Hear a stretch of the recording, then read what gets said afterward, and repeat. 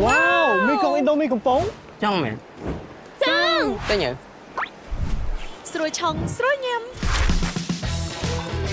Indomie កំប៉ុងរសជាតិឆ្ងាញ់គ្មានពីរញ៉ាំហើយចង់ញ៉ាំទៀត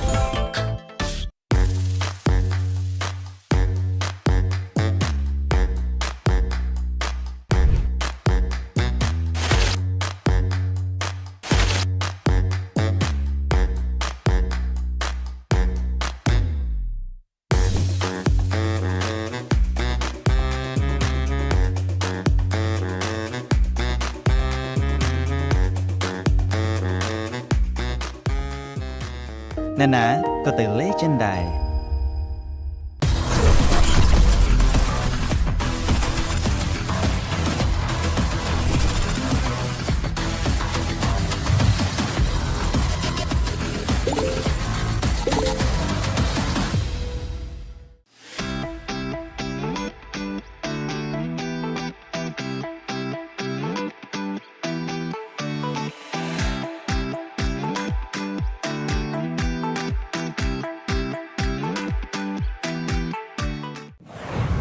Welcome to MCGG Rising Stars.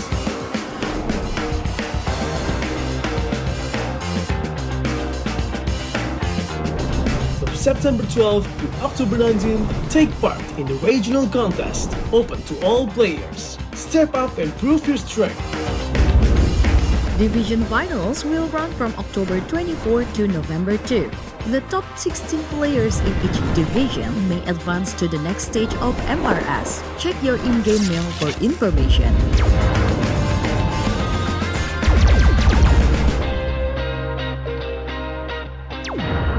The S3 Finals group stage kicks off from November 8 to November 9. The top 6 players from each group will qualify for the S3 Finals semi-finals. The semi-finals will be held on November 15. The highly anticipated grand final arrives on November 16. The champion will earn a direct qualification for the first MCGG World Championship.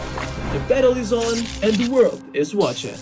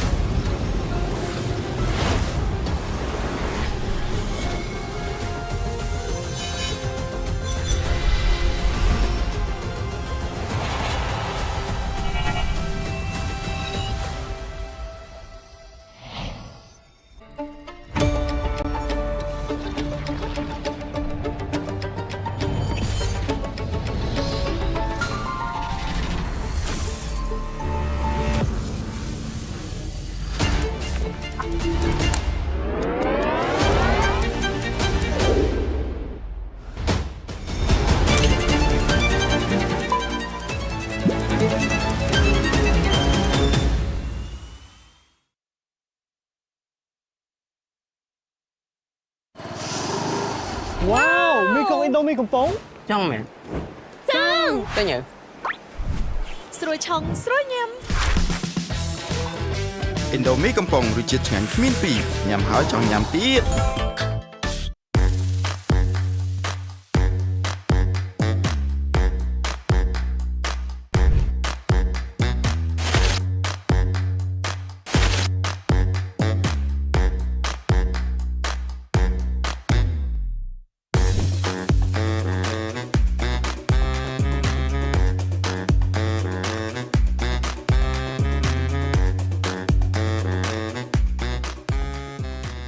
ណានាក៏ទៅលេចិនដែរ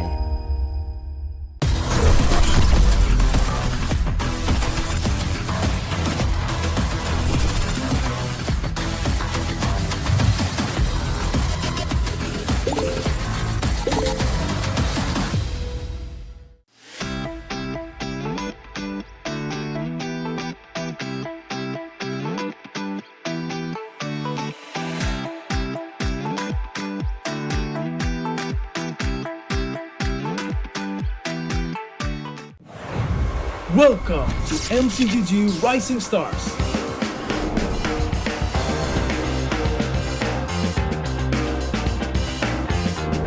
From September 12th to October 19th, take part in the regional contest, open to all players. Step up and prove your strength.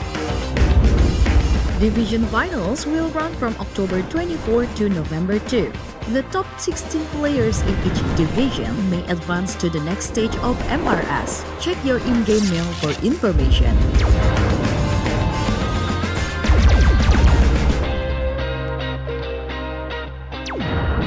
The S3 Finals group stage kicks off from November 8 to November 9. The top 6 players from each group will qualify for the S3 Finals semifinals.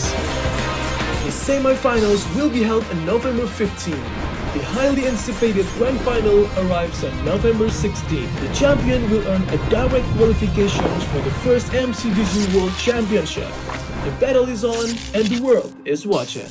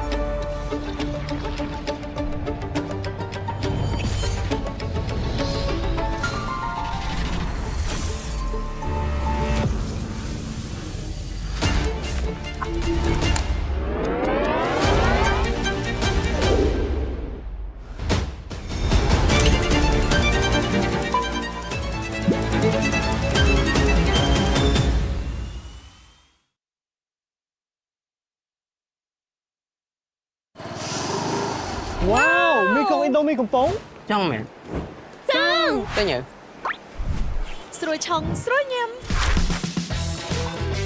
Indomie កំប៉ុងរសជាតិឆ្ងាញ់គ្មានពីរញ៉ាំហើយចង់ញ៉ាំទៀត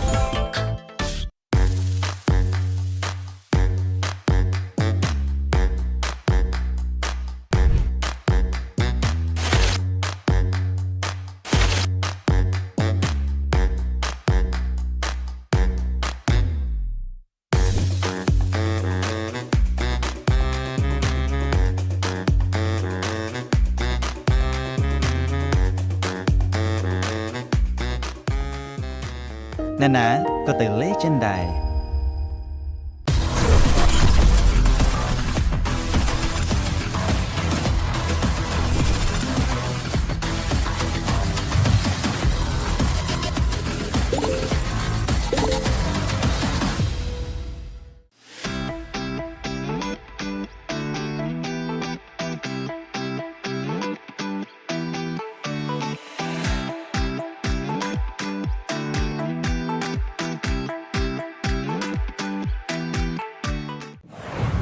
Welcome to MCGG Rising Stars.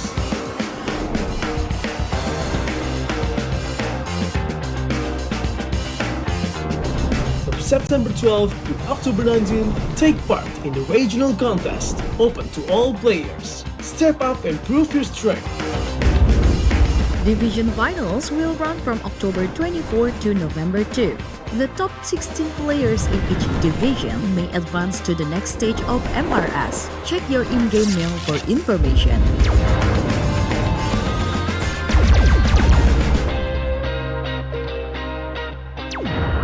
The S3 Finals group stage kicks off from November 8 to November 9. The top 6 players from each group will qualify for the S3 Finals semifinals. The semi-finals will be held on November 15.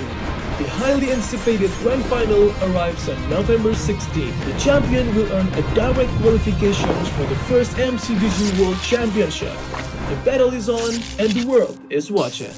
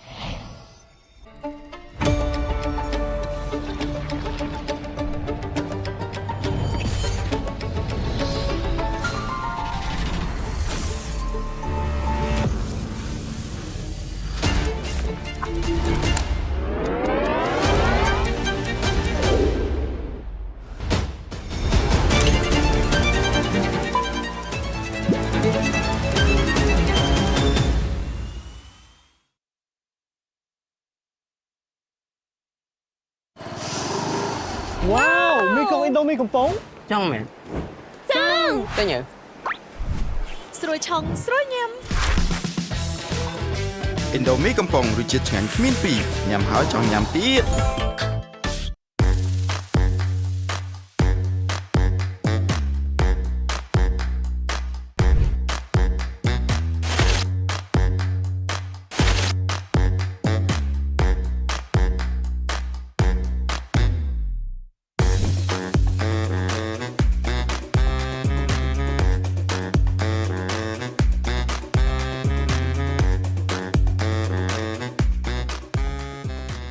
ណានាក៏ទៅលេចិនដែរ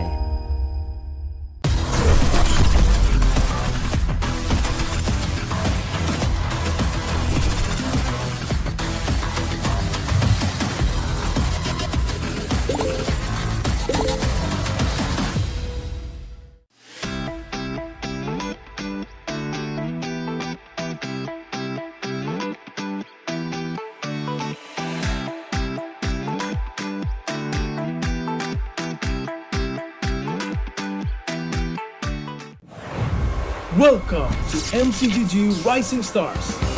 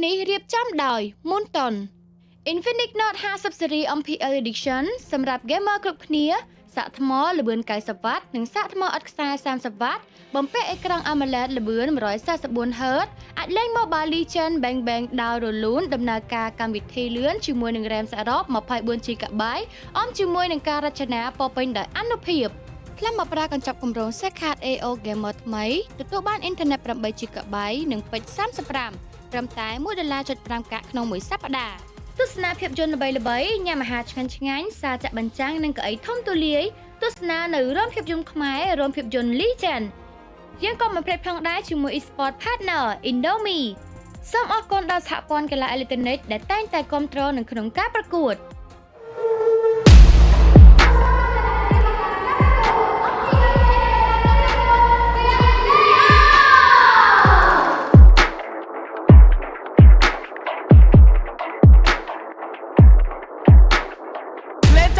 លងខ្លួនឬក៏ណាជាមួយនឹងការឈូបបោកវាយយកទៅដល់កណ្ដាលសាកឡូឈាមជាមួយនឹងការទាត់វត្តមានរបស់ពេលតែពេលសើសាមកផាសែលតែជាមួយនឹងសាបាដៃជាមួយនឹងកណ្ដាលសាក៏បាយជាមួយនឹងមកថតជាមួយនឹងកូនសាំធ្វើការតែជាមួយនឹងកណ្ដាលសាបាដៃជាមួយនឹងលេវេបើយកមកវិកេត្រីបកៀត្រីបកៀប៉ាជាមួយនឹងមេដេដែរទេសដល់មេដេវិកេកូនសាំសាវ៉ា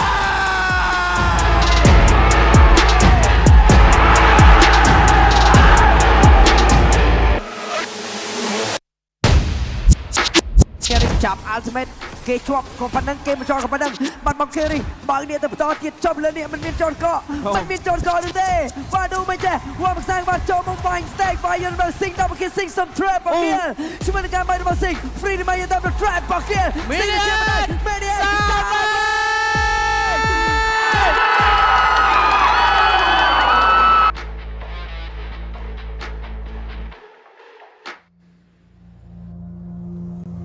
ស្វាគមន៍អ្នកគ្នាមកកាន់ការប្រកួត MPL KH រដូវកាលទី9 via Play-off ជាមួយនឹងថ្ងៃទី3ក្នុងជង្គង់ទី1របស់យើងជំនួបរវាង CU Gaming ត្រូវប៉ះជាមួយនឹង Pro Esports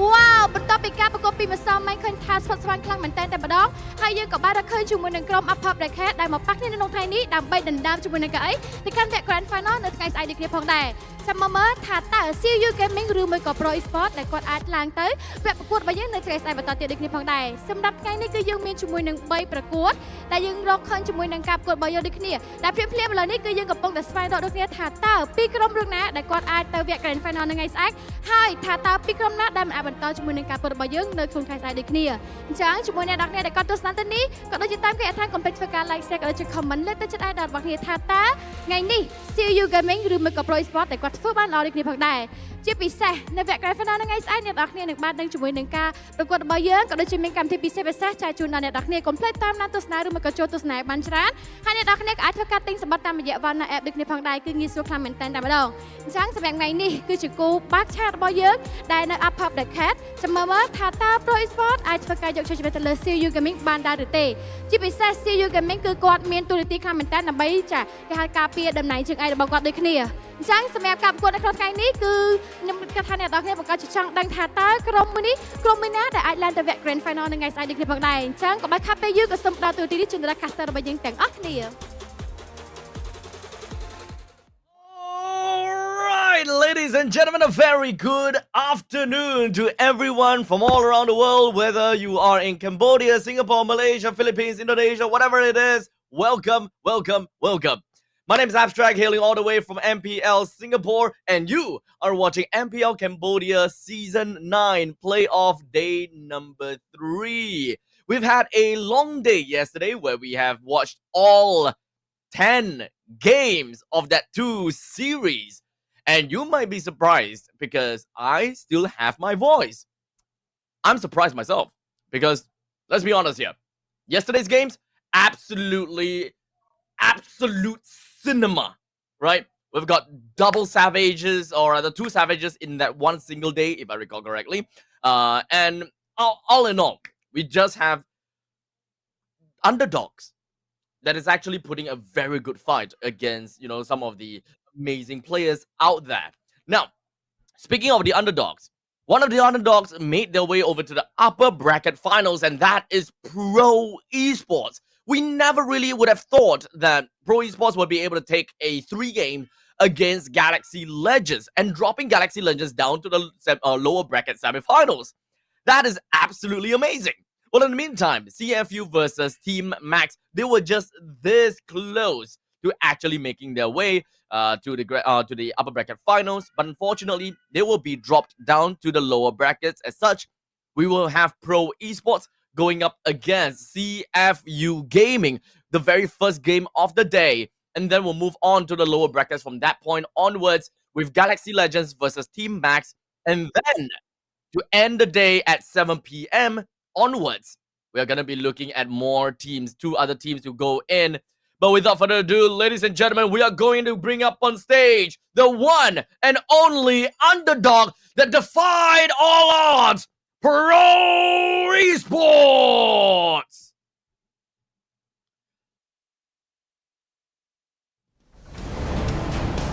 The players clad in blue. They're ready to bring in menace as they have did against Galaxy Legends.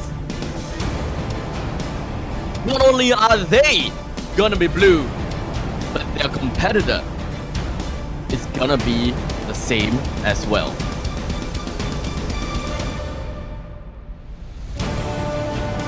When it comes down to the competitor, none other than the one team that stands at the top of the absolute apex. I have been waiting for competitors seasons after seasons with 2 back-to-back trophies to them. With Season 7 and Season 8, they now are looking for a ticket to go straight to the grand final for an easy way out. The Megalodon CFU Gaming!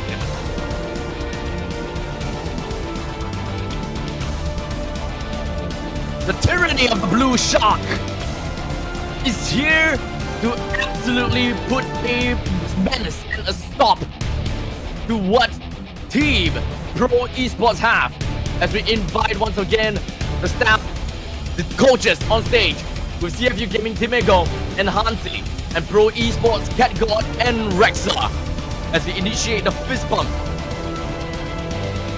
And that, of course, is going to bring us to introduce the players from Pro Esports.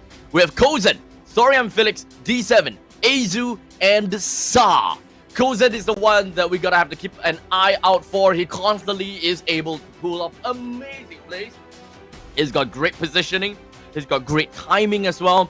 He is someone that we need to look out for when it comes down to ending the game into the later stages. Pro Esports are absolutely dominating once it reaches any time to the later stages, such as 15 minutes into the game and onwards. In the early stages, they are not necessarily very famed to be a powerhouse. However, the powerhouse part will come in later on at 15 minutes later stages of the game. While in the meantime, on the opposite side, CFU Gaming with Sing, Wadu, Boxy, Detective, and Opie. There is honestly quite a lot of heroes that we gotta have to talk about here, right? Or rather, players. Sing, Wadu, and Opie. I constantly will want to keep my eye out for them. Sing, notably because of his prowess when it comes down to the Granger. His timing is absolutely good. He knows when to play around with his items, when his team is ahead, and when to pick up Sky Piercer in order to extend that lead further. While Wadu has got great map awareness, and he absolutely knows how to play around with his micro mechanics as a team player, just so that he will be able to find great pickoffs and to create absolute zonal spaces within of these team fight. We gotta look out for his Lapu Lapu. OP though, let's look out for his Eve. As long as the Eve is given over to the side of OP, I think that they are going to have a really good time. All in all, the team head-to-head between Pro Esports and CFU Gaming is bleeding orange, with CFU Gaming having most, if not the majority of the points here, with average KDA, average DPM, GPM, and match win rate that rivals of Pro Esports. with Pro Esports, the only one that have a little bit of a higher one, and that is going to be average damage per game, DTM. And this generally gives us a really good narrative to go towards to how the coaches generally wants to draft. I am a huge fan of how Coach Cat God does his coaching and how he does his drafting. In the meantime, Timigo, I think he's a wild card. He makes a draft workout specifically for CFU gaming. There are definitely some of these drafts that I do not approve of and I did not really like. Some of that is actually attributed to a loss of the game, but to be fair, the game with Fredrin, game number 1, I didn't like that at all. However, that gave them a win. So Timigo really knows his players very well to be able to draft these kind of heroes for the team. And when it comes down to these kind of objective plays, it doesn't have to be wombo combo unga bunga like the standard typical way that Pro Esports have been drafting with the Gatokacha, Yves, and the Harif that generally gets that makes them work. Now, player head-to-head, of course, when it comes down to Detective as well as Azu. The both of them are, of course, one of the pinnacles of the team. They're not exactly the star player per se. However, they are the one that really sets up the pacing of the game. With Detective with an overall higher KDA and GPM, it does suggest that he does have a stronger command of the game in the early stages when it comes down to pacing up from the early to the mid and passing the baton over to Singh, who is absolutely amazing in the late stages, by the way.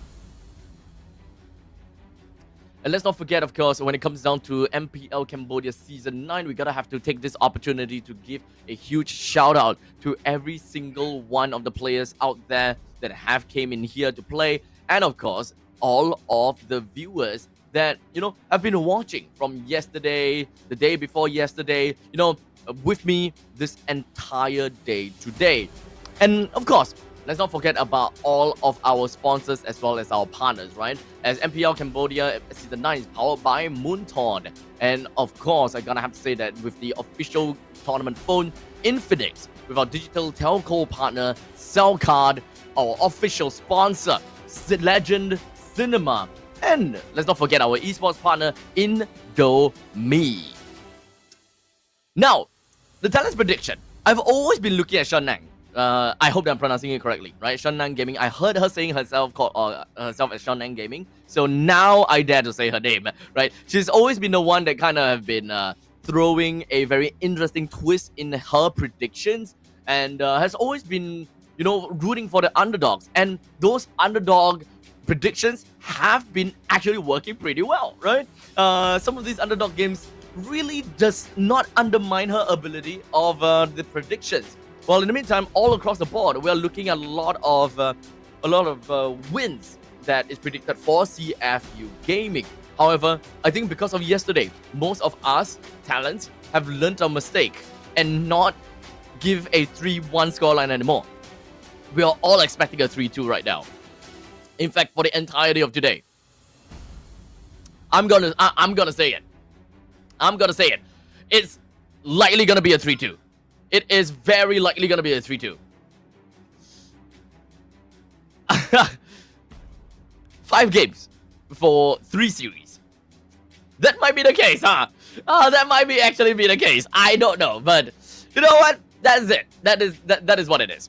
Now, of course, for everyone that is in the live chat right now, I myself am in the Mobile Legends Bang Bang YouTube channel as well as the MLBB Esports YouTube channel. So if you guys do want to be part of the live stream, as I am, occasionally going to be reading some of these comments up on stream. If there's anything that's interesting when it comes down to maybe about the drafting part, if you guys got anything to say about the players, you know, some players that's great, you approve about a certain kind of draft, this and that, feel free to comment that in the live chat. I would love to read that and kind of engage with you guys as well. As you guys probably would have noticed that I am alone. Now, I'm doing a solo cast of the entire playoff of MPL Cambodia Season 9.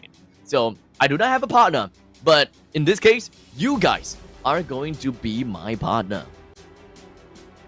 So feel free to jump right in over to the live chat and help me out, talk along, and enjoy the entire day together. We've got a long day ahead, right? We are starting right now. It's 1 p.m. Singapore time.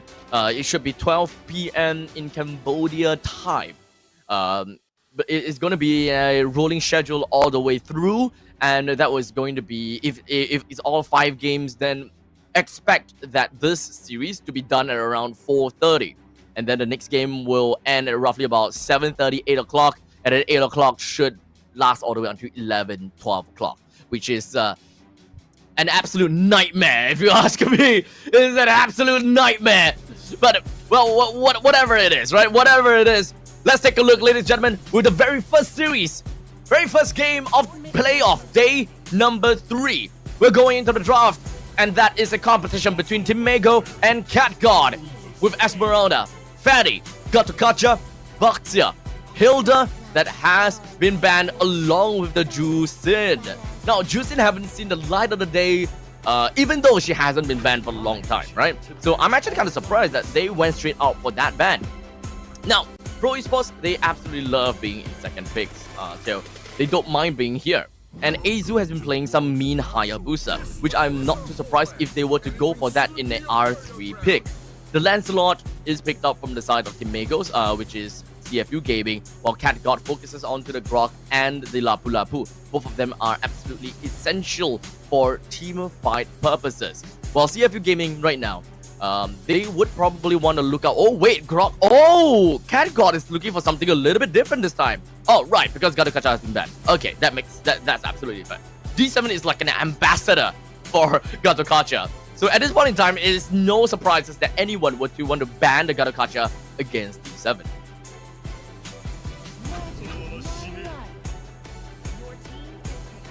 That's the Cho. They have constantly been throwing Cho as a pick for themselves. Okay, maybe not them, but Cho has been seeing the light of the day here in MPL Cambodia quite a lot. The Granger will be taken by the side of Pro Esports, while the Harith plus the Cho for CFU Gaming. So we're looking at quite some bit of heroes that can actually make full use of the Way of the Dragon.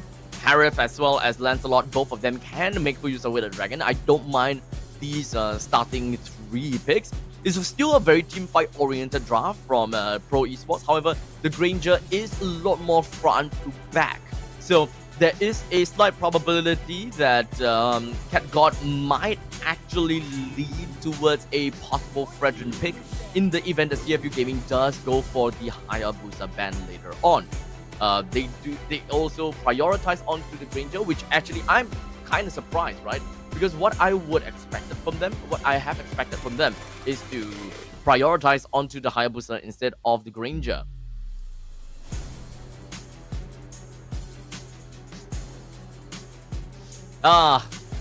Yes. So, chat is looking at a 15 game today. Yes, let's go, chat. Let's go, chat. 15 games today. Oh man, we got SBY Carl as well as Bros ML. You guys better be here with me the entire day, okay? All the way from the start to the end. You guys better be here. You guys better be live, man, with me all the way through. All right. So as expected, right, the Hayabusa will be banned out, and with that said, the Joy is still a very viable pick for CFU Gaming, and I think that they might actually go towards that one direction. So CFU Gaming, they might want to ban that. Fredrin is an okay pick. It's only an okay pick for Pro Esports. If anything, I will say that the Fredrin is more of a pick that they gotta have to pick out later on. Yi ban is good. It's a threat to Harith. It's an absolute threat to Harith.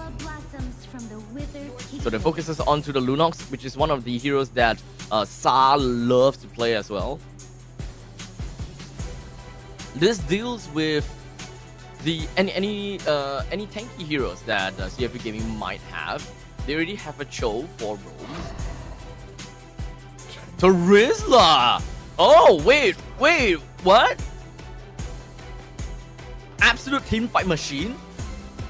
very strong in the XP lane as well, but I think I'm not too sure whether he will be bullied by the Lapu Lapu. I think that at level 4, Lapu Lapu reigns supreme. Oh. And this is what I mean, right? CFU Gaming, they pull off all sorts of very interesting picks, right? That dates back into the day. Terizla was one of the priority picks because of his dominance in the XP lane and how well he helps out in team fights. Instant gratification when it comes down to the penalty zone as well. This is just going to be left with Pro Esports with the final pick. They can still go for the Joy, and I think that they can do that because ultimately it is going to be a Fasa. So if you're able to threaten the Fasa, if you want to go for Kadita, I think that that's fine as well. In my honest opinion, it's either going to be a Kadita. As I save my nation from falling apart. Right, I'm so sorry. That's a Lunox. That's the Lunox, sorry. Lunox is the mage, right? For some reason, I thought that they're missing a mage, but they have a Lunox already. So they went for the Yusun Shin. It's okay. I think that it's okay. It's not too horrible, I'll say. It's not too horrible. But once we go into game, perhaps we can talk a little bit more about the way that they play, right? The kind of play style and composition, what is going to be their winning condition. At this point in time, we do have got not a lot of crowd control coming from Pro Esports, to be fairly honest. The only one with the crowd control is going to be from D7 and so sorry, I'm Felix. Technically, Azu does have the mounting shocker, but in the meantime, CFU Gaming, they have good pick-off options coming in from the Cho. And of course, they do have a Fasa that can make full use of the Whale Track too. So in this case, I'm actually liking CFU Gaming's draft a lot better, despite the fact that they have a very unorthodox Terizla. We don't really see Terizla a lot. Oh, this is actually funny, right? Go and get Churros or Husky? Anyone at all to help me out? I don't know, buddy. I don't know. They're probably busy. I know that Husky is busy, so we're not gonna be annoying them for today. But oh my god, this is the standard Kozen play, man. This is the standard Kozen play, buddy. Oh man, it's always the Harif that gets absolutely crapped on when it comes down to being in the side lane. But regardless, OPSL is boxy. Doesn't seem like they're having a really good time in the mid lane. Forces out that it definitely forces out the recall coming in from the Fasa almost immediately right now. So ultimately, we're looking at a very fast rotation coming in from the members of Pro Esports, making their way all the way down to the bottom as I expected. Wadu doesn't necessarily have a very strong priority over Lapu Lapu, especially once it reaches level 4. But it is a surprise that Lapu is doing this well against a Terizla in the XP even before level 4. We know for as a matter of fact that Lapu is strong at level 4, but always have a problem dealing in the XP lane pre-level 4. So this is actually going to be a very good news for Pro Esports, right? They're winning in the gold lane, they're winning in the XP lane as well, and they also won in the mid lane. But it's the team fight and the pick-off situations that really matters for Pro Esports as well as for CFU Gaming. So ultimately, just gonna be looking out for what might possibly be the case for both of these two teams. As now, the turtle is gonna be taken by Pro Esports with no problems whatsoever. Azu picks up the turtle, no problems, no challenges from the side of CFU Gaming. In fact, all of the members from CFU Gaming, they're just gonna be running around. Detective is level 5, Azu is also at level 5. Boxy is looking for very annoying, just general annoyance onto Saab. Saab does have his auto if you really wanted to use that, but it's not gonna be caring too much about that.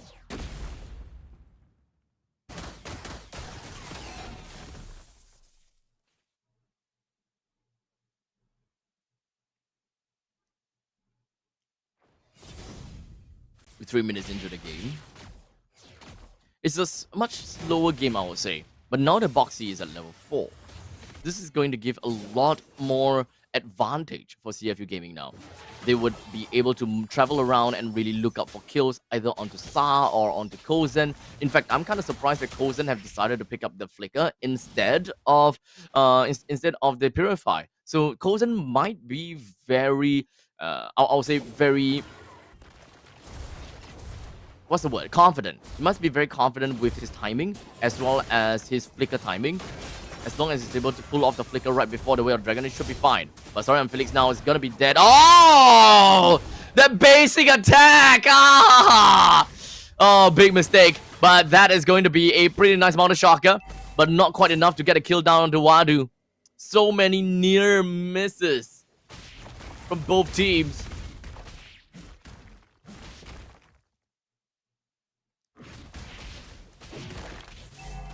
But Kozen, I will say, there we go. That's what I'm talking about.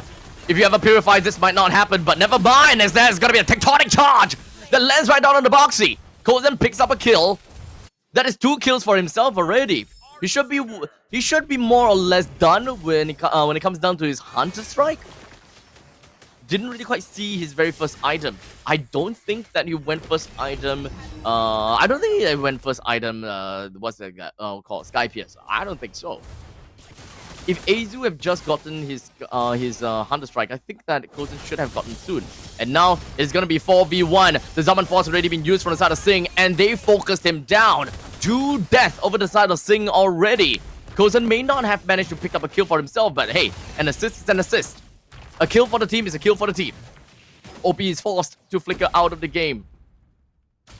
Well, Boxy, he wants to look for a kick. He does have a kick, but he does not have the flicker. They try to go for that, but unfortunately, the main guy in the early stages that can really make full use of the Way of Dragon is not around. Now the Sky Piercer is up for Kozen.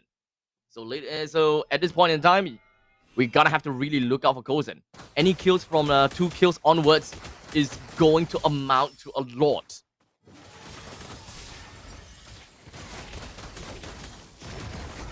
And now, tectonic charge onto 1. OP immediately decimated. And Boxy is gonna be the next one. That is onto the chopping block. Wadu is burning, but not quite enough. The Death Sonata did not manage to connect. But that is massive. Massive amount of value. As it did manage to take down the T1 turret in the middle lane. Sing manages to pick one up for himself as well, but it does not have much that he can run away with. That is the stun as well as a passive dash that brings Sing down. 3 death for the side of Sing. I am baffled that CFU Gaming is not putting a lot of protection spells onto CFU Gaming at all. But finally, with the Feathered Airstrike, it zones the rest of the members from Pro Esports away. I think that this is rotation problems for CFU Gaming. This is a lineup that plays very well with the Harif, right? Once you clear middle wave, you immediately have OP as well as Boxy goes somewhere else. Boxy opens up the map, look for opportunity, because OP, he can literally be miles away from Boxy and still can tag people when it comes down to the Feather Airstrike.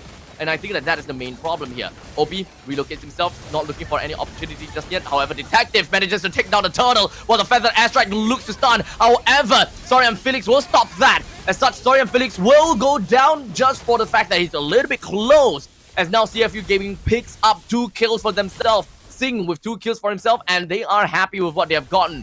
1 for 3 trade as well as a single turtle take. CFU Gaming, this is what I'm talking about when it comes down to team fight, right? The moment that they have team fight advantage, or rather the moment that they are able to play for team fight, then boom bada boom. That works for them.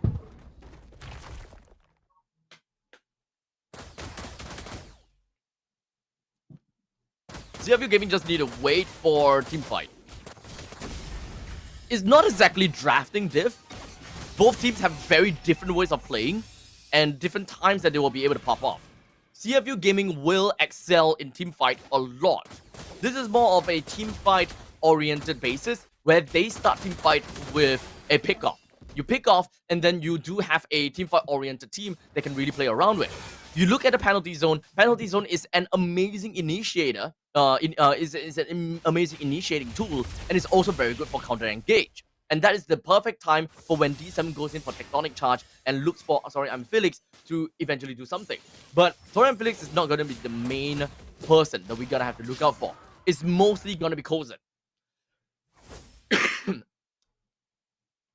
Terizla is a very good answer to Kozin, right? The reason is because when you are actually stuck within of the penalty zone, your Rhapsody is essentially just a single traveling bullet. It doesn't bring you to go anywhere. Oh, that's a good Tectonic Charge though, but it's not quite enough to help Detective to do anything. OP gets a kill down to Kozin. His priority was to flicker on forward just to bring down Kozin. It's a very good trade. However, losing Wadu makes that not a good trade. So hopefully Detective will be able to get one, and he will indeed. That will be a good trade. However, CFU Gaming, they are still going to be continuously going forward to this, and they are looking for a kill on the Saurian Felix. The Summer Force has been executed, and now Boxy with the knockup onto Saurian Felix, granting Singh that kill. So this is looking good. CFU Gaming got way more value out of that fight.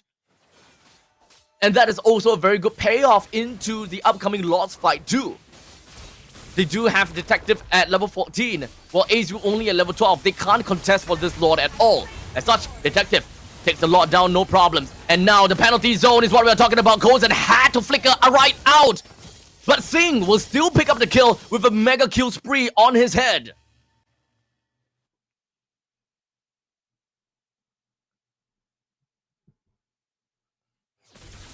So looking at the flicker, right, from the side of Kozin, I completely forgotten about the fact that there is a Terizla. So personally, I will say that having the flicker might actually been a better choice as opposed to the Purify. The Purify helps you get out of, yes, both of them, right? Both of them. But the flicker actually gets you out of the Terizla's penalty zone a lot better, and you're mostly going to be targeted by the Terizla more than being targeted by Boxy. So in terms of priority, the flicker is actually makes a lot more choice. The teamfight game from CFU Gaming is coming online. The snowball from Singh and as well as Detective is really starting to show. The Holy Defense in the middle lane and the top lane will be popped. It will take the Lord down to roughly about 20% HP, right? But they still manage to take quite a number out of that T1 turret. And in fact, they will take the T1 turret down effectively. The Tectonic Charge lands on 2. Singh purifies right out of that. However, the bravest fighter from Saurus on Felix will be more than enough. But the flicker did not land well enough. As such, they will let Boxy get out of that fight, no issues.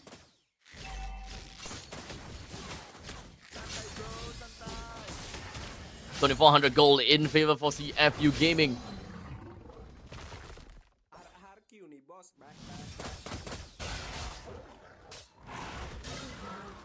With about a minute left until the Lord eventually spawns.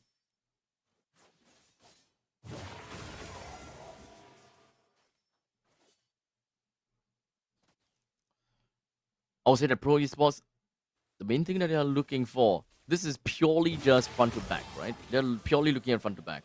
However, the dive from CFU is a little bit too much for Pro Esports to handle. They need to be able to drag on fights a little while longer. As you can take a look at Azu as well as Sa. They can't just go in like that together. There's way too much AoE spells that will really knock them out. Oh man, you can't go in like that. And because of that, I think that is game over for Pro Esports. The middle lane push is imminent. The T3 turret in the middle lane should go down. Even though it's Azu and Kozin that is still alive, but they can clear this way. But will they be able to stop 4 members? I doubt so. As such, ladies and gentlemen, CFU Gaming takes game number 1. An overwhelming victory for CFU Gaming, and this is technically to be expected. Although I will say that Pro Esports, they did their best and they did what they needed to do, right? And ultimately, they do have quite a bit of early game power spikes that they can leverage off of. Tectonic Charge from the grain from the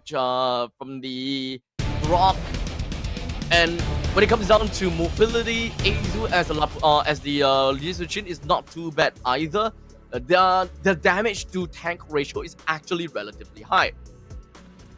But the main problem is AoE damage and AoE crowd control from CFU Gaming. If you can understand that the stack that resolves from the side of CFU Gaming is way more, I would say, way more dominating because they have very solid openers coming in the form of Way of the Dragon as well as Penalty Zone. They have very good counter engage as well as sieging and zoning high ground coming in from the FASA. While unfortunately for the side of Pro Esports, they just don't quite have that. Ultimately, the MVP, we will give it over to Wadu of CFU Gaming with a total of 2 kills, 1 death, and 6 assists. Congratulations over to Wadu and CFU Gaming. Very well deserved.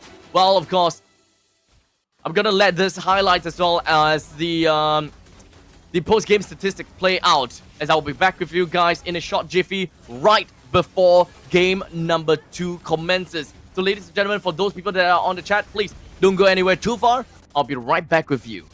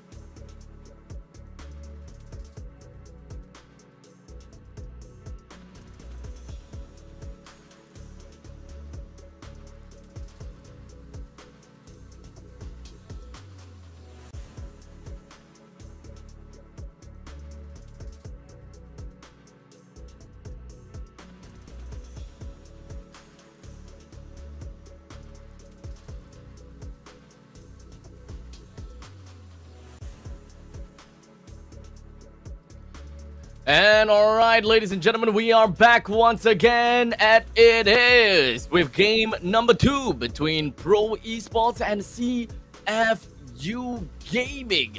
It's understandable that CFU Gaming picks up game number 1, but to be fair, Pro Esports, they have been pretty strong in their previous games where I would generally give it to them to believe, hey, look, their opponents are going to be a bit more cautious with game number 1. So they will try to play it a little bit slowly. However, that's not going to be the case for CFU. Once they find themselves an opportunity, they are not going to be playing passive. If they have an advantage, they will play the advantage. Looking at the way that we do, looking at Sing, the moment that we see Sing have kind of played around with his itemizations based on how fast the team is proceeding, we know that they are a team that press the attack, right? Whenever they have advantage, they'll take it. They don't really, they won't let go of the grasp of their opponents just that simply. And unfortunately, that is also going to be the kryptonite of Pro Esports. Pro Esports wants to play late game. They are really good at team fights in the late stages once everyone realistically picks up the items that they need. That is what I really respect about Pro Esports. If anything, Pro Esports have more of that Philippines way of playing. They are a lot more PH meta style, playing for the late game, trying to play a bit more macro. They don't really have a very strong macro per se, but it's the essence of playing late game that really shows how, how they play like a Filipino team. They still have a little bit more to do when it comes down to the macro though, so gotta have to give it to them still. That there's still more that could have that they could work on. Now, of course, with the fact that we are back here at MPL Cambodia Season 9, I'd like to give everyone a quick little heads up that I am in the chat after all. So if there's anyone that's in the chat, you guys want to talk about stuff, want to say hi, please do feel free to use the chat in YouTube, as I'm in the Mobile Legends Bang Bang YouTube channel, as well as the MLBB Esports YouTube channel. Looking at the comments every now and then, trying to see whether you guys have anything interesting to talk about, and we can expand in some of that conversations over that. So yeah, so hi everyone, welcome to the stream once again. We'll be jumping into game number 2 pretty darn soon, and CFU Gaming, I don't think that, to be honest, the way that I'm looking at this game, I don't think that they will be necessarily having that big of a problem dealing with Pro Esports, as opposed to their time going up against who was that again? Team Max. I think Team Max was really their kryptonite, but not for Pro Esports. This might be a 3-1 game actually. I believe that Pro Esports might be able to take one game, but it is highly dependent on the draft. Timego is a coach that is very experimental.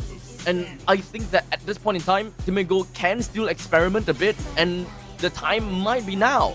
He might want to experiment it right now in this game. Technically speaking, they did experiment in the previous game, right, with the Terizla, and that Terizla did come into fruition really effectively. So we'll see how that's gonna go. Hayabusa pick. Something that Pro Esports really prioritize on.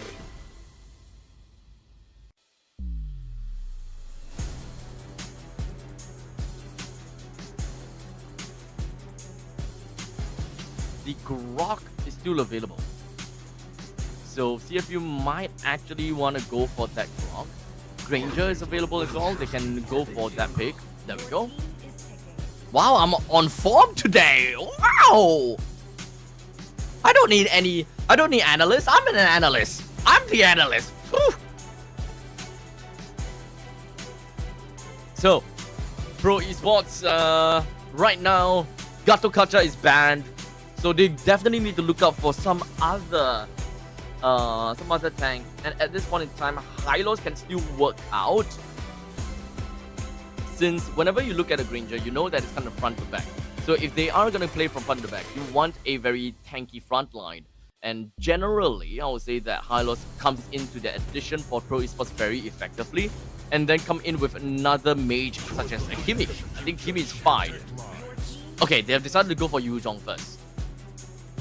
But the Hylos is indeed correct. I do like that high loss pick here. I'm okay with that. The pick onto Yuzhong, I think, is flexible. You can kind of go for Lapu, you can go for Yuzhong. But with the R3 pick for CFU, what do they prioritize here? They can go for Yves, or they can go for Kimi actually. Kimi does not play well with Granger in some sense. It doesn't contribute very well to a overall team fight kind of thing, because Kimi and Grok, they go very well together, but not necessarily Kimi and Granger. But you don't need them to go too well together, because it's kind of like a main team fight versus a sub team fight. Your main win con and a sub win con. Main win con is still going to be front to back. The sub win con is that as long as you are able to really control the team fight well enough, then that's good, right? See value in me? So Fredrin's ban. I'm okay with the Fredrin ban here. This might be a Yi Sun Shin game for CFU, kind of forcing them to triple marksman so that pro esports can kind of play in the early stages of the game. And that is actually a pretty good direction because of the fact that there is a, what's that called? There is a Yuzhong. So forcing them to use Sun Shin is not too bad, but that also means that you might want to ban the Joy. Just so that they can't fall back into picking up a Joy. Right now, Joy is still a question mark for CFU if whether they really want to, because they don't really have a very good option, or they don't really have a very good idea as to what's going to be the final pick for pro esports. So at this point in time, I will kind of leave the jungle for final pick, like R5 for jungle. So this upcoming pick gotta have to be an XP laner. And right now, this is quite dive-centric from pro esports and kind of counter-engaged to some point. Ruby might be a pretty good pick for CFU Gaming. Since Esmeralda is banned, I would say that we don't have the gold laner for pro esports just yet. Alice. Alice kind of plays in the same role as Esmeralda, and kind of a different role from Ruby. The comeback Wolf King is what we really see out of Ruby, as well as the I'm Offended for anti-dive. But Alice is a lot more initiative style. So it seems like CFU Gaming, they want to play aggressive. They really want to play aggressive, and they want to dive with just the Grok and the Alice. And they create such a gap between the frontliners and the backliners. They want to really they want to create a division between the front line and the back line, basically. So this might not be a Yi Sun Shin pick from CFU Gaming. They might actually go for Joy here. But Valentina and Claude. So very dive-centric. Okay, so this is dive-centric. So jungle pick, if you want to go up against a dive-centric team, you need mobility. I'm not too sure if whether Joy really plays very well here. But if I were to choose Yi Sun Shin or Joy, honestly, my answer would be a Joy. Because I do have a Granger, and I also do have a Kimi that can kind of play very well towards the Claude plus the Hayabusa late game.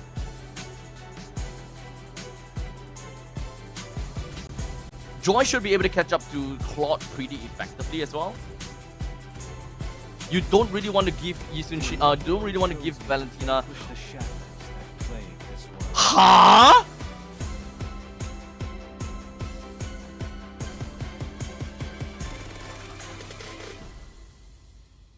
Wait, huh? You see what I talk about? You see what I mean about experimenting? Timego is hands down just experimenting here. Suyo? Do they need that burst?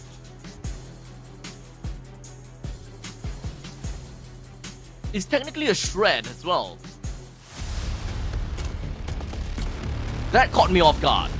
That was, if we were to play completely meta, that was without a doubt a Joy pick. But Suyo?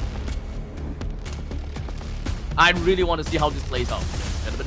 I really want to find out how this plays out. So far, I have no problems when it comes down to draft between these two. The first 3 picks coming in from Pro Esports is looking good. I didn't have much time to really go deep down and analyze onto the final 2 picks of Pro Esports, but they ended up picking a Valentina and that Claude. So we'll take this opportunity to really look at the lane priority and if whether the Valentina is actually a really good pick here, right? Valentina would undoubtedly be stealing away the tectonic charge most of the time. It's either going to be tectonic charge or it's going to be the traction pulse. Most of the time I will say traction pulse because it's a very non-committal engagement tool coming in from them. So it's a very good automatic grab. But in terms of win condition, we'll talk about that later, yeah? Mid lane, between Sa as well as D7, they might have difficulties in clearing out the wave. As you can see, OP is just going all out.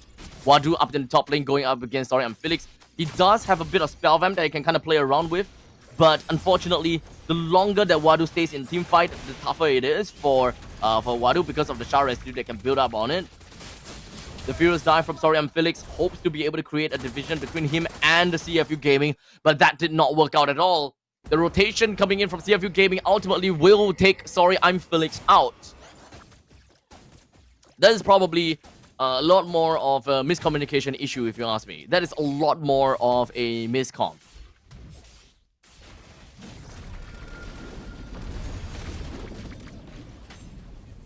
They could really have done a little bit better from that.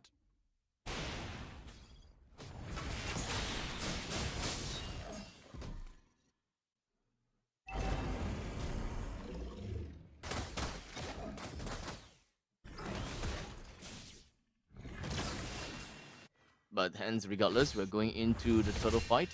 CFU today, very different from yesterday. Yeah, they are. The warm-up game is over. But unfortunately, right as we are talking about CFU Gaming being different, Pro Esports still managed to take the turtle down for themselves. As Suyo, I really don't know what to say about Suyo, to be honest. If whether this is a good pick or not, it's been too long since I've last seen the Suyo. So we'll need to let this play out. Boxy flickers himself right out of the dodge. Not gonna give Pro Esports any free kill at this point in time.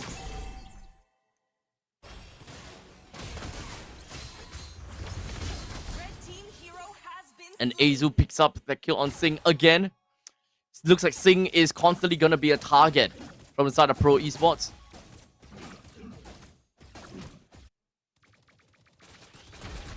Okay. So looking at the chat, right? Because I am generally more confused about Suyo. So turning to the chat actually does puts does help a bit, right? So as mentioned by some of the chatters, right? Burst for objective when it comes down to Suyo. Rest of them are melee physical, so can play very well in this meta, and enemy comp has less magic hero, so that might work well for the Suyo. So we'll see whether that is going to be the case and if Suyo is gonna be having a good time. But unfortunately, right as we are talking about that, Suyo has found himself dead already. For the rest of the members from the side of Pro Esports, they're looking for opportunities here in the middle lane. As now Azu, does he have the Ogi shadow kill? No, he does not, unfortunately.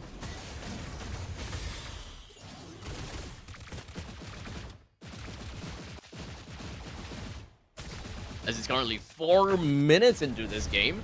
2-1, which is the current scoreline. We did manage to have some pretty good Shah residue stacks down onto Wadu, but not quite enough to realistically bring Wadu down. The amount of gold plating, energy plating at the top lane is went down quite low. So Sorry, I'm Felix actually did manage to take some pretty good farm out of that already. The turtle now in the priority of CFU Gaming.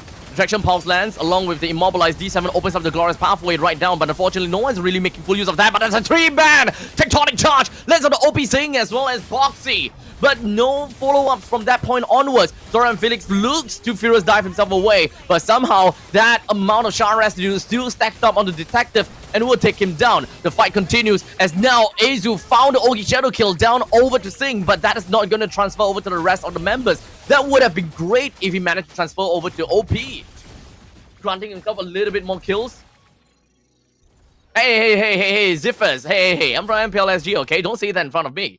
Say that in somewhere else. I think that's a great season. It's a very good season this year. It's a really good season this year. I love it. And I'm not being biased on anything or the fact that I'm from Singapore, but this season is great. I love this season. But regardless here, CFU Gaming looks to bring down the bottom lane T1 turret, but unfortunately that is the Glorious Pathway as well as the Blazing Duet from Pro Esports that will repel the power of CFU Gaming, while up to the top lane, Sing! Again! Sing is having a really tough time. Wherever he goes, he's just gonna be knocked down from Pro Esports. And now Sa takes the tectonic charge, preparing themselves for an upcoming fight, potentially. Unfortunately, I'll say that Detective playing as a Suyo is actually not working in favor for them at all. There's no snowball coming in from this Suyo at all. Sing just bought his first item, and having the what's this called again? The Sky Piercer as first item. Not a very big fan here. However, this is a very early game-centric team because of the fact that they have a Suyo. But I don't know if they will be able to realistically be able to do anything with that Sky Piercer first item. I feel that mobility is a lot more important for Sing, having that Hunter Strike, so that he will be able to travel around faster, run away from enemies faster, because he's just a constant target from the side of Pro Esports. And he's just constantly dying, right? Constantly dying. The Sky Piercer is not going to do anything for you, but we'll see how that's going to go. Detective takes the turtle down, while now the tectonic charge coming from the side of Sa, the stolen tectonic charge. They will be able to bring down the kill down on the OP. Well, sorry, I'm Phoenix forcing us down onto the backside. The Shah Residue builds up, and Sting goes down. Well, once again, we do have the Dragon Tail that lands on the boxy, but not quite enough to bring him down just yet. Felix has a lot of HP that has managed to regenerate it right back. To see immunity coming in from the side of Wadu, while he looks up for the TOR. He's still alive, but the flowing blood gets himself away. Boxy with a sliver of HP right underneath the target, while Azu escapes right in the nick of time before the turret lands a final hit on him, while Kozen brings down Detective again.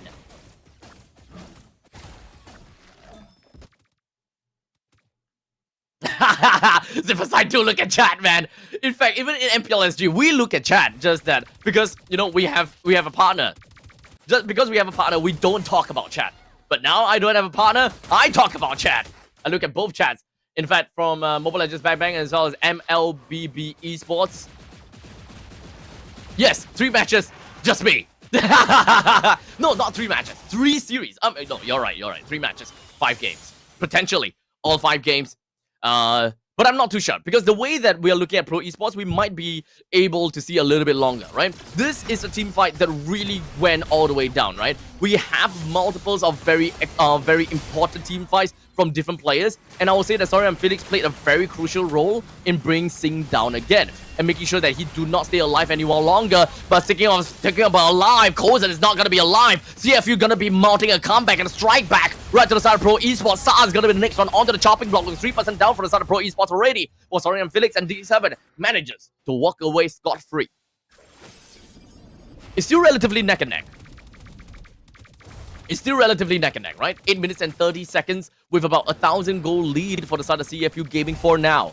This is a free T1 turret here in the middle lane. Sorry, and Felix can't clear this out at all, unfortunately. He tries, but he can't.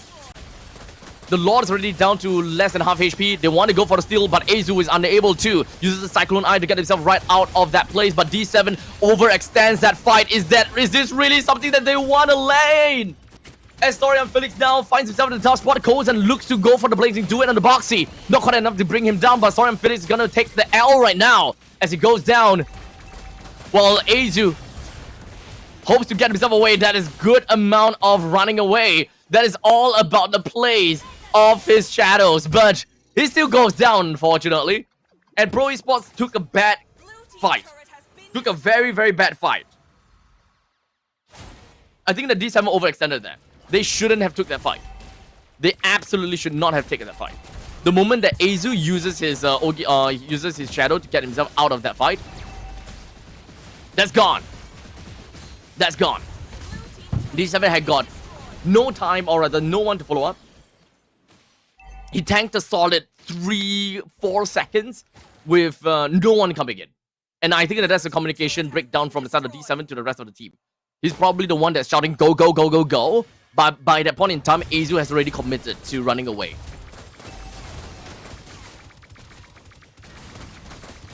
As such, this is going to be CFU Gaming knocking onto the doors of Pro Esports. Surprisingly, they found themselves a pretty good comeback. Even though Detective and Singh had a horrible early game. Mid-game, they came back. And that is probably the reason why Singh actually built up onto the Sky Piercer that early, because they expected this to happen. They knew that this can happen. They have that much experience to their name. So they just built it. They just went for it. So this is where experience is a lot more important. As now Wadu now, with the flowing blood, he runs away. Doris Pathway goes in, goes for the stun. Wait, did not stun anyone actually. Or maybe he tried to go for the stun on Boxy. But it's not going to go anywhere. Detective tries to stun on down the Tsar as well. Pro Esports having a tough time. That's a T3 turret in the middle lane. Taken down. Soren Felix can't do much, but he did manage to build up a decent shower residue. As now Tectonic charge on the 2. With a TOR that lands on the 3. That's a very good follow-up for the side of CFU. That's what we want to see from Detective. Melts down the rest of the members from Pro Esports, granting him a double. But Azu is not going down without a fight, as a triple, as a maniac collected from the side of CFU Gaming. The heads comes in rolling to the face of Detective. He's happy.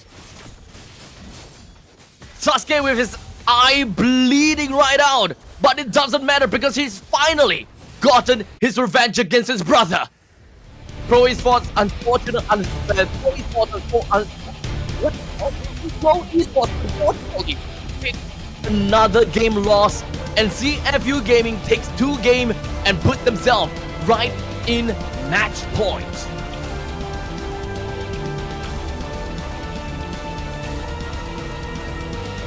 I guess that was unfortunate because this is a lot more late game centric team for the side of Pro Esports, right? When you see a Claude, you know that this is a team or this is a composition that wants to play for a long game. But technically, do they have what it takes to hold out in the mid stages of the game? That is actually the role of Soren Felix. That is why in one of the fights down at the bottom lane, while they invaded into CFU Gaming's jungle, that is working out for them. That is working. Hey, the kill is here. Anyways, yeah, this is why it's working out for them, because Yuzhong is actually an early game centric player and an early game centric hero. It does actually help them well enough to actually hold on to the mid game and transition them over to the late stages. I actually don't have a problem with Pro Esports lineup, but I don't like the Valentina pick. I'm okay with Claude, but not the Valentina. As such, ladies and gentlemen, here we go. 2 kills, 0 death, and 13 assists. Congratulations over to Wadu coming in from CFU Gaming as they take another win for themselves, putting themselves right in match point. As such, ladies and gentlemen, we are going to go off for a short break as I deliver to you guys the highlight of game number 2, followed by the post-game statistics.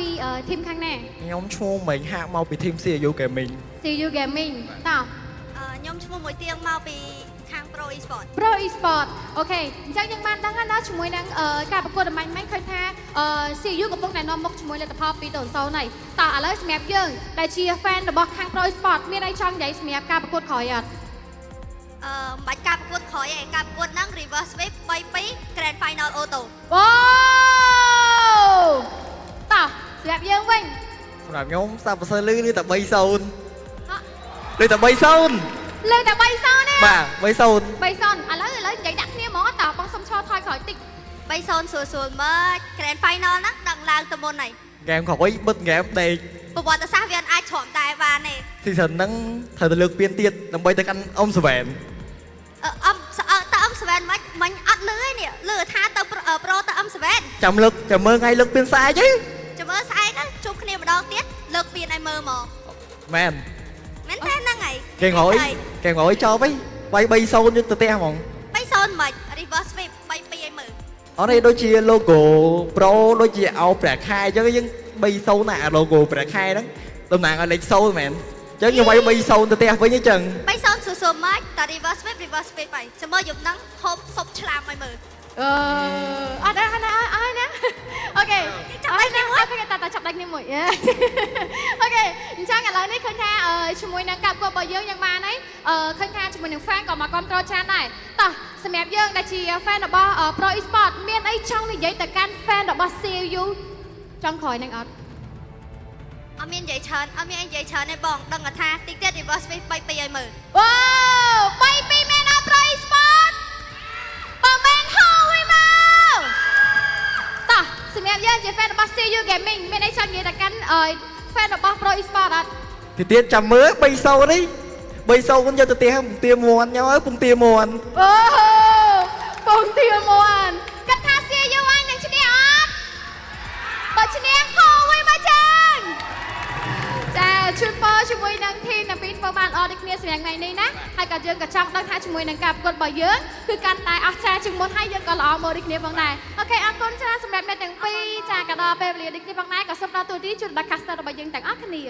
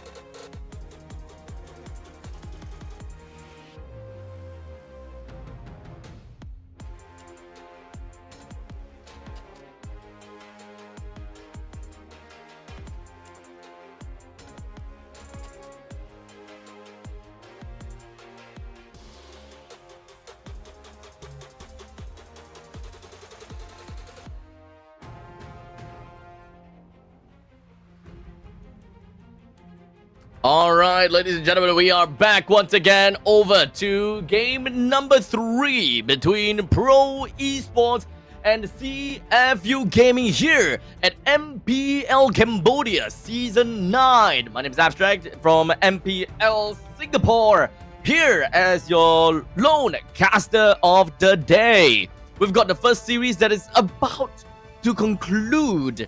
That is if CFU were to take the third game in a row.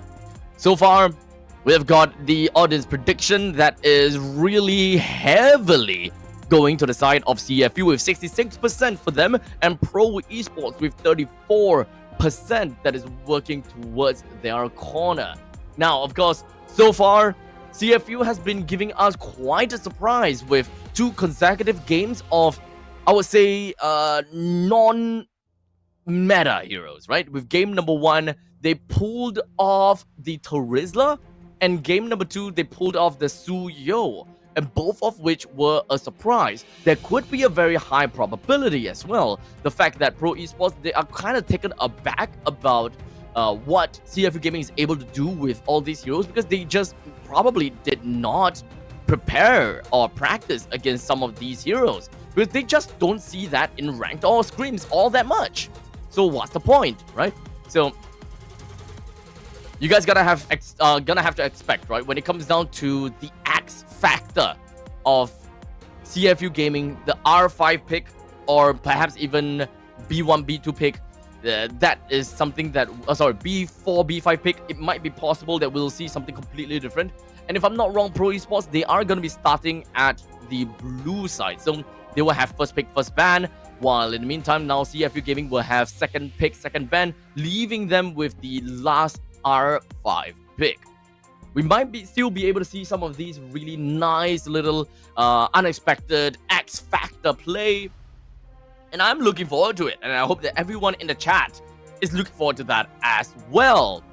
Huge shout out over to everyone in the chat right now, especially one of the few chatters that has been very active, and of course giving me your support.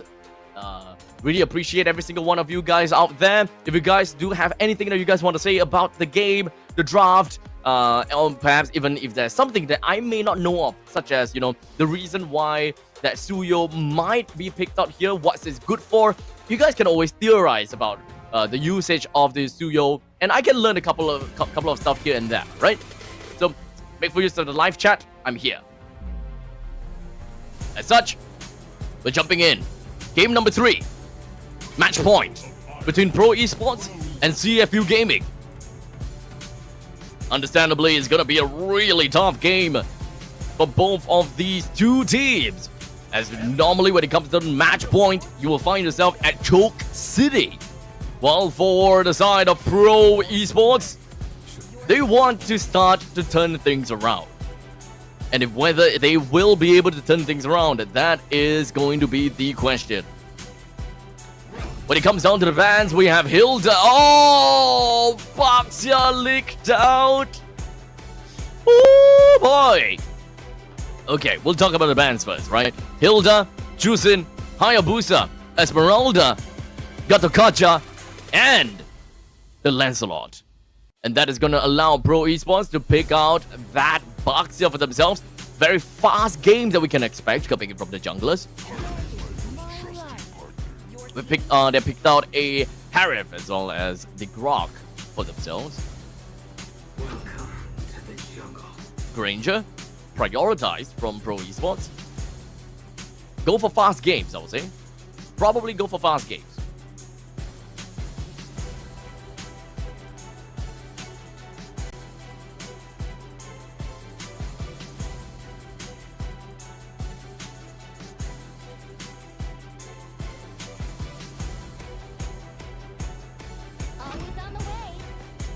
And Mathilda. Okay. So the way that this has been going right now, we've got Eve that is actually still possible to be picked out from CFU Gaming. They can take the Eve. Or if they do not want to take the Eve, they can still ban the Eve right now. Kimi might still be a possibility. It's very likely a front-to-back game from Pro Esports. CFU Gaming might be looking at the same direction actually. But then prioritizing the Harif is actually kind of surprising for me.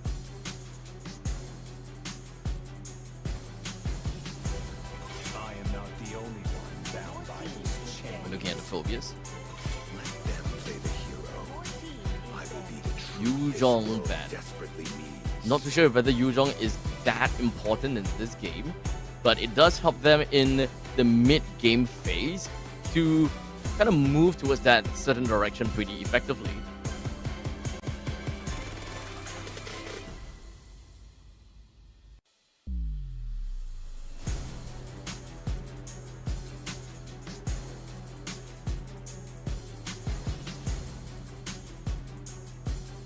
We'll see how this is eventually gonna go.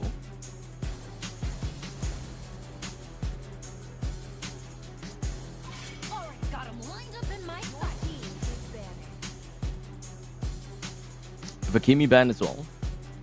There's really not much that I will be able to analyze this, to be fairly honest.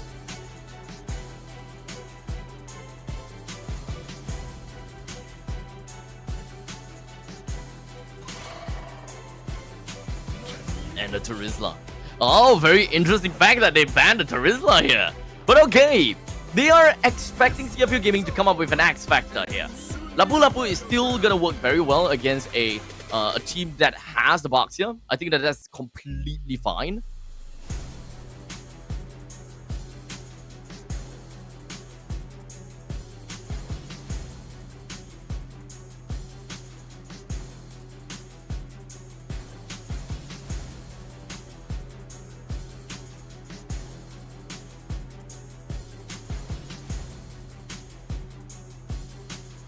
To move up from this point onwards.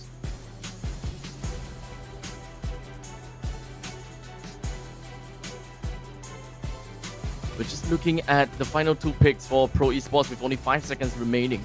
They have very good early game centric composition. They will want to play early. Wait, this is the Robux here. Oh, wait, no. They have a Matilda. Wait, this is an XP box here.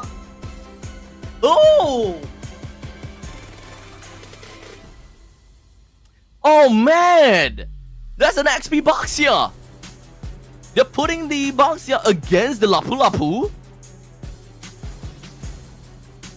Hot damn! As such, we're lacking of one hero, and that is the mage. I don't want to think about, you know, the standard crazy mage. I want to look at X Factor mage. Some mage that we haven't seen in a long time. Let's pull out statistics. Ah, man. Timego, you disappoint me. Oh, man. Is Matilda still good? Matilda is always gonna be good, buddy. Matilda is always good. You essentially give every single hero a get out of jail free card with a, I think, give or take, 30 seconds cooldown. It's not 30 seconds, it's definitely less than like 10 seconds cooldown, but we're just gonna call it 30 seconds because only one player can use that at the same time. So technically speaking, one player can overextend. And that is truly get out of the jail free. Very good aggressiveness, and of course when it comes down to positioning, Matilda can position herself very well with the circling eagle, while in the meantime also being able to get a pretty good knock up on anyone that is in the way. Matilda, good damage. Matilda has got good ways of opening the maps as well. Let's not forget about that, right? The guiding wind does open map for you, as all of those I don't know, those wisps, right? Those wisps, they will hit whoever is inside of the brushes. So Matilda is still good. Wait, EXP Joy? No way. I didn't see the swap yet. It should be an XP box here, right? Oh my god, you are right, Fury. It is an XP Joy. Wait, why? Wait, why? XP Joy?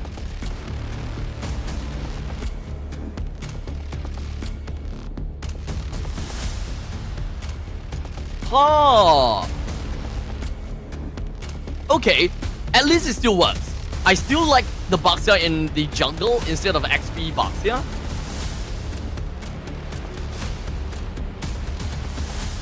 I do like combo though. I do like the combo of Roam Boxer.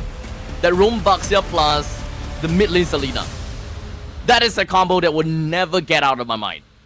That is a combo I would never forget. And that is a cheating combo. If you want to cheat out kills, that's the combo you gotta go for. But unfortunately, that's not gonna be the case for the side Pro Esports, as this is gonna be the lineup for now. For us, Kozen onto Granger, D7 onto Matilda, Sa onto Valentina, Azu, Baxia, and Sorian Felix that's gonna be playing onto that EXP Joy. And on the other side, Sing onto the Harif, Boxy CCC onto the Grog, OP onto Yves, Detective playing as a Yisun Shin, and Wadu onto the XP Lapu Lapu. Here's the problem for Pro Esports. Here's the problem. I look out at OP and Wadu for two heroes, Yeev and Lapu Lapu respectively. And in this game, both of them are playing that hero. The moment I see that OP and Wadu play these heroes, I know that the game's over. I know that the game is over. But yes, XP joined in 2020. Wait, really? 2021? I've been that old? You know, a little bit of mini game for everyone in the chat right now. Guess my age. That's a fun game. Guess my age. We'll see whether anyone gets it correctly or not. I will give you a shout out if you get it correctly. The first person to get it correctly. Ha ha ha. But anyways, we're gonna be jumping right into game number 3. Pro Esports versus CFU Gaming. Understandably, when it comes down to CFU Gaming, they have way more priority in the middle lane. I still don't like the Valentina mid. I think Valentina mid is out of its season. You can play Valentina mid against a mid laner who has very poor lane priority, because Valentina's lane priority is actually pretty trash. Now Kozen is losing to Sing. Now that is a surprise, isn't it? D7 is going to be hovering around up in the top lane.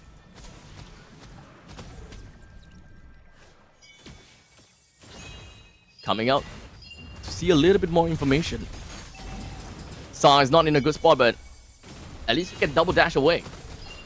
The Void Crystal will slow Sa down, and that's the get out of jail free card. That would have been pretty bad for Sa, to be fairly honest.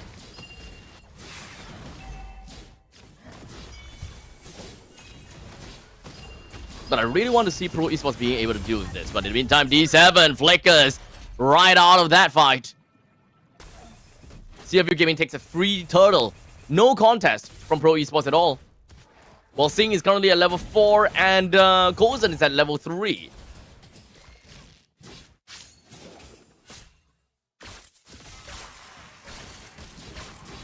And now, they're just going to be crashing right in. Take a look at that. Sorry, I'm Felix. Picks up the first blood. Right down to the detective. As they slowly make their way over. That is a great opening kill. That's a great opening play. Whoever say that I'm 37, I will beat you. But anyways.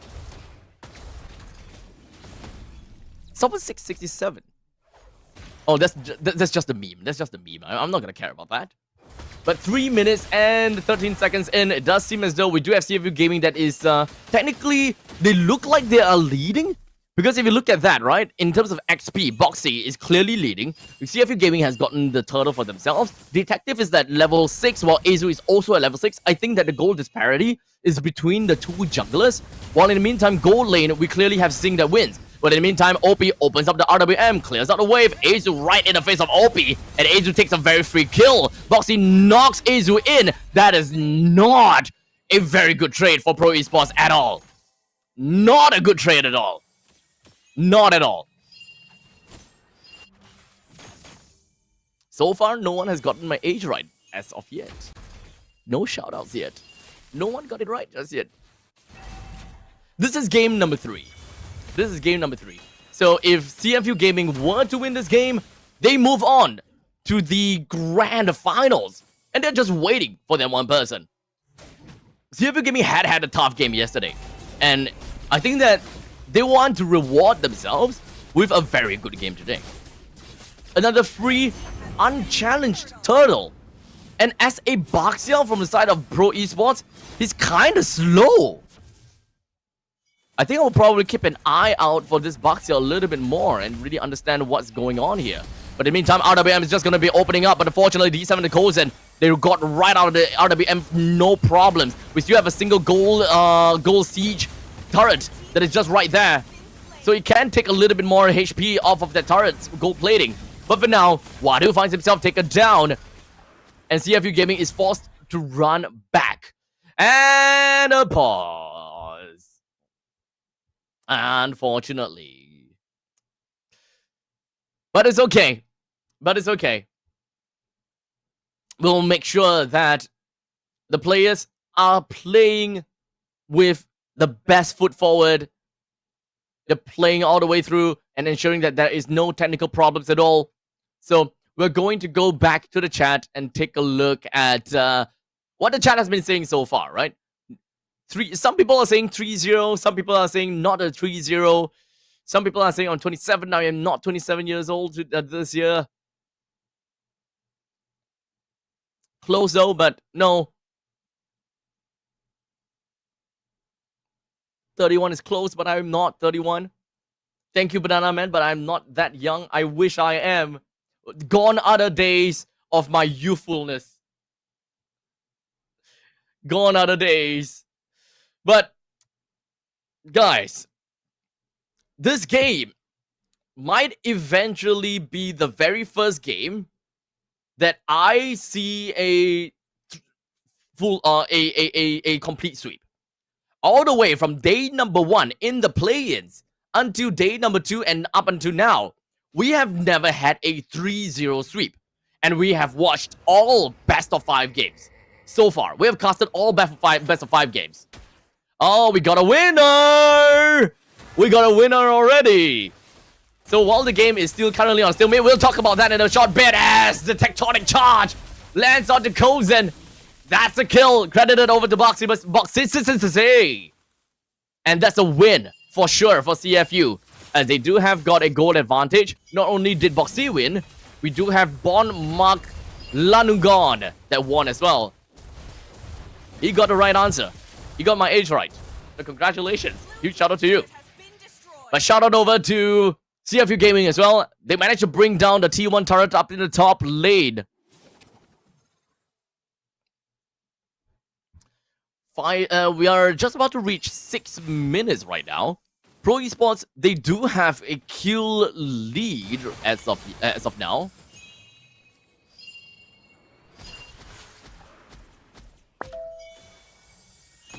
We're just gonna see how that's gonna eventually work out. As such, Azu.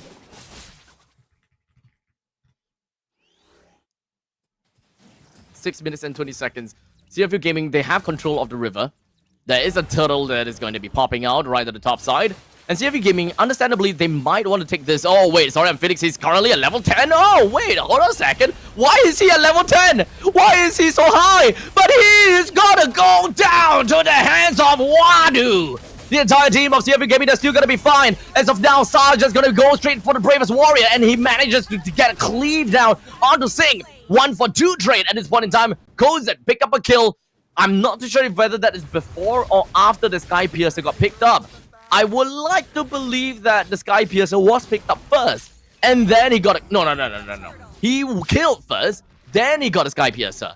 Because that is the only way that you'll be able to get like a burst of gold, right? So you kill first, then you get a Sky Piercer. So Kozet currently 0 stacks onto his Sky Piercer for now.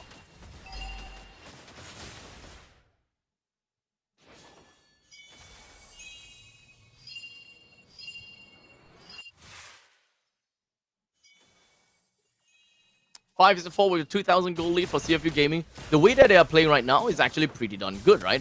A little bit of a front-to-back kind of thing. They have very good control from the side of Boxy as well as OP. Great opening and initiating that they can expect to see from Boxy and OP. Comes in with a follow-up from Wadu himself.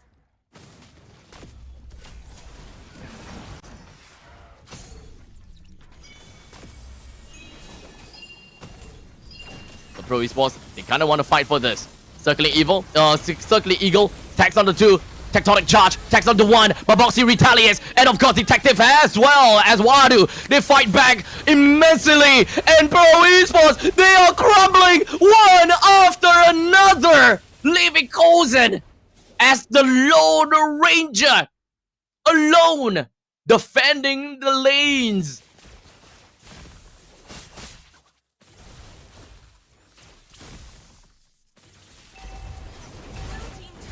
As such, the tier 1 turret in the middle lane and the bottom lane will be destroyed as the payoff for Pro Esports managing to get such a good play. CFU Gaming, they are on a lead, in fact, a massive lead. 5 6.5 thousand gold lead right now. Stallion Scythe as well as the Feather of Heaven is already bought for the side of Sing. He's looking to get himself a Holy Crystal for the next upcoming one.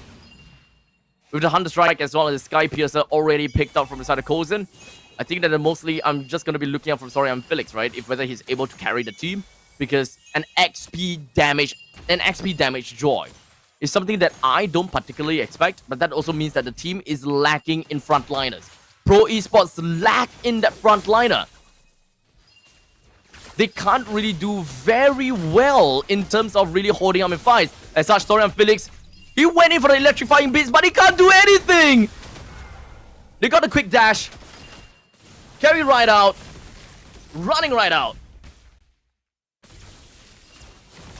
It's currently 9 minutes and 40 seconds into the game. CFU Gaming, they should be able to take this Lord with no contest whatsoever. As Azu is only at level 10 and Detective at level 14. What did I talk about? What did I say, right? The moment that OP and Wadu picks up these respective heroes, they are crazy. And I agree with John Zappetto. Wadu always make plays for CFU, especially if he's playing as the Lapu Lapu. So as much as possible, keep your eyes on the Wadu. He always finds the perfect opportunity, and the timing is always great. But we also can't forget about Boxy. His tectonic charges are all great. But now the Zaman Forge is just going to be tagged right out. While the Detective will be able to take down the Lord right now. Azu runs away with it with the Pistons as well. The RWM from the side of OP will take a kill down on the Sorian Felix. While the rest of Pro Esports, they want to run away. They got stunned by Star. Or rather, they got stunned. With Star now, going to be going down to the hands of Detective. Might be able to take a little bit more. But with the fact that Mathilda is still around, it's not going to be easy to bring Kozen down. But with that said, the Lord will be marching in from the top lane. They will be slowly reaching in and getting a little bit more out of this fight.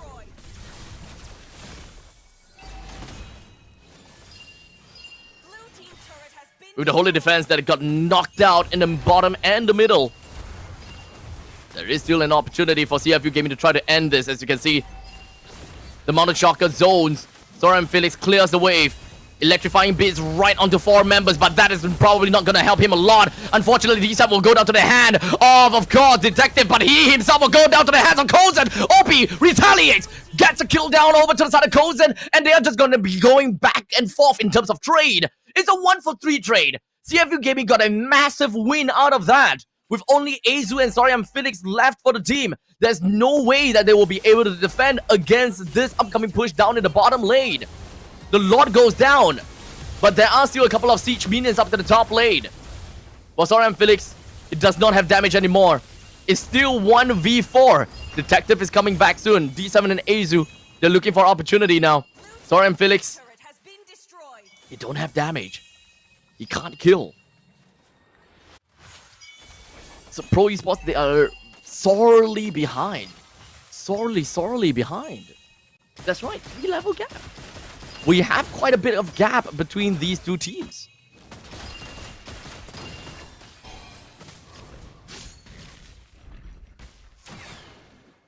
And as such, I think the CFU Gaming, they are looking to end this game soon.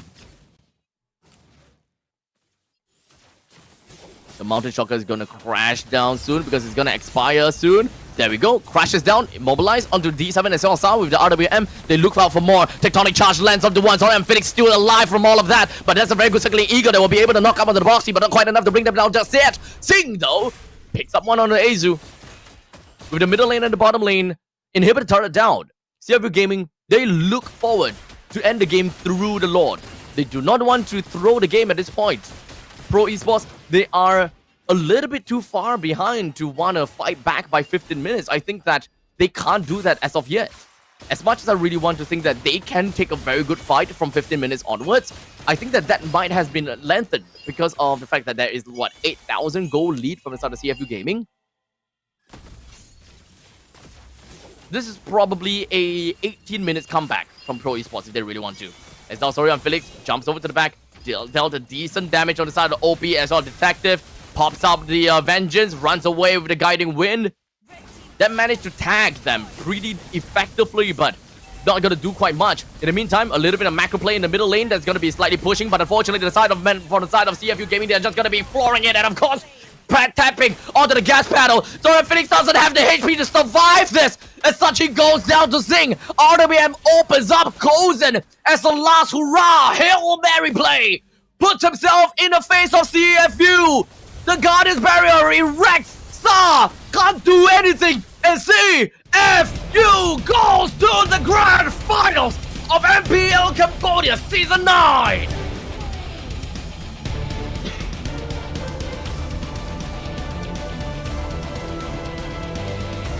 The very first sweep of the day of the playoffs.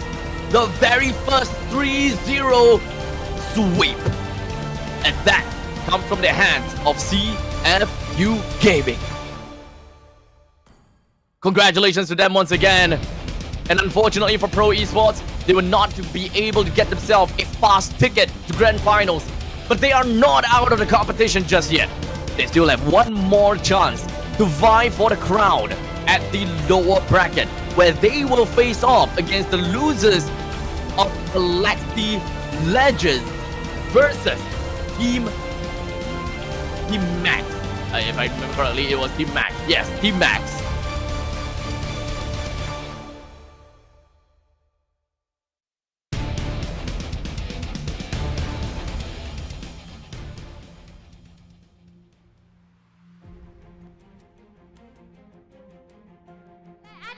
Grand Final នៅថ្ងៃស្អែកដូចគ្នាផងដែរអំពីថ្ងៃហ្នឹងងុយគេងអត់ ងុយបងមកតែងុយ មកតែងុយគេងហ៎ បាទ មានព្រោះអីពេលដែលបងចាំពេលបងសុភាអណៃថាចេះចង់លេងពេលល្ងាចជុំមិនបាញ់ថ្ងៃហ្នឹងចង់លេងពេលព្រឹកវិញ និយាយឈ្នះហើយបើយើងចាញ់នៅលេងម្ដងទៀតងាប់ហើយ ហៀងច្រើនគេ យើងតាំងព្រឹកលេងដល់យប់ចប់ហើយ ថ្ងៃហ្នឹងអ្នកគេងើបលឿនជាងគេ ងើប8កន្លះទាំងអស់គ្នាបង អូទាំងអស់គ្នាតែថាស៊ីងរៀងឡែតជាងគេរាល់ដងហើយថ្ងៃហ្នឹងងើបលឿនអត់ ណាគេបង ស៊ីង លឿនទាំងអស់បងនិយាយទៅថ្ងៃប្រកួត អូថ្ងៃប្រកួតគេត្រៀមមកហើយណោះរៀបចំខ្លួនអូខេអញ្ចឹងជាមួយនឹងការប្រកួតយើងបានទៅវគ្គ Grand Final មុនហើយគិតថាចង់ប៉ះធីមឯគេជាងគេ ធីមចង់ប៉ះធ្លាក់បាត់ហើយប៉ះណាគេក៏បាត់ ចំធីមចង់ប៉ះធ្លាក់បាត់ហើយអញធីមឯគេចេះតែគេប្រាប់ទៅឲ្យឆ្ងល់ អូខេតែដោយសារតែយើងមានជាមួយនឹងការប្រកួតបន្តទៀតអញ្ចឹងណាសម្រាប់ថ្ងៃស្អែកប៉ុន្តែថ្ងៃនេះក៏យើងធ្វើការស្វែងរកអ្នកដែលត្រូវទៅប្រកួតមួយយើងថ្ងៃស្អែកដូចគ្នាអញ្ចឹងចង់ជូនពរធីមមួយណាអត់ ជូនពរ Pro ឲ្យឡើង Grand Final ចង់ប៉ះគ្នាម្ដងទៀត អូជូនពរទៅកាន់ Pro Esports ដើម្បីទៅ Grand Final នៅថ្ងៃស្អែកពី CFU Gaming ដូចគ្នាផងដែរអូខេអញ្ចឹងដោយសារតែយើងគឺជាអ្នកដែលគាត់ទៅបាន Grand Final មុនណាអញ្ចឹងគិតថាមានអីបដិញ្ញាទៅកាន់ fan របស់យើងអត់ថាយើងនឹងអាចបំបែកកំណត់ត្រាដែលអាចយកជើងអាច3រដូវកាលជាប់គ្នា សម្រាប់ខ្ញុំផ្ទាល់ហ្មងតំណាងឲ្យ CFU ក៏ដូចជា team management របស់ CFU អរគុណមែនតើទៅកាន់ Baby Shark ក៏ដូចជា fan របស់ CFU ដែលគ្រប់គ្រងពួកយើងតាំងពីដើមរហូតមកដល់ឥឡូវនេះគឺថាពួកយើងឡើងដល់ Grand Final ហើយសង្ឃឹមថ្ងៃស្អែកអ្នកគ្នានឹងមកទស្សនាដល់កន្លែងប្រកួតឲ្យបានកាន់តែច្រើនហើយនឹងមើល live ឲ្យបានកាន់តែច្រើនពួកយើងហ៊ានសន្យាតែនឹងខំប្រឹងឲ្យពីសមត្ថភាពថាយើងនឹងបង្កើត history មួយទៀតនៅខ្មែរហើយដល់ 3-peat champion អូខេអញ្ចឹងឃើញថាជាមួយនឹងការបដិញ្ញានេះសង្ឃឹមថា fan ទាំងអស់ដែលគាត់ទន្ទឹមក៏ដូចជាចង់ឃើញជាមួយនឹងការលើករបស់ CFU Gaming ដែលគាត់នឹងកាន់តែសប្បាយចិត្តទៀតណោះសូមចម្លែងហៅទៅកាន់ CFU Gaming មួយទៀតមកជួបបស្នេហ៍ល្អទាំងអស់គ្នាណាអរគុណច្រើនតើឥឡូវនេះក៏សូមដល់ទូទីជូនដល់ caster របស់យើងវិញទាំងអស់គ្នា អ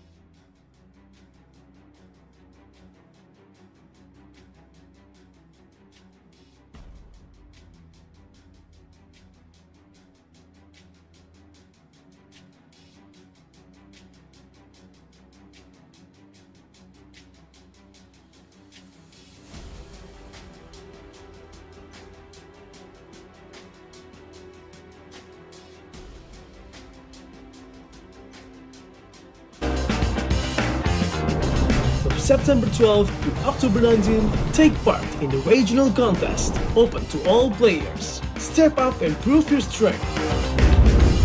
Division finals will run from October 24 to November 2.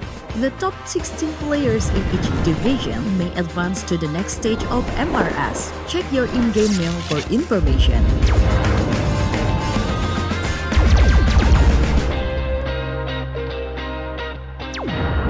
The S3 Finals group stage kicks off from November 8 to November 9. The top 6 players from each group will qualify for the S3 Finals semi-finals. The semi-finals will be held on November 15. The highly anticipated grand final arrives on November 16. The champion will earn a direct qualifications for the first MCDG World Championship. The battle is on and the world is watching.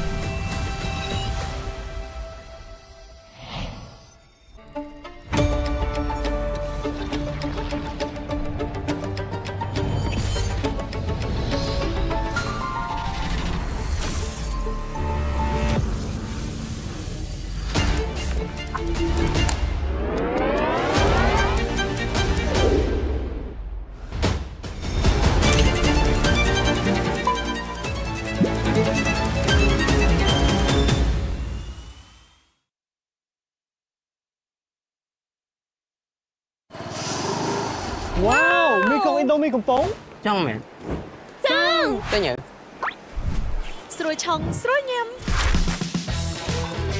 ឥណ្ឌូមីកំប៉ុងរសជាតិឆ្ងាញ់គ្មានពីរញ៉ាំហើយចង់ញ៉ាំទៀត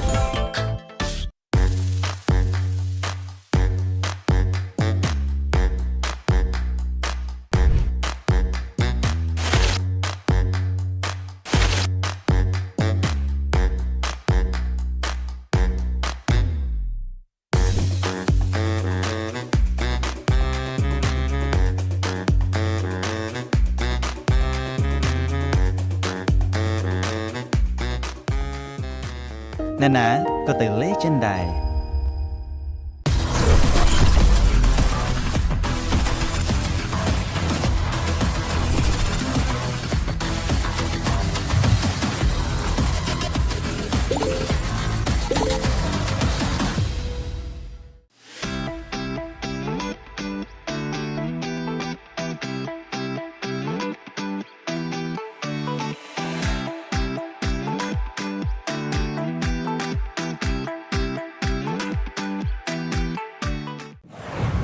Welcome to MCDG Rising Stars.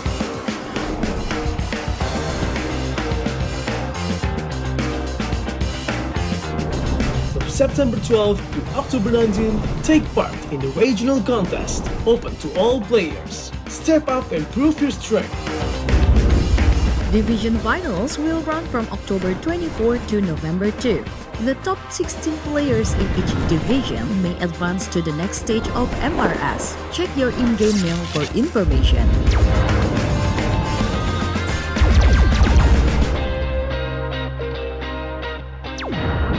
The S3 Finals group stage kicks off from November 8 to November 9. The top 6 players from each group will qualify for the S3 Finals semi-finals. The semi-finals will be held on November 15. The highly anticipated grand final arrives on November 16. The champion will earn a direct qualifications for the first MCDG World Championship.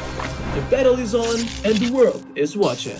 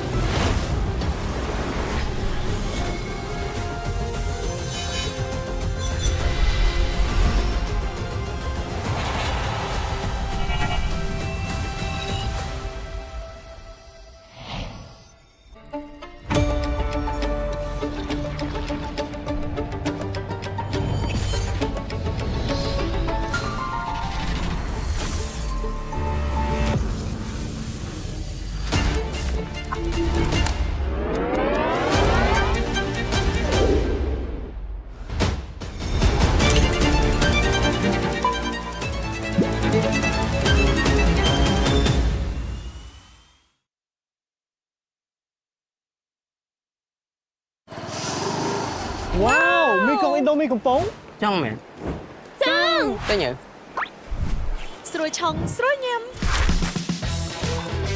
ឥណ្ឌូមីកំប៉ុងរសជាតិឆ្ងាញ់គ្មានពីរញ៉ាំហើយចង់ញ៉ាំទៀត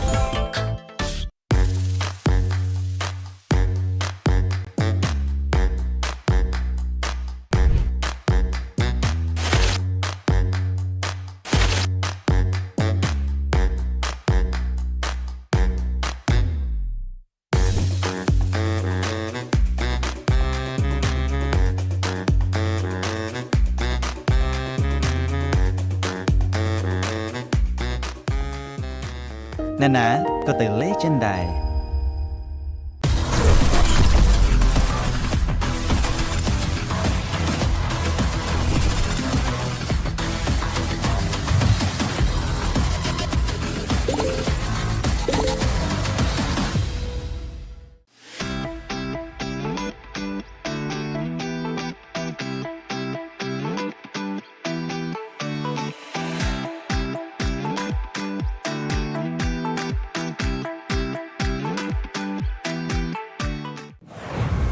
Welcome to MCGG Rising Stars.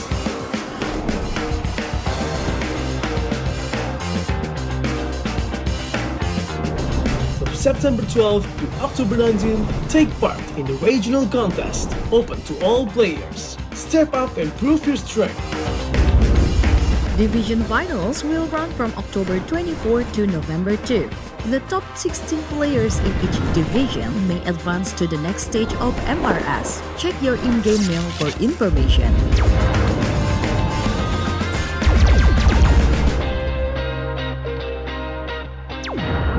The S3 Finals group stage kicks off from November 8 to November 9. The top 6 players from each group will qualify for the S3 Finals semi-finals. The semi-finals will be held on November 15. The highly anticipated grand final arrives on November 16. The champion will earn a direct qualifications for the first MCGG World Championship. The battle is on and the world is watching.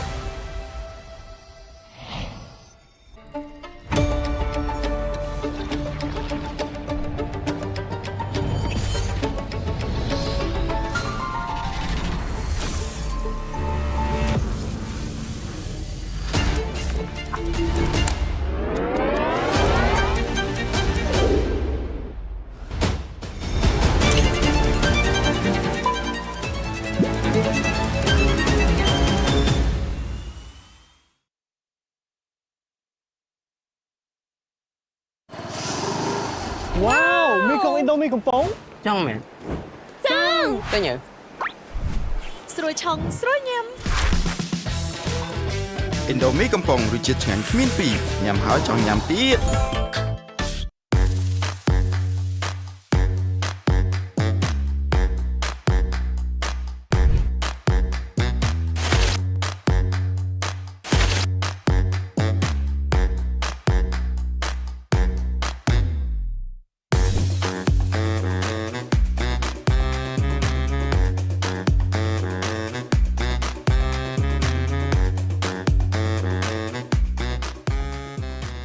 ណានាក៏ទៅលេចិនដែរ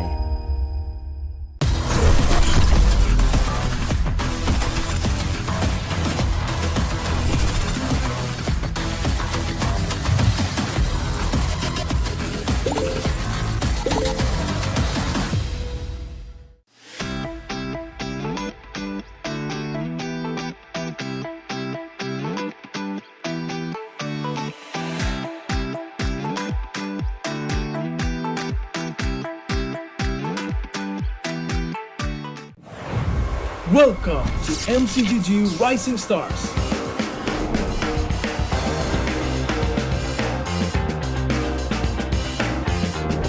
From September 12th to October 19th, take part in the regional contest, open to all players. Step up and prove your strength. Division finals will run from October 24 to November 2. The top 16 players in each division may advance to the next stage of MRS. Check your in-game mail for information.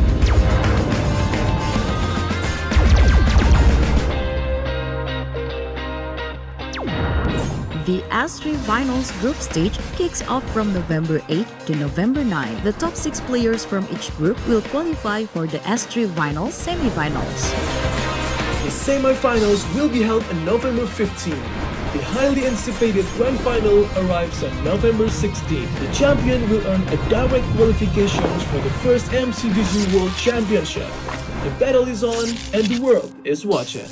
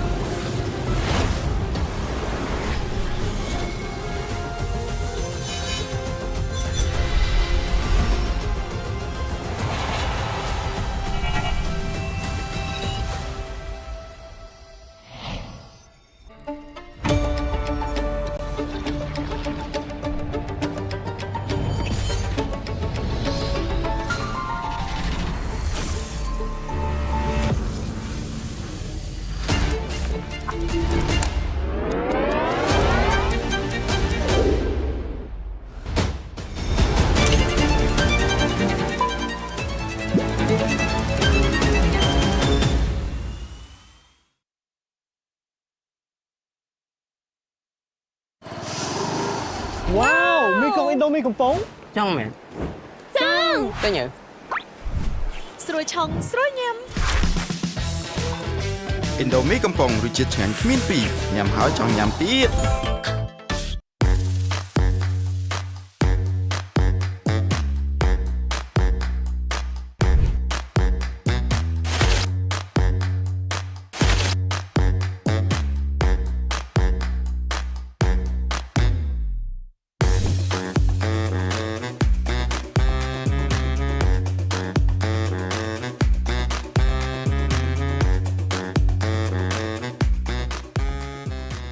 ណានាក៏ទៅលេចិនដែរ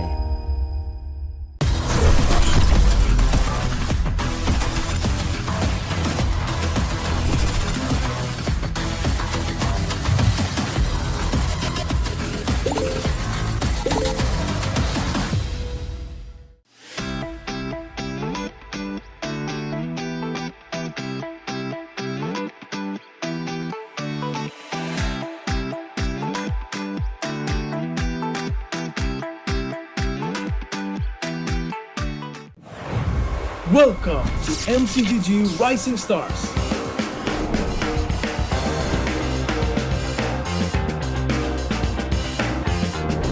From September 12th to October 19th, take part in the regional contest, open to all players. Step up and prove your strength. Division finals will run from October 24 to November 2. The top 16 players in each division may advance to the next stage of MRS. Check your in-game mail for information.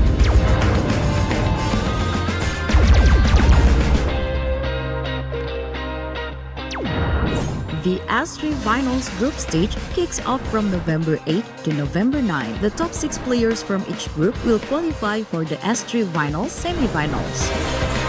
The semi-finals will be held on November 15. The highly anticipated grand final arrives on November 16. The champion will earn a direct qualifications for the first MCDG World Championship. The battle is on and the world is watching.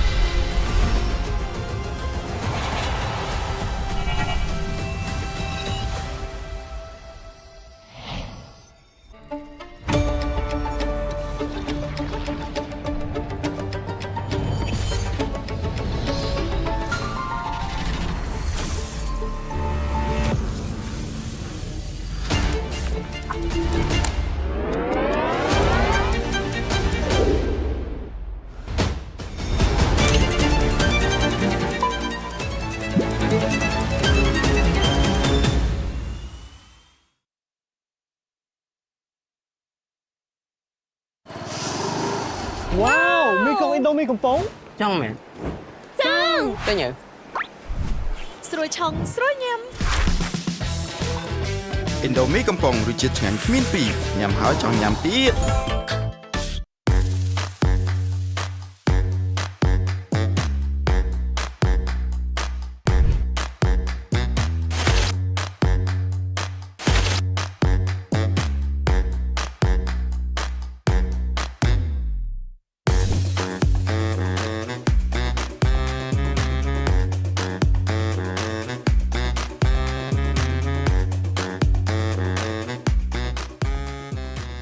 ណានាក៏ទៅលេចិនដែរ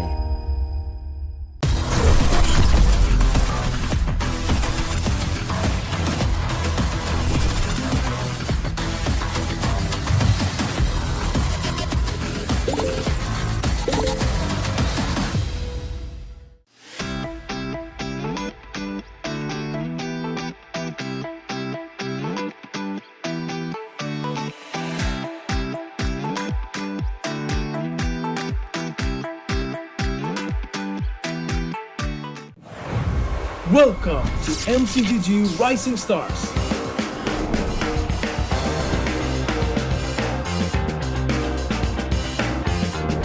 From September 12th to October 19th, take part in the regional contest, open to all players. Step up and prove your strength. Division finals will run from October 24 to November 2.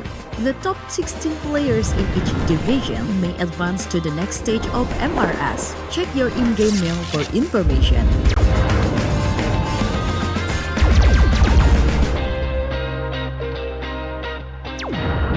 The S3 Finals group stage kicks off from November 8 to November 9. The top 6 players from each group will qualify for the S3 Finals semi-finals. The semi-finals will be held on November 15. The highly anticipated grand final arrives on November 16. The champion will earn a direct qualification for the first MCGG World Championship. The battle is on and the world is watching.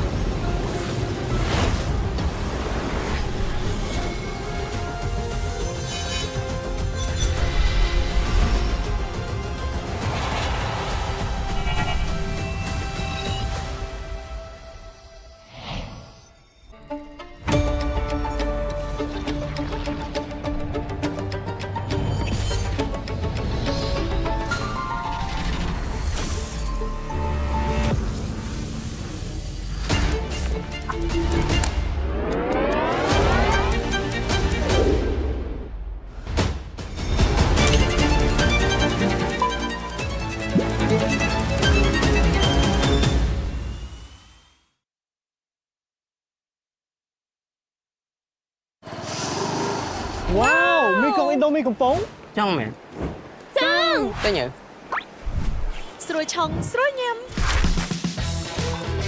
ឥណ្ឌូមីកំប៉ុងរសជាតិឆ្ងាញ់គ្មានពីរញ៉ាំហើយចង់ញ៉ាំទៀត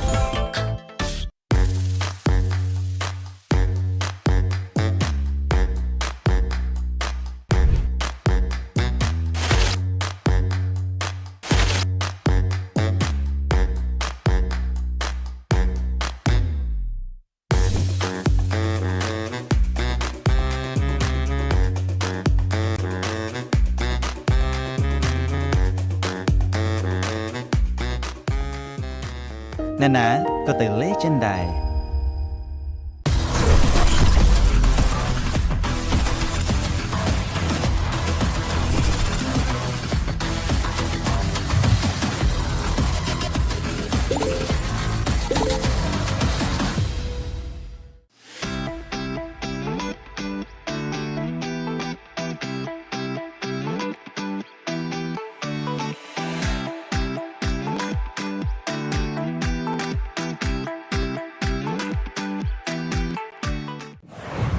Welcome to MCGG Rising Stars.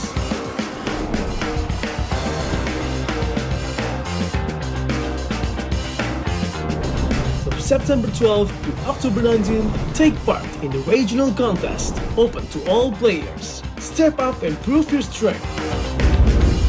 Division finals will run from October 24 to November 2. The top 16 players in each division may advance to the next stage of MRS. Check your in-game mail for information.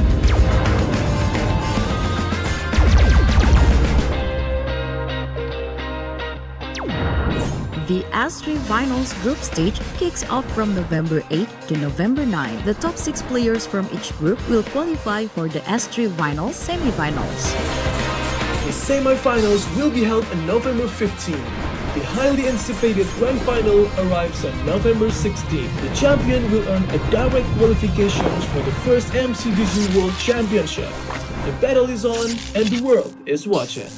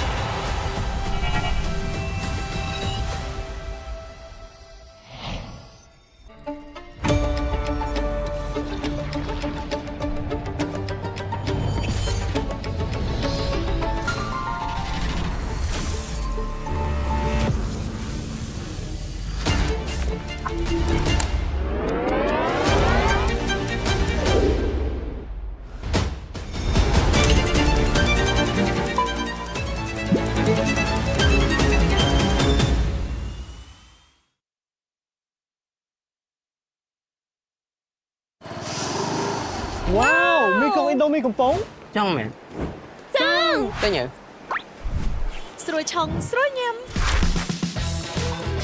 ឥណ្ឌូមីកំប៉ុងរសជាតិឆ្ងាញ់គ្មានពីរញ៉ាំហើយចង់ញ៉ាំទៀត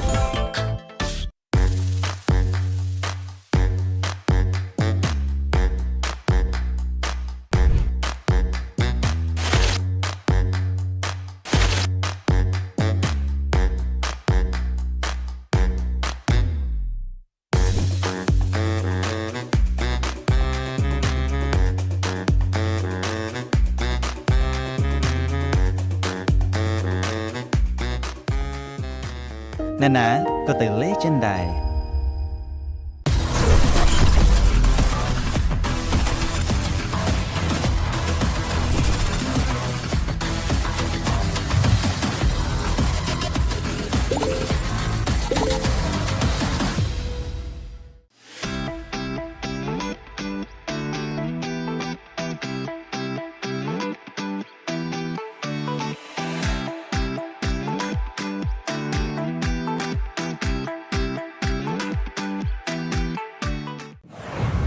Welcome to MCGG Rising Stars.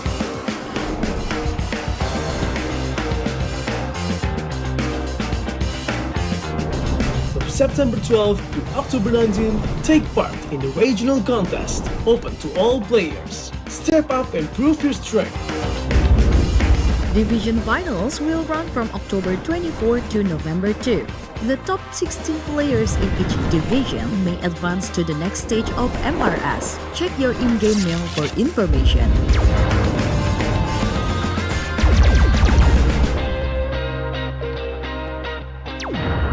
The S3 Finals group stage kicks off from November 8 to November 9. The top 6 players from each group will qualify for the S3 Finals semi-finals. The semi-finals will be held on November 15. The highly anticipated grand final arrives on November 16. The champion will earn a direct qualifications for the first MCDG World Championship. The battle is on and the world is watching.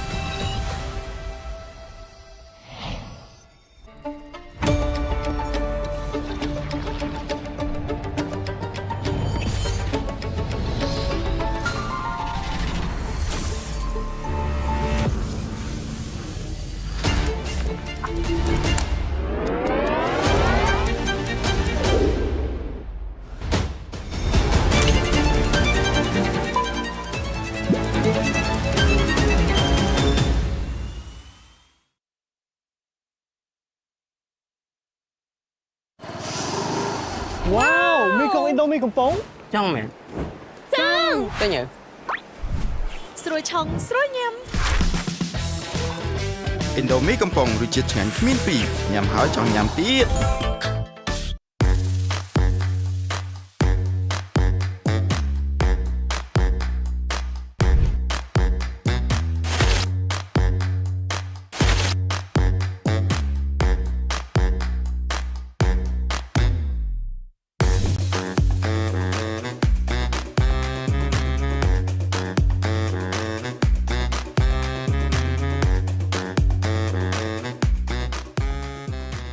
ណានាក៏ទៅលេចិនដែរ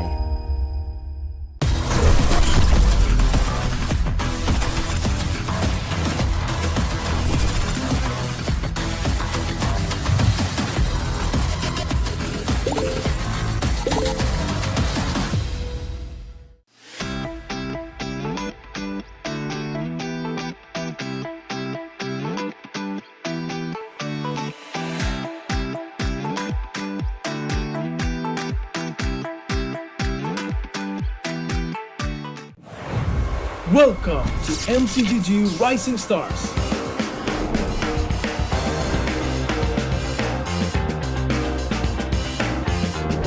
From September 12th to October 19th, take part in the regional contest, open to all players. Step up and prove your strength.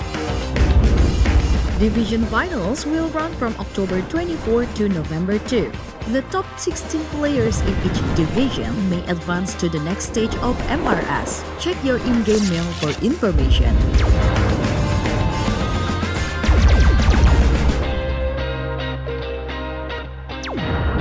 The S3 Finals group stage kicks off from November 8 to November 9. The top 6 players from each group will qualify for the S3 Finals semi-finals.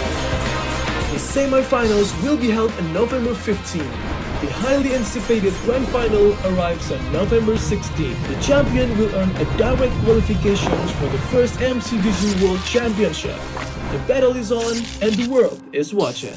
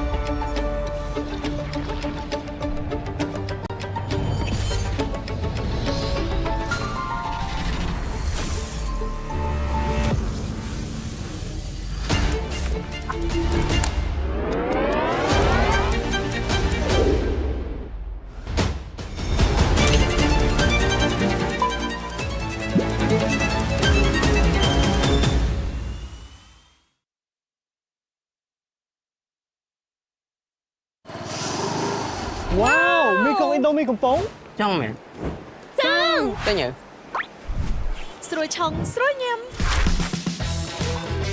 ឥណ្ឌូមីកំប៉ុងរសជាតិឆ្ងាញ់គ្មានពីរញ៉ាំហើយចង់ញ៉ាំទៀត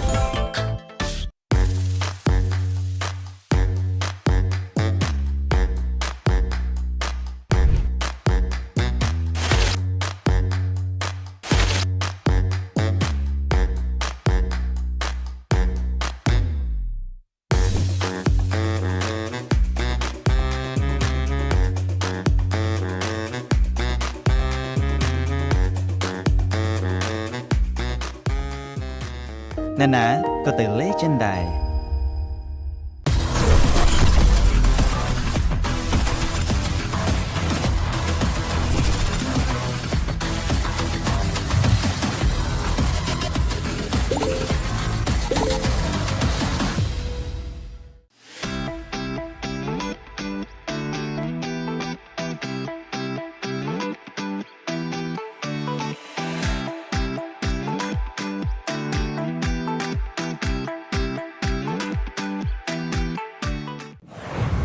Welcome to MCGG Rising Stars.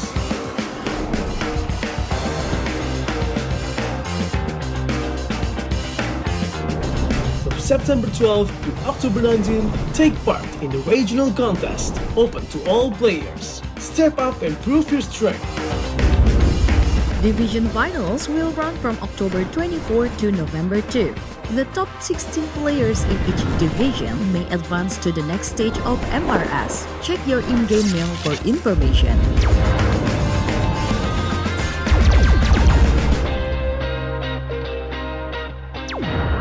The S3 Finals group stage kicks off from November 8 to November 9. The top 6 players from each group will qualify for the S3 Finals semi-finals.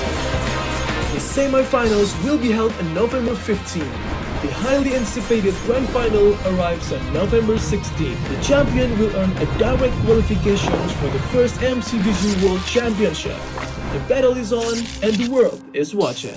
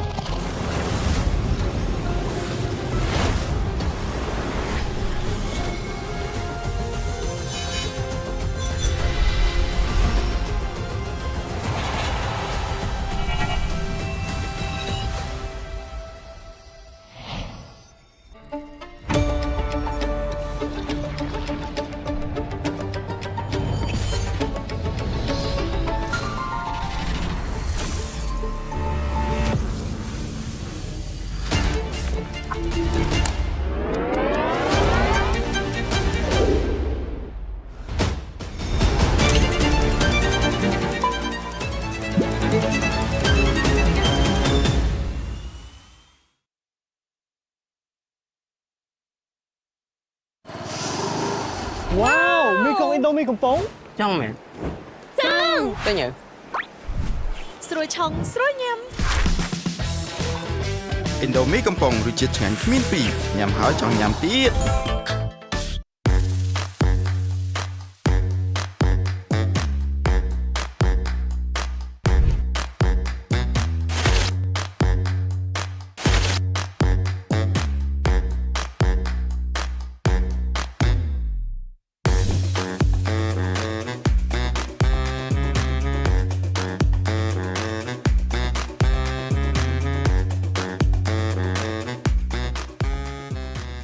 ណានាក៏ទៅលេងចិនដែរ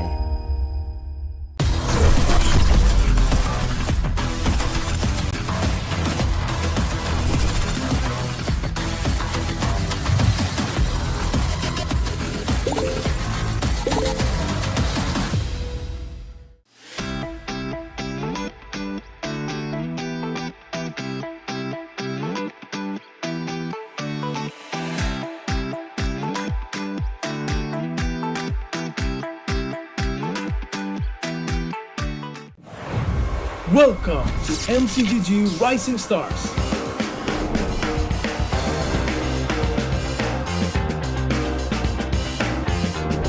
From September 12th to October 19th, take part in the regional contest, open to all players. Step up and prove your strength. Division finals will run from October 24 to November 2. The top 16 players in each division may advance to the next stage of MRS. Check your in-game mail for information.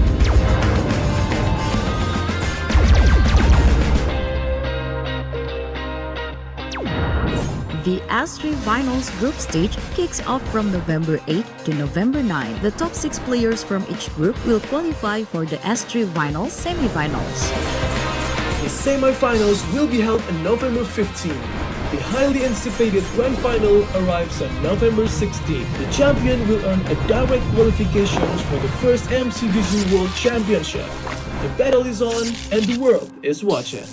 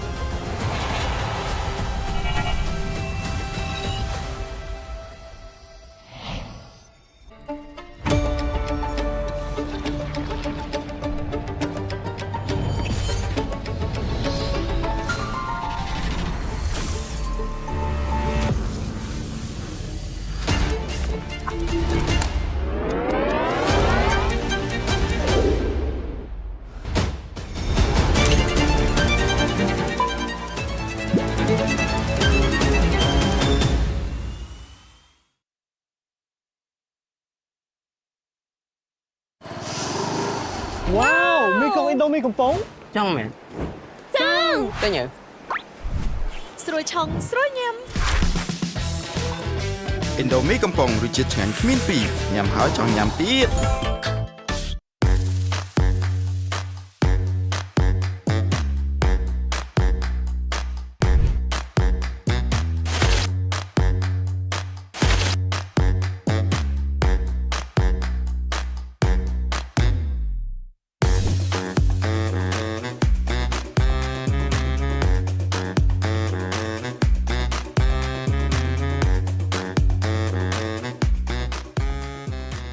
ណានាក៏ទៅលេចិនដែរ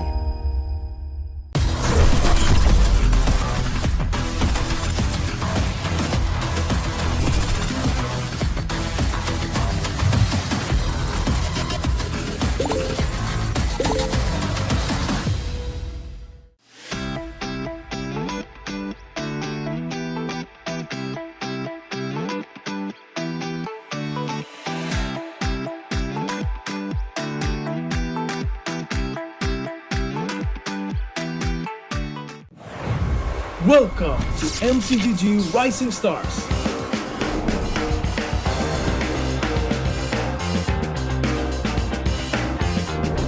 From September 12th to October 19th, take part in the regional contest, open to all players. Step up and prove your strength. Division finals will run from October 24 to November 2. The top 16 players in each division may advance to the next stage of MRS. Check your in-game mail for information.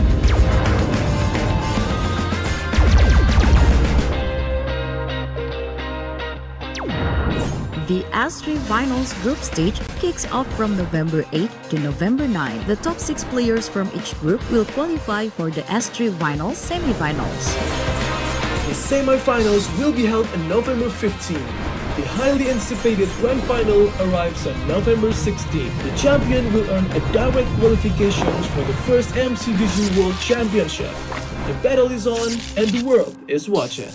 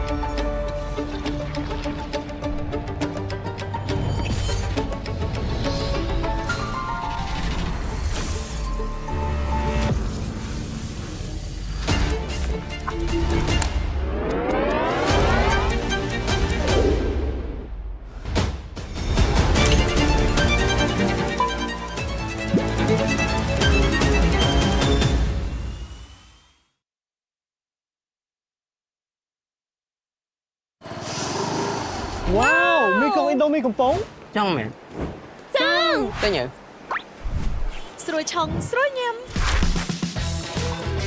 Indomie កំប៉ុងរសជាតិឆ្ងាញ់គ្មានពីរញ៉ាំហើយចង់ញ៉ាំទៀត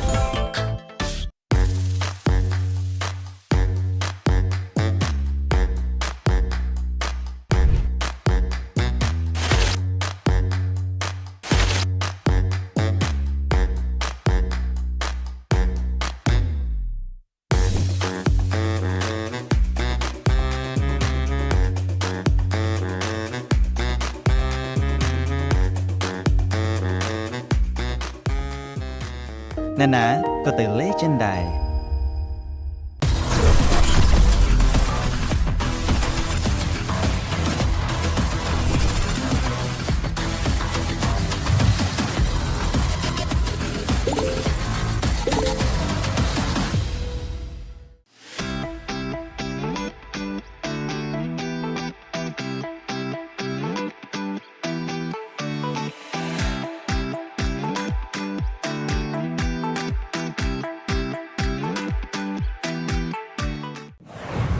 Welcome to MCGG Rising Stars.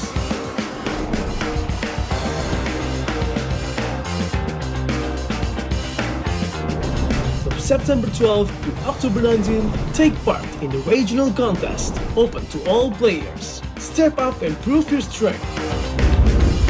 Division finals will run from October 24 to November 2. The top 16 players in each division may advance to the next stage of MRS. Check your in-game mail for information.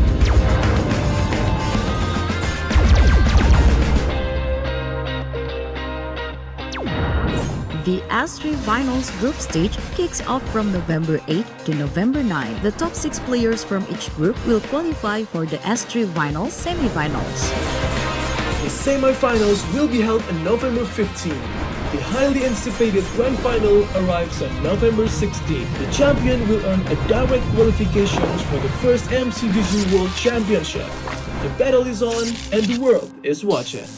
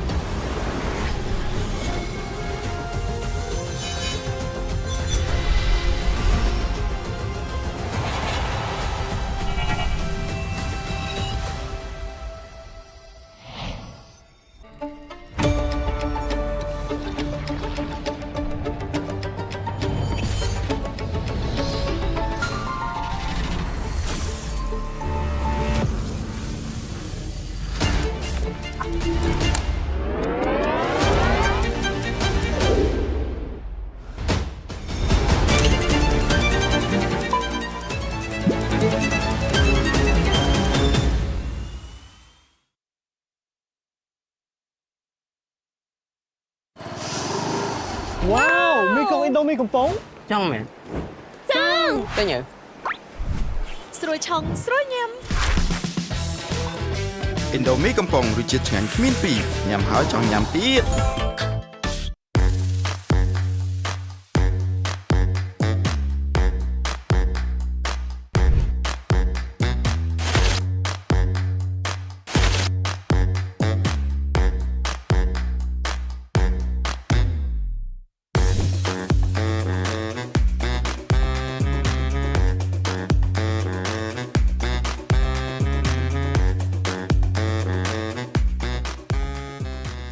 ណានាក៏ទៅលេចិនដែរ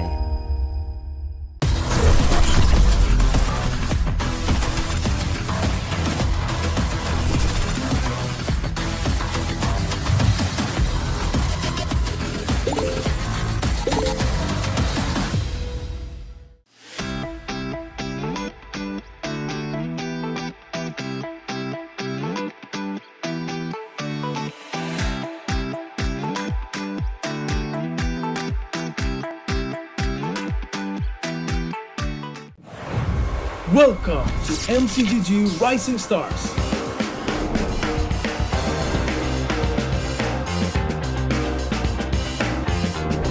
From September 12th to October 19th, take part in the regional contest, open to all players. Step up and prove your strength. Division finals will run from October 24 to November 2. The top 16 players in each division may advance to the next stage of MRS. Check your in-game mail for information.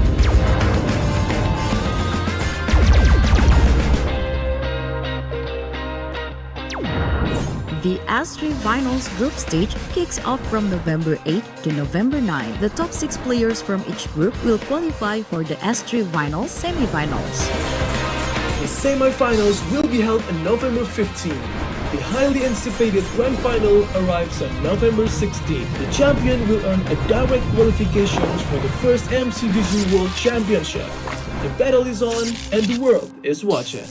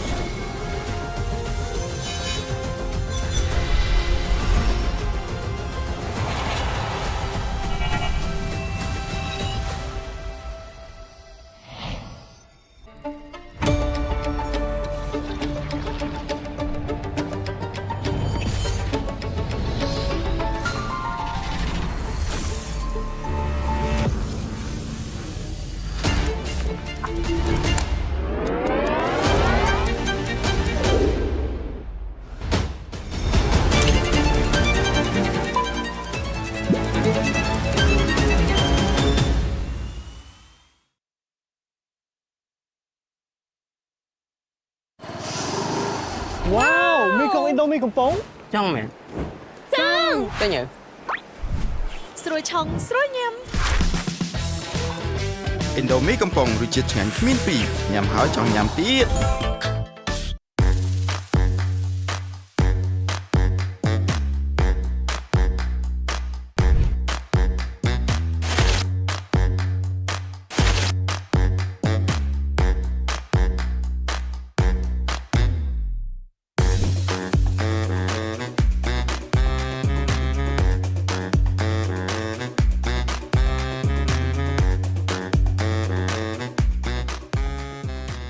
ណានាក៏ទៅលេចិនដែរ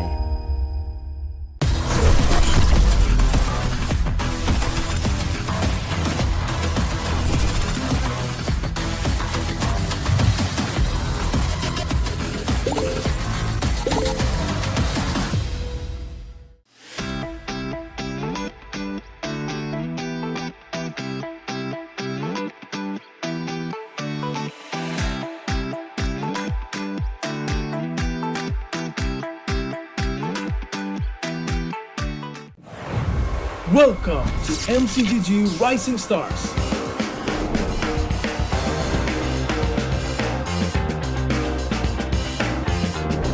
From September 12th to October 19th, take part in the regional contest, open to all players. Step up and prove your strength.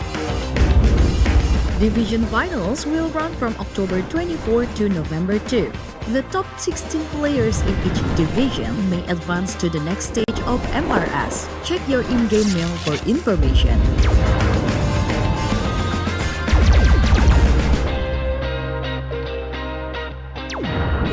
The S3 Finals group stage kicks off from November 8 to November 9. The top 6 players from each group will qualify for the S3 Finals semi-finals.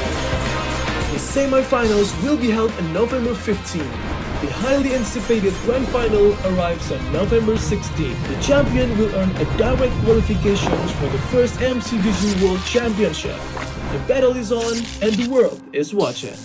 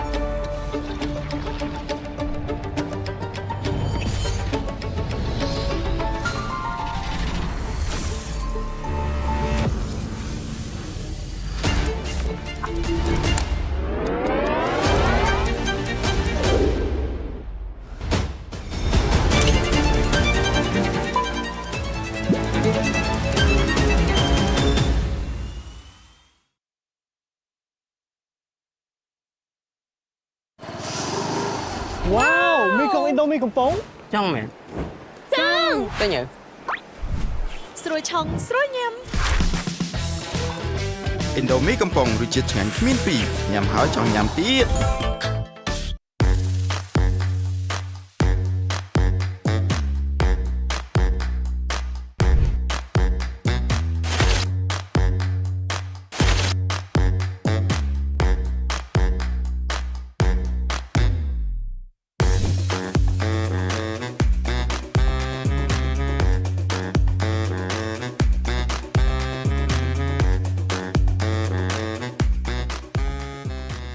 ណានាក៏ទៅលេចិនដែរ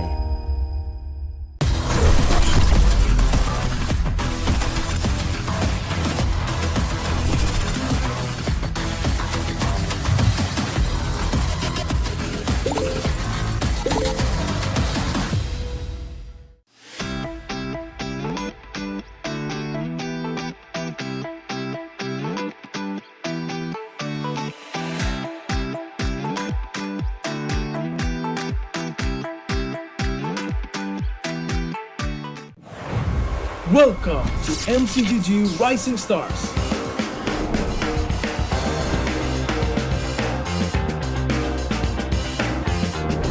From September 12th to October 19th, take part in the regional contest, open to all players. Step up and prove your strength. Division finals will run from October 24 to November 2. The top 16 players in each division may advance to the next stage of MRS. Check your in-game mail for information.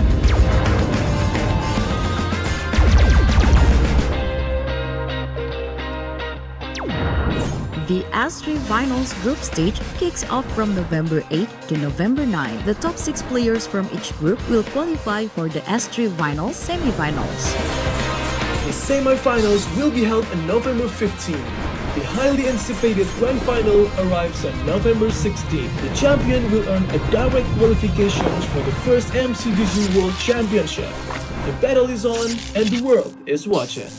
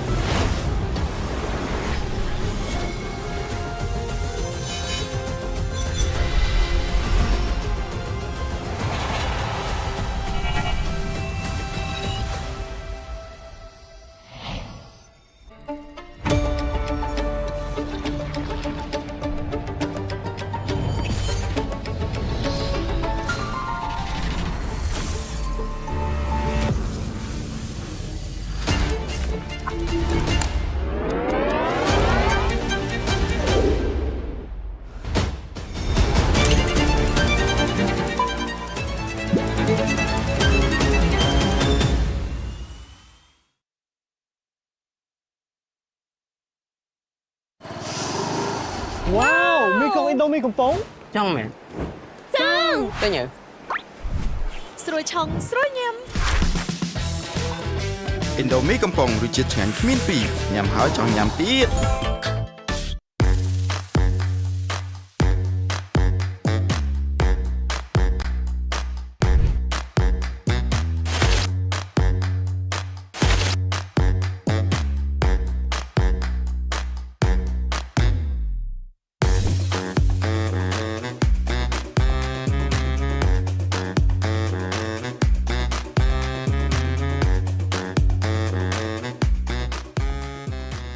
ណានាក៏ទៅលេចិនដែរ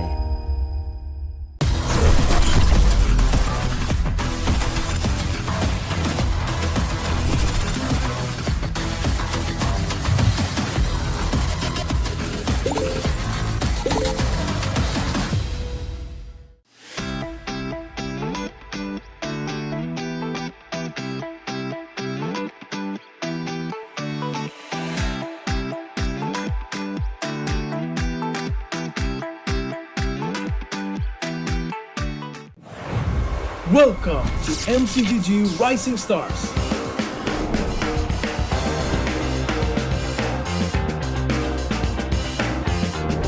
From September 12th to October 19th, take part in the regional contest, open to all players. Step up and prove your strength. Division finals will run from October 24 to November 2. The top 16 players in each division may advance to the next stage of MRS. Check your in-game mail for information.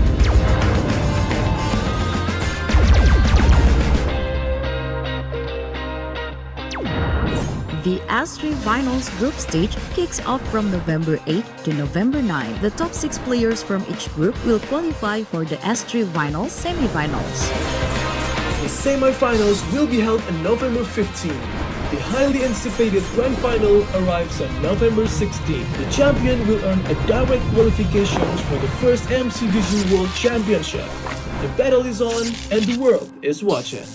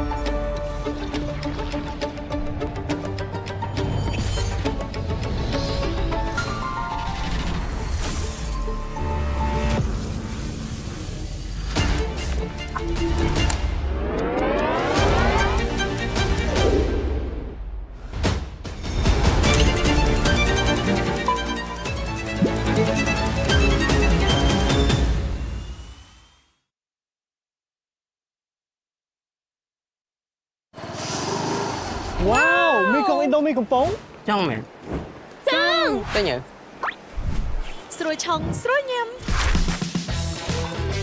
ឥណ្ឌូមីកំប៉ុងរសជាតិឆ្ងាញ់គ្មានពីរញ៉ាំហើយចង់ញ៉ាំទៀត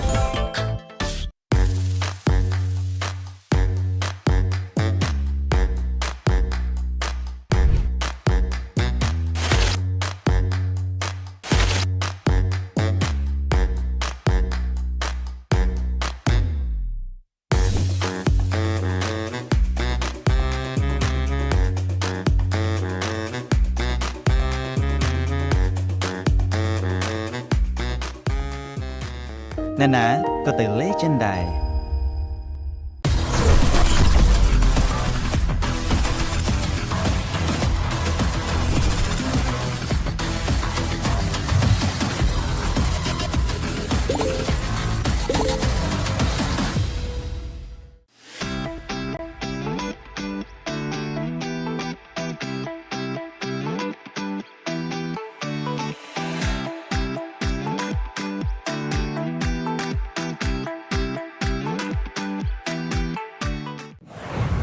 Welcome to MCGG Rising Stars.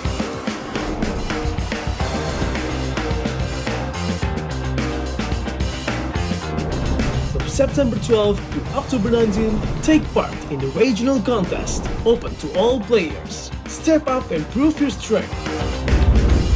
Division finals will run from October 24 to November 2. The top 16 players in each division may advance to the next stage of MRS. Check your in-game mail for information.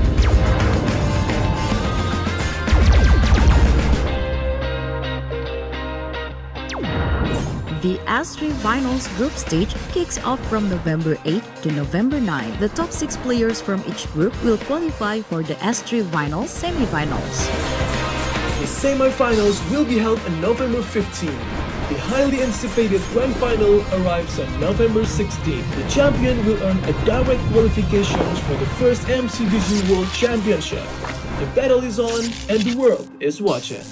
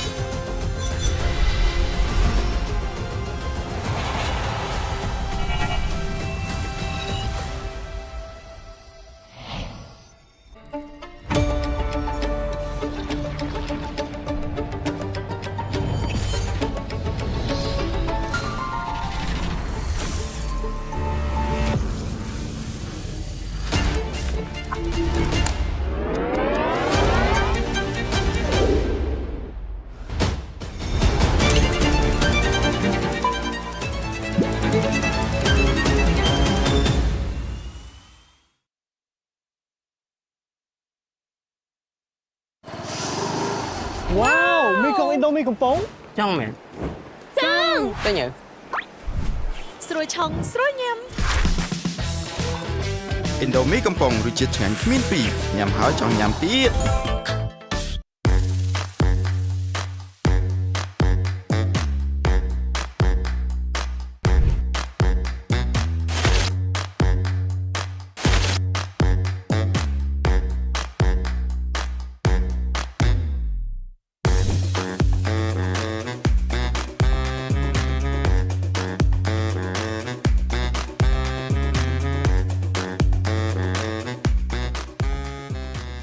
អ្នកណាក៏ទៅលេចិនដែរ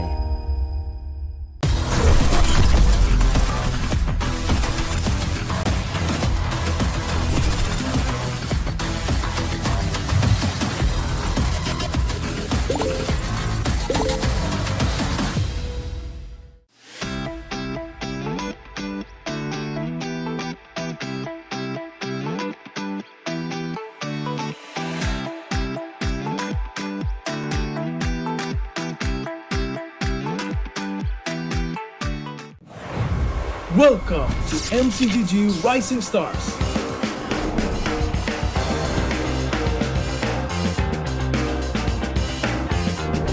From September 12th to October 19th, take part in the regional contest, open to all players. Step up and prove your strength. Division finals will run from October 24 to November 2. The top 16 players in each division may advance to the next stage of MRS. Check your in-game mail for information.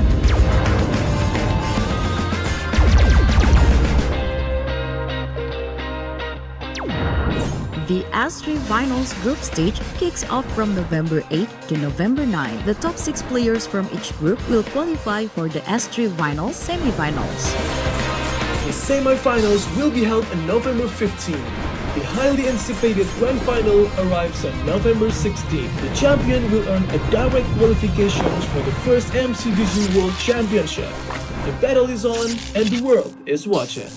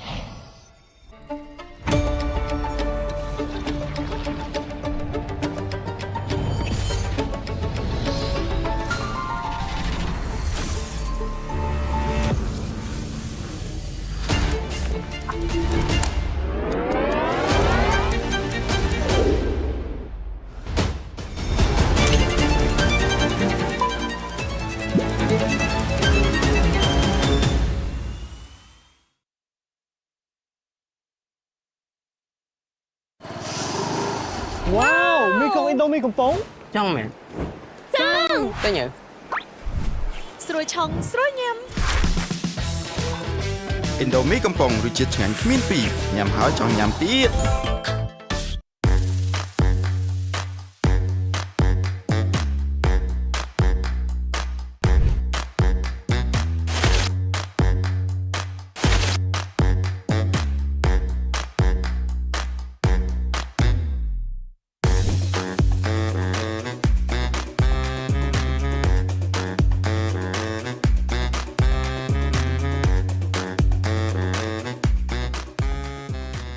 ណានាក៏ទៅលេចិនដែរ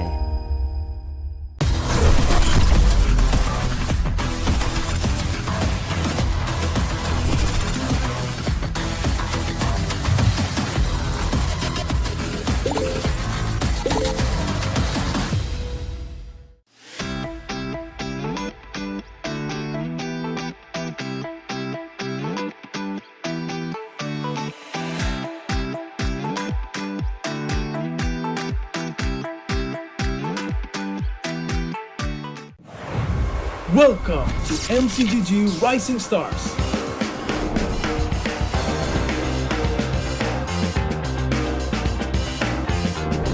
From September 12th to October 19th, take part in the regional contest, open to all players. Step up and prove your strength.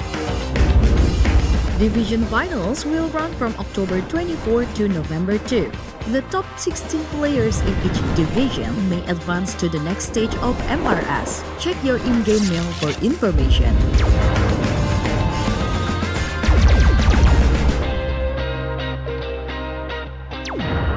The S3 Finals group stage kicks off from November 8 to November 9. The top 6 players from each group will qualify for the S3 Finals semi-finals.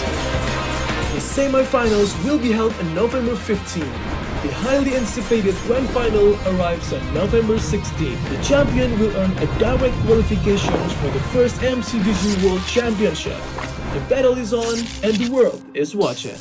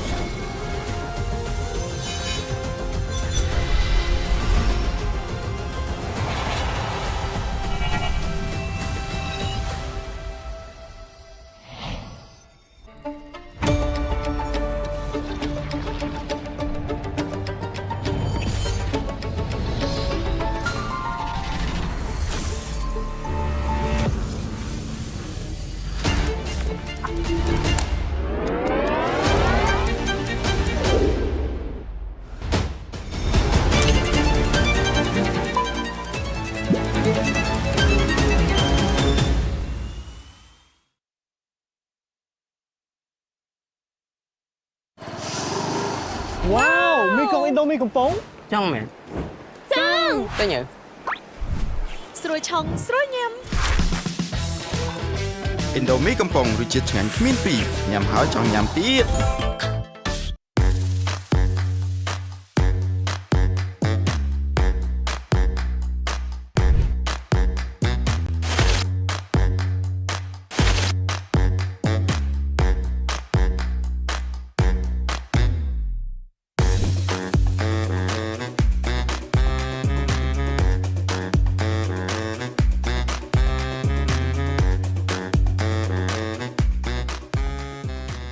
ណានាក៏ទៅលេចិនដែរ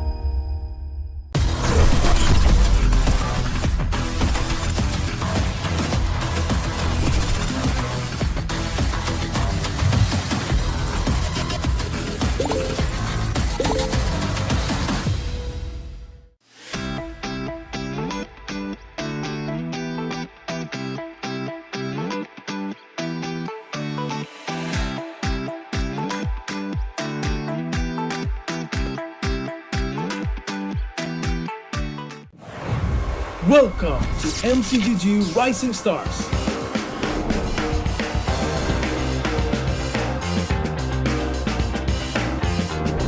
From September 12th to October 19th, take part in the regional contest, open to all players. Step up and prove your strength. Division finals will run from October 24 to November 2.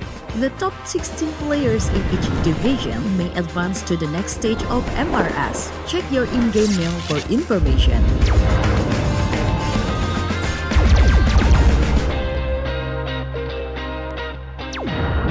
The S3 Finals group stage kicks off from November 8 to November 9. The top 6 players from each group will qualify for the S3 Finals semi-finals.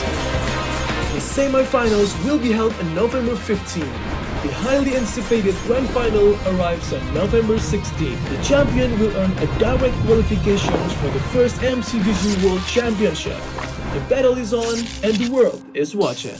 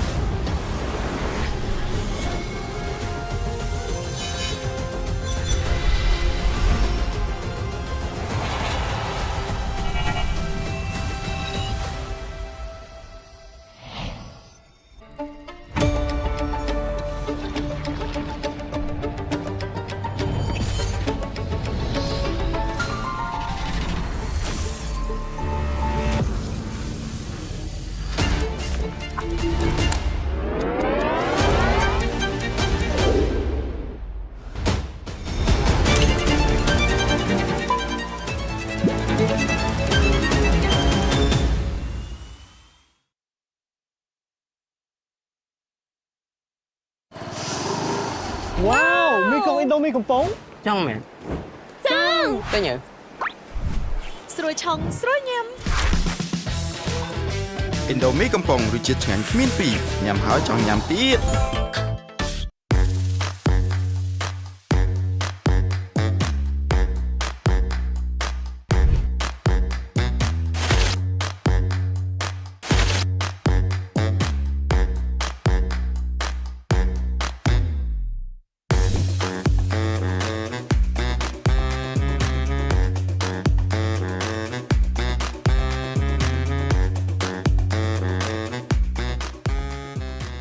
ណានាក៏ទៅលេចិនដែរ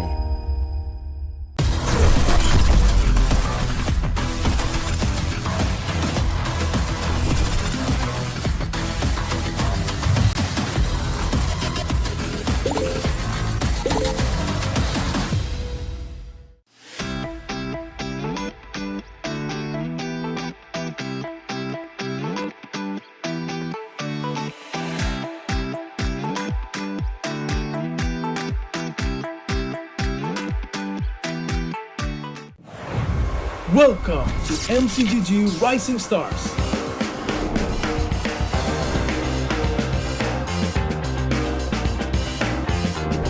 From September 12th to October 19th, take part in the regional contest, open to all players. Step up and prove your strength. Division finals will run from October 24 to November 2. The top 16 players in each division may advance to the next stage of MRS. Check your in-game mail for information.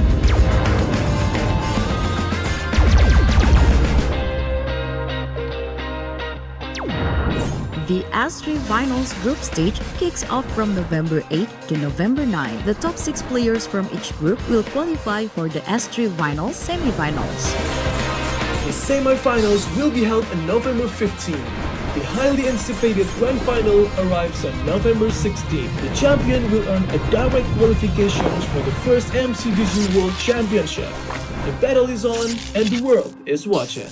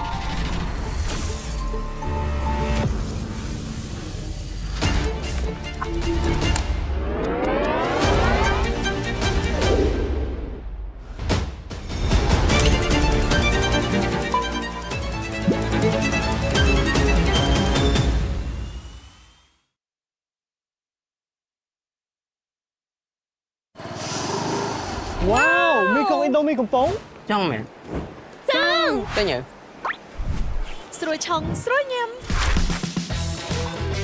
ឥណ្ឌូមីកំប៉ុងរសជាតិឆ្ងាញ់គ្មានពីរញ៉ាំហើយចង់ញ៉ាំទៀត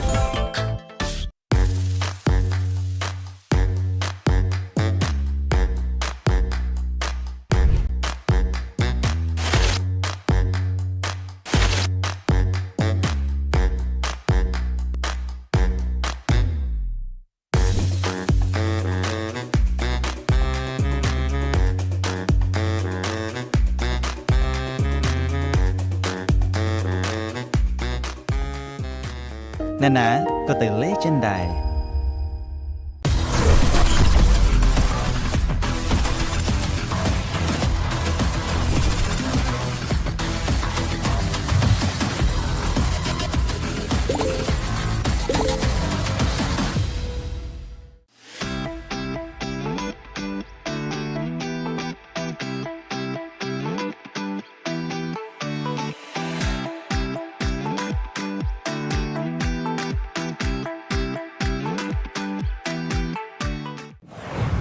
Welcome to MCGG Rising Stars.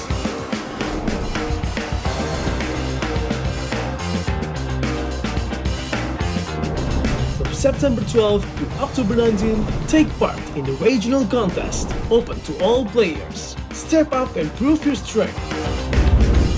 Division finals will run from October 24 to November 2. The top 16 players in each division may advance to the next stage of MRS. Check your in-game mail for information.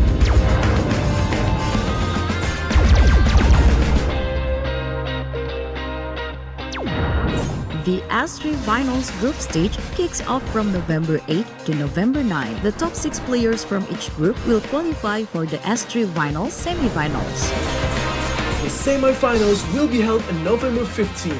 The highly anticipated grand final arrives on November 16. The champion will earn a direct qualifications for the first MCDG World Championship. The battle is on and the world is watching.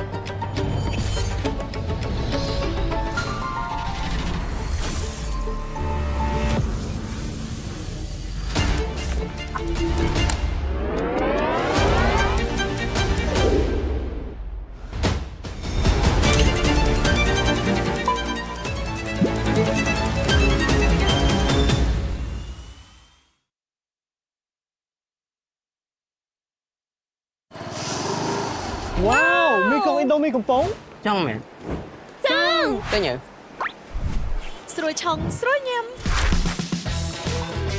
ឥណ្ឌូមីកំប៉ុងរសជាតិឆ្ងាញ់គ្មានពីរញ៉ាំហើយចង់ញ៉ាំទៀត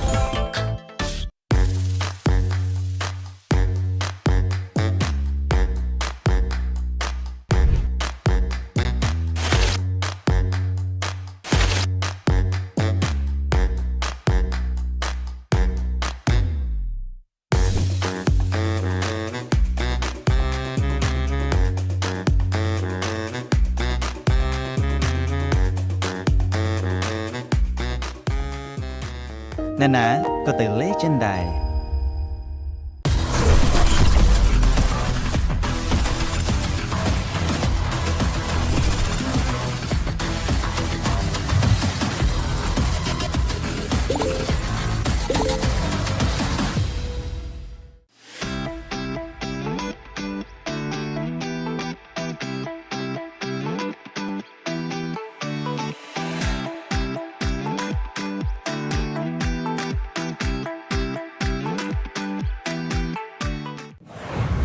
Welcome to MCGG Rising Stars.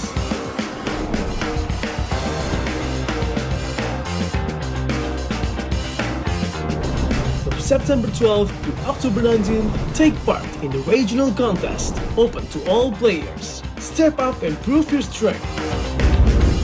Division finals will run from October 24 to November 2. The top 16 players in each division may advance to the next stage of MRS. Check your in-game mail for information.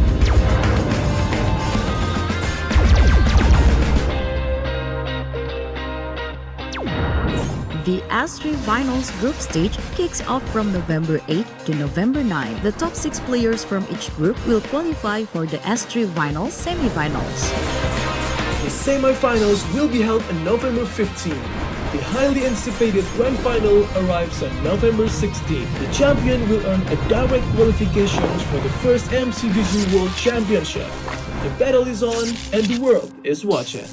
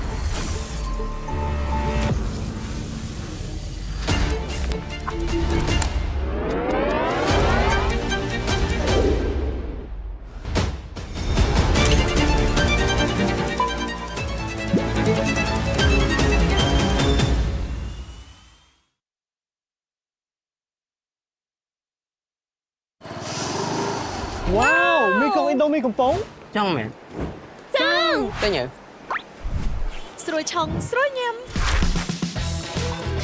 ឥណ្ឌូមីកំប៉ុងរសជាតិឆ្ងាញ់គ្មានពីរញ៉ាំហើយចង់ញ៉ាំទៀត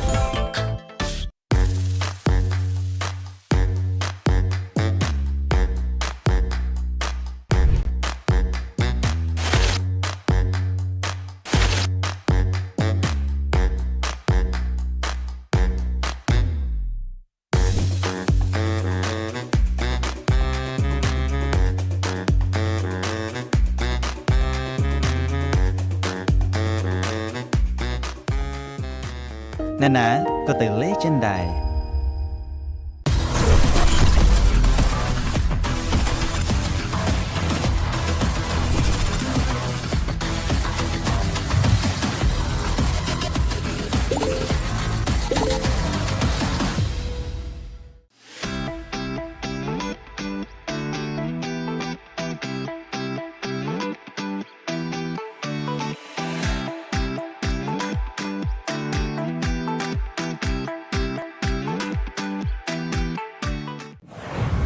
Welcome to MCGG Rising Stars.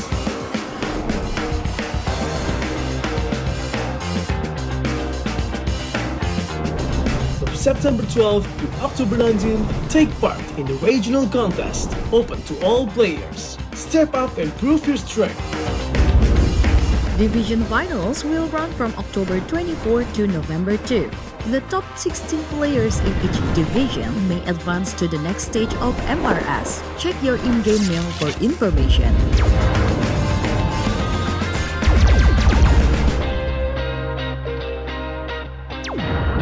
The S3 Finals group stage kicks off from November 8 to November 9. The top 6 players from each group will qualify for the S3 Finals semi-finals. The semi-finals will be held on November 15. The highly anticipated grand final arrives on November 16. The champion will earn a direct qualification for the first MCDG World Championship. The battle is on and the world is watching.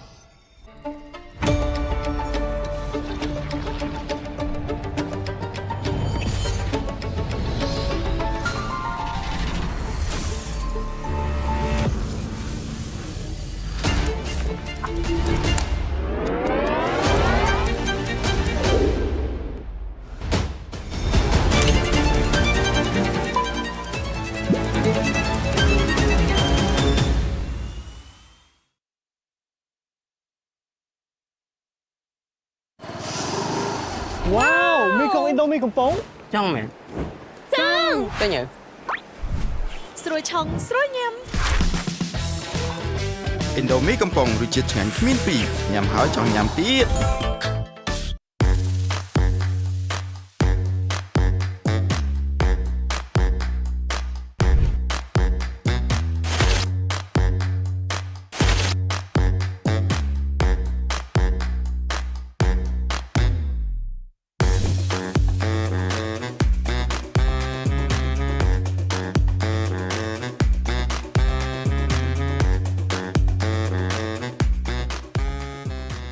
ណានាក៏ទៅលេចិនដែរ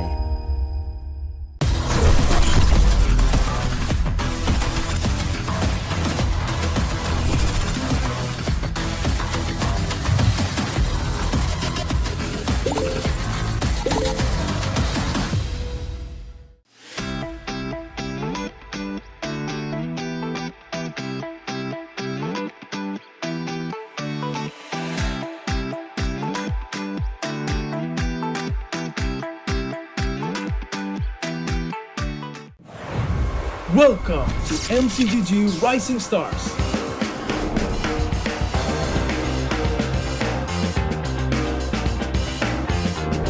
From September 12th to October 19th, take part in the regional contest, open to all players. Step up and prove your strength. Division finals will run from October 24 to November 2. The top 16 players in each division may advance to the next stage of MRS. Check your in-game mail for information.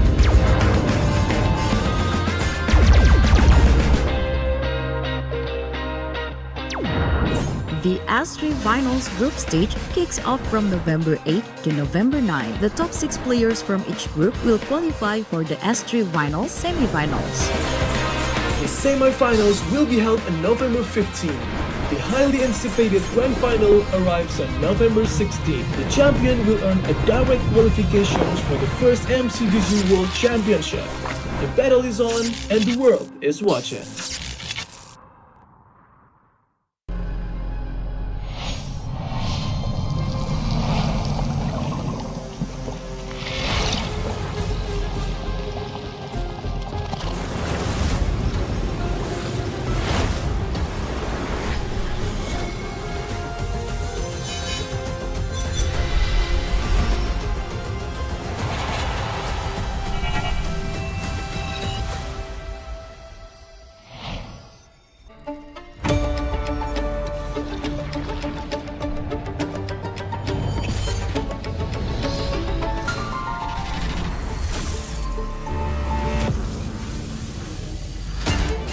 Wow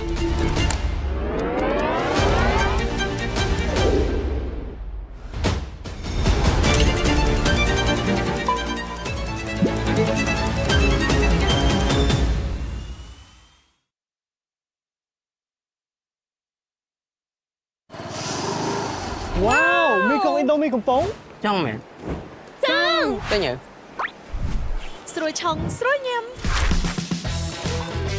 ឥណ្ឌូមីកំប៉ុងរសជាតិឆ្ងាញ់គ្មានពីរញ៉ាំហើយចង់ញ៉ាំទៀត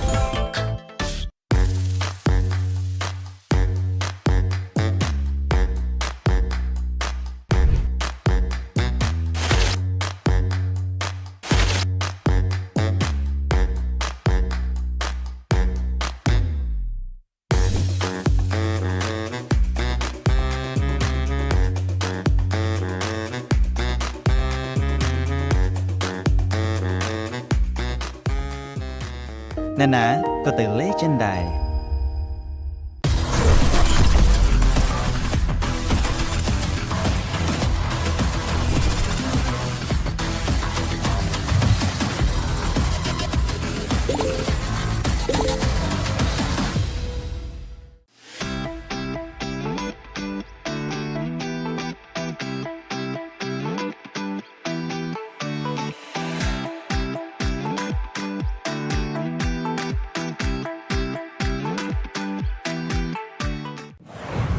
Welcome to MCGG Rising Stars.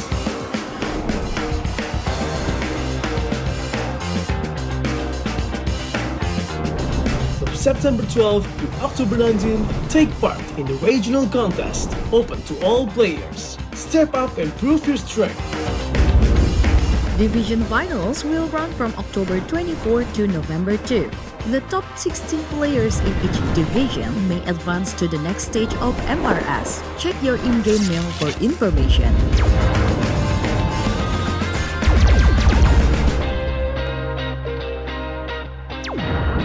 The S3 Finals group stage kicks off from November 8 to November 9. The top 6 players from each group will qualify for the S3 Finals semi-finals. The semi-finals will be held on November 15. The highly anticipated grand final arrives on November 16. The champion will earn a direct qualification for the first MCGG World Championship. The battle is on and the world is watching.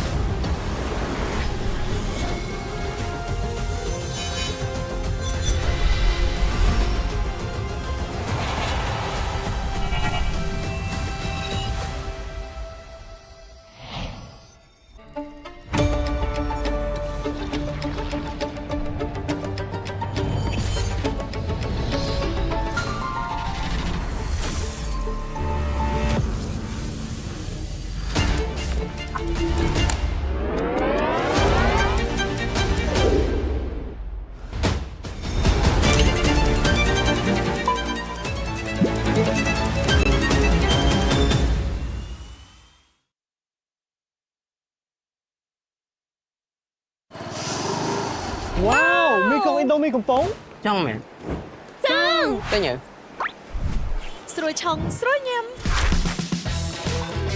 ឥណ្ឌូមីកំប៉ុងរសជាតិឆ្ងាញ់គ្មានពីរញ៉ាំហើយចង់ញ៉ាំទៀត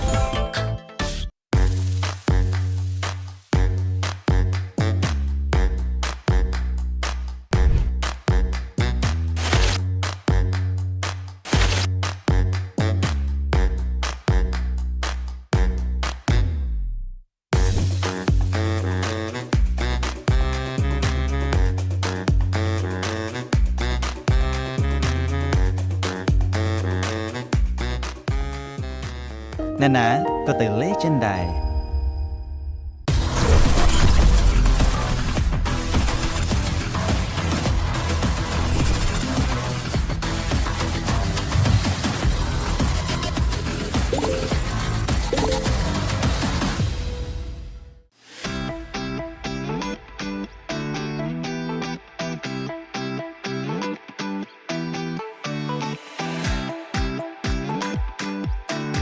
The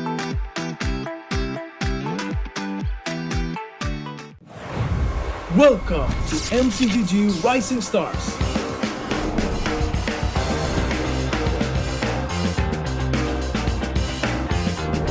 From September 12th to October 19th, take part in the regional contest, open to all players. Step up and prove your strength. Division finals will run from October 24 to November 2. The top 16 players in each division may advance to the next stage of MRS. Check your in-game mail for information.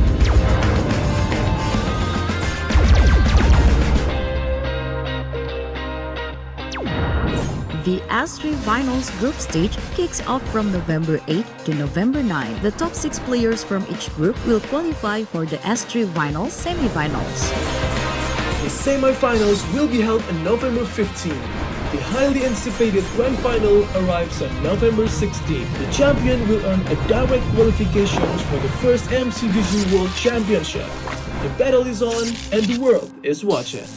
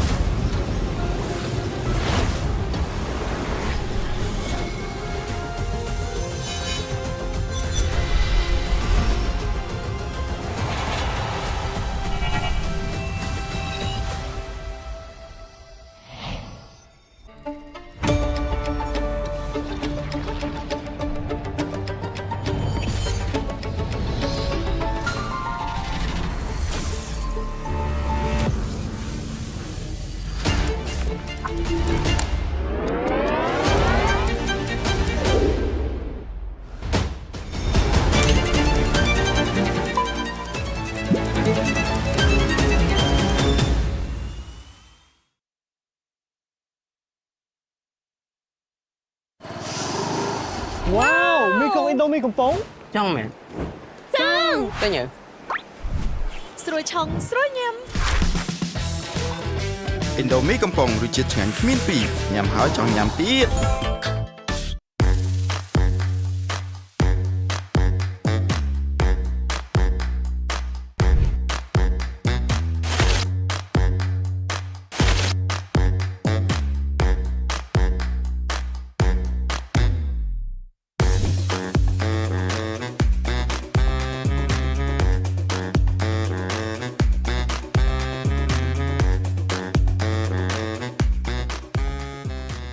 ណានាក៏ទៅលេចិនដែរ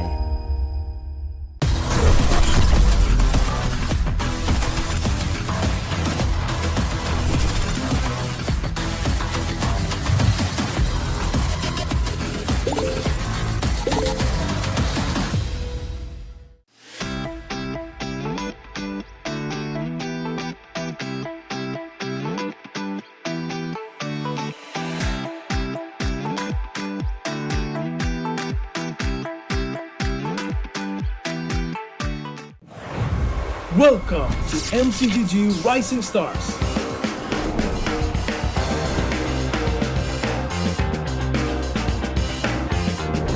From September 12th to October 19th, take part in the regional contest, open to all players. Step up and prove your strength. Division finals will run from October 24 to November 2. The top 16 players in each division may advance to the next stage of MRS. Check your in-game mail for information.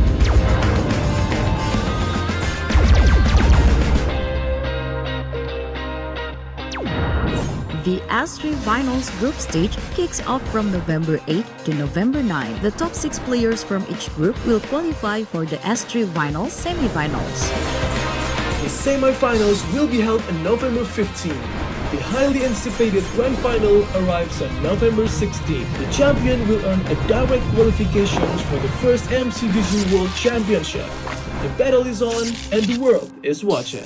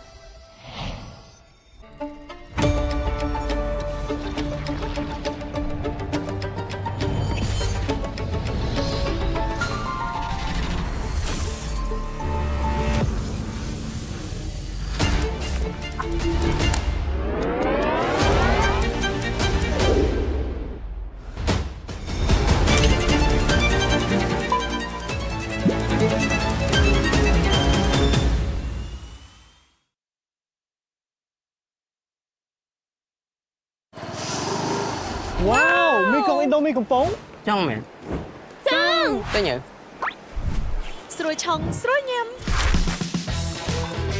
Indomie កំប៉ុងរសជាតិឆ្ងាញ់គ្មានពីរញ៉ាំហើយចង់ញ៉ាំទៀត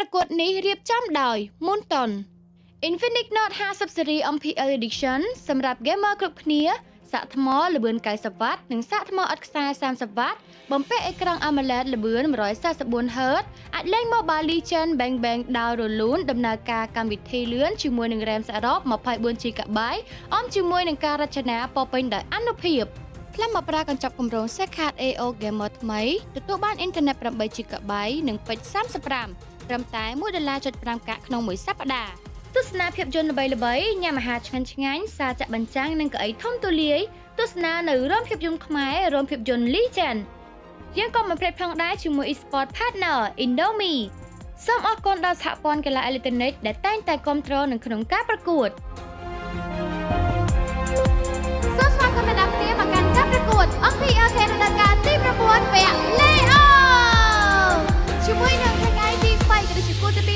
ជំនួបរវាង Team Make ឬប៉ាជាមួយនឹង Galaxy Legend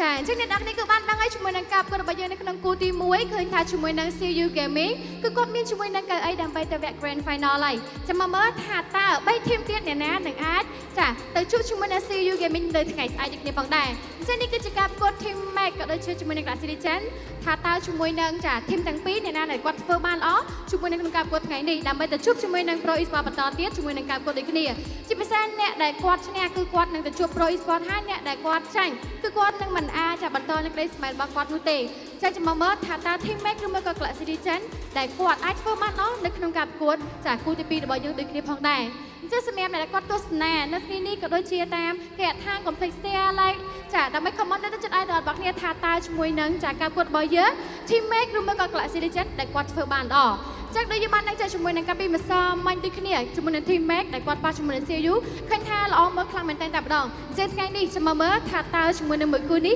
ល្អមើលដូចគ្នាដែរឬយ៉ាងណាជាពិសេសអ្នកដែលគាត់ចាចង់ទៅវគ្គជាមួយនឹង Grand Final ថ្ងៃស្អែកកុំភ្លេចតាមដានចូលទស្សនាហើយក៏ដូចជាទិញសបត់នៅតាមក្នុង app ចាវ៉ាណាទាំងអស់គ្នាដើម្បីទទួលបានជាមួយនឹងសបត់ក៏ដូចជាមកយកជាមួយរង្វាន់ពិសេសតាមស្តង់ sponsor របស់យើងដូចគ្នាផងដែរចាអញ្ចឹងជាមួយនឹងការប្រកួតដែលអ្នកនរគ្នាទន្ទឹងរង់ចាំចង់ដឹងថាតើជាមួយនឹង Team Make ឬមួយក៏ Galaxy Legend ដែលគាត់ធ្វើបានល្អនៅក្នុងថ្ងៃនេះអញ្ចឹងយើងក៏ចង់ឲ្យ Cafe យើងទេក៏សូមដល់ទូទីនេះជូនទៅដល់ caster របស់យើងទាំងអស់គ្នា Alright, ladies and gentlemen, welcome back once again to MPL Cambodia Season 9 Playoff Day number 3. My name's Abstract, hailing all the way from MPL Singapore, your caster for the entirety of the playoffs. Not just today, but it was yesterday, and the day before yesterday, and tomorrow. So huge shout out over to everyone that has been with us all the way from the day after, the day before yesterday, and even for today. We started maybe about 4 hours ago, so shout out over to those people that has been here since the first series. If you have just made your way over to the live stream today, you have just missed one series, and CFU managed to get a very clean sweep of the best of 5, unfortunately against Pro Esports. And that will mean that Pro Esports is currently at the lower bracket finals waiting for one team. And that is between Galaxy Legends and Team Max. And speaking of these two teams, up onto the stage, literally out of the world, we have Galaxy Legends!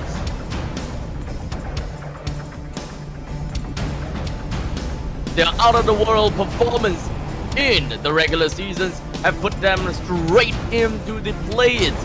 Unfortunately, not with an amazing turnout when it comes down to yesterday's playoff, coming out with a 2-3 scoreline. And on the other side, donning in white and showing us progress, they are Team Max! The Kryptonite of CFU Gaming vows to head all the way to the grand finals just to give CFU the run for their money. Whether they will be making it all the way there is all up to Galaxy Legends to say. As we now introduce the staff up on stage, and of course coaches, understandably, Galaxy Legends with CHA and P Jade, and of course for the side of Team Max, CO Baby and Tosh. With a quick fist bump ceremony, we now can initiate and introduce the players, starting from Galaxy Legends with Wiki, Lewis, Cadenza, Lin, and C-Cat. Understandably, Wiki, this guy, we gotta have to look out for Wiki, right? He has come in every now and then and he's got a pretty good performance, and none other than the Cadenza and C-Cat. The two of them is also some of the other two players that we gotta have to look out for when it comes down to their optimized plays. And from the side of Team Max, we have Lei, King Ares, Cypher, Sakzu, and Bimo the Key.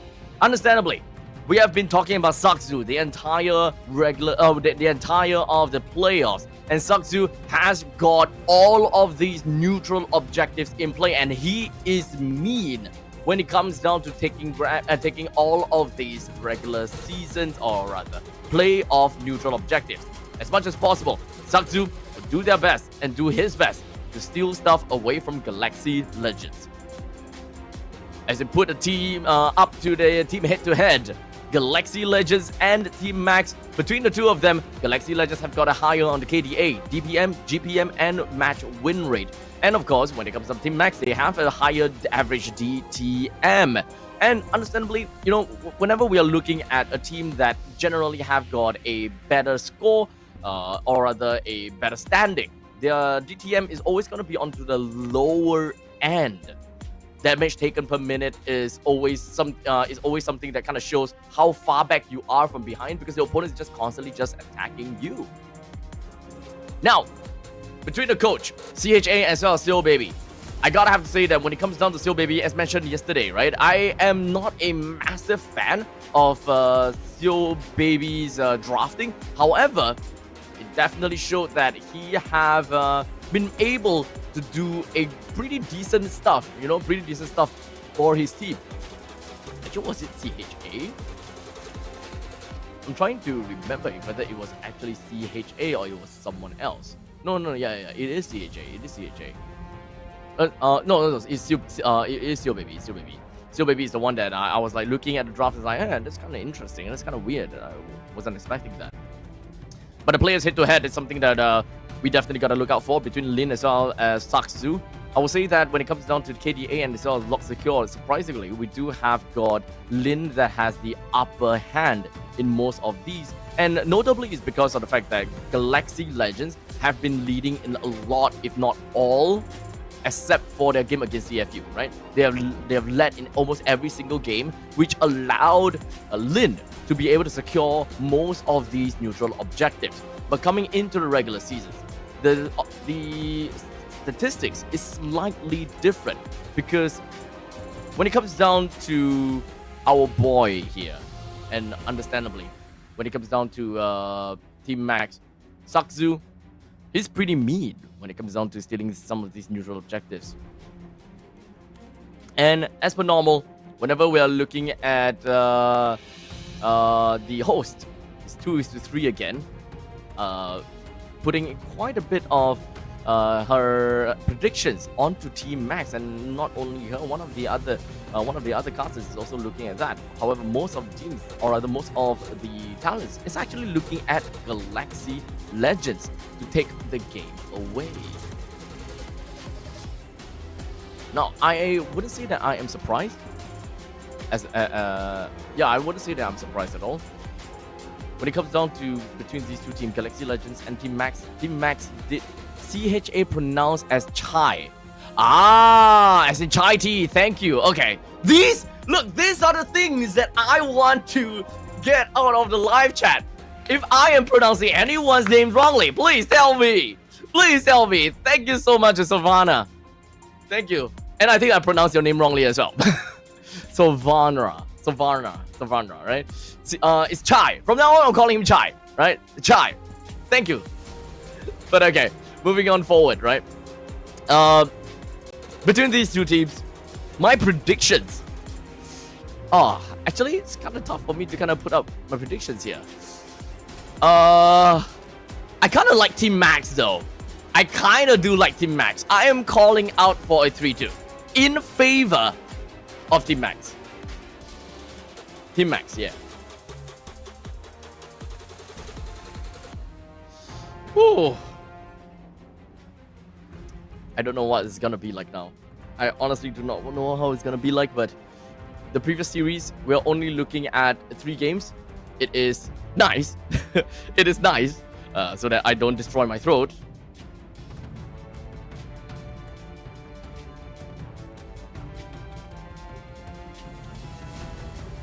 But there's also one thing that I learned from my fellow producer. The whole day for the entire regular season, he will start by calling me Bong. And I didn't ask anything. Almost every sentence, there's a Bong in that. And I just went ahead and just thinking, that probably just means bro. I didn't really, kind of question on anything.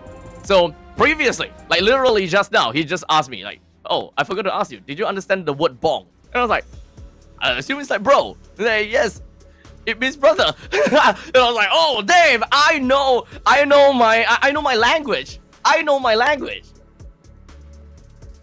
I would like to believe it's Khmer, right? I would like to believe it's in Khmer, right? My time in Cambodia has been fun. Learn a couple of words as well.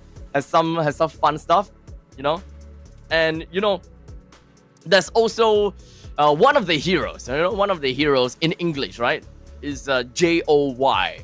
If you the pronunciation is almost similar to another word in Khmer, which actually doesn't mean like a very good thing. Doesn't mean a very good thing. So that's something that I learned as well. So I'm not too sure whether I got it correctly or if I remember it correctly. So my fellow Cambodians, if you are watching, do let me know if whether I remember correctly and if whether I was taught correctly as well. All right, so we even have a Korean. I can't read that. I'm so sorry. I can't read that. I'm Chinese. But here we go. Dangerous grass. Right here, game number 1 between Galaxy Legends and Team Max.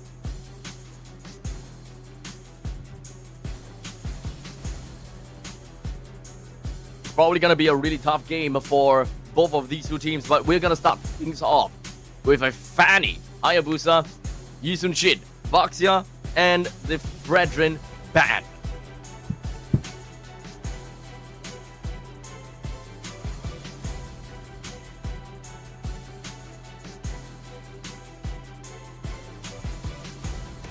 I would say that at this point in time, we still have a couple of heroes that is ban-worthy, such as the Lancelot, right? Lancelot, Gatokacha, some of these. Kimi, even if you want her to go, but it does seem like the Lancelot will go away indeed. This will give a possible Granger CC as some of the priority picks that Galaxy Legends can look at. Let's see whether I have any information of previous games and because I don't exactly remember anymore, to be fairly honest. Between Galaxy Legends, okay, we'll start to take a look at Galaxy Legends, right? Galaxy Legends have a lot of priority onto CC before, if I recall correctly.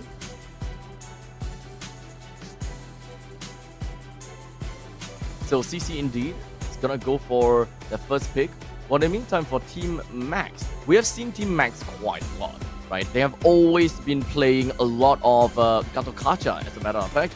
And since Gatokacha is not banned, I would think that they would want to pick up the Gatokacha here. Gatokacha plus Kimi, likely. Oh, Joy! Okay. Okay.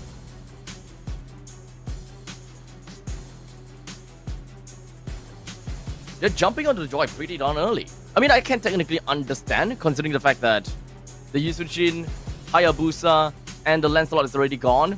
This kind of forces Chai to pick up the Fredrin for the team. Otherwise, I actually don't see any other possible junglers right now that is good enough. Really? Picking up the Harif? This is an easy Yif pick.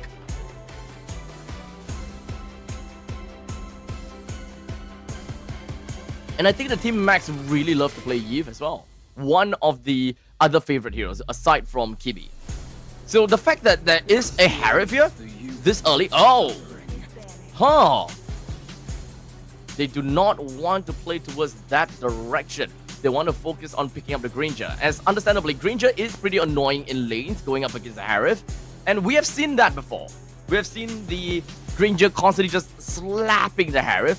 But to be fair, it is a skill-based matchup between these two. There are times where the Harif is going to be pretty okay again, going up against the Granger. But Team Max, they definitely want to keep the Yi for themselves, provided that if Galaxy Legends doesn't pick that.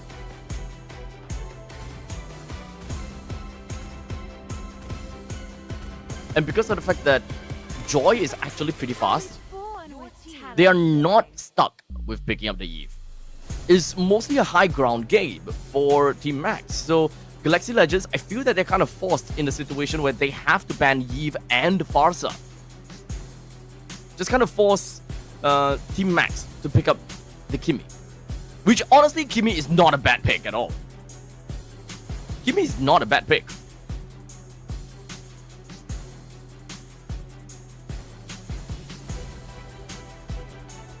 But if they have to choose and pick the poison between the three,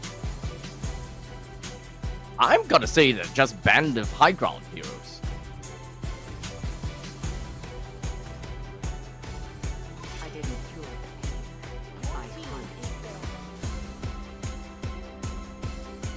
Valentina. Okay.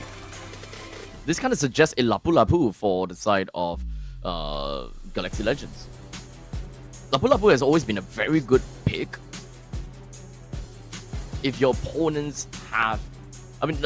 sorry, Valentina is a very good pick if your opponents have a Lapu Lapu. You know, you transform into Lapu Lapu, you have all the skills that you need. It's pretty good. It's pretty great. Both teams does not have mages, so whittling down the amount of mages is probably going to be the best idea here. At this point in time, Team Max does not have an initiator. Yve is still gonna be my hot pick. You want to have an Yve to go for the pickup. Go for the initiate.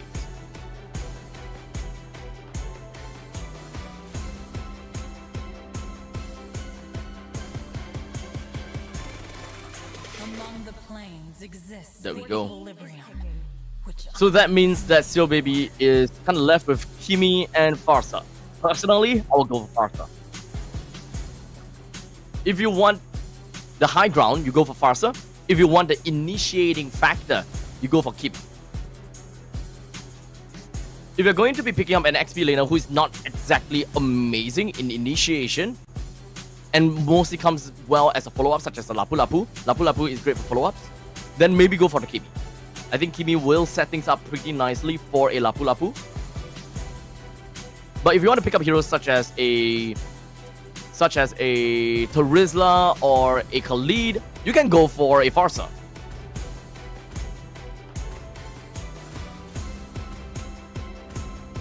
And the answer is picking up the Esmeralda first. So that is an initiator. Esmeralda is an initiator. So this is directing them to go over to Kimi. No, sorry, Farsa. Directing them to go over to Farsa. They're looking for a little bit more burst damage in the early stages of the game. They don't have to worry too much about initiating. They're now passing the ball over to Galaxy Legends. It's most likely going to be a Farsa, but that could change depending on these final two picks from Galaxy Legends.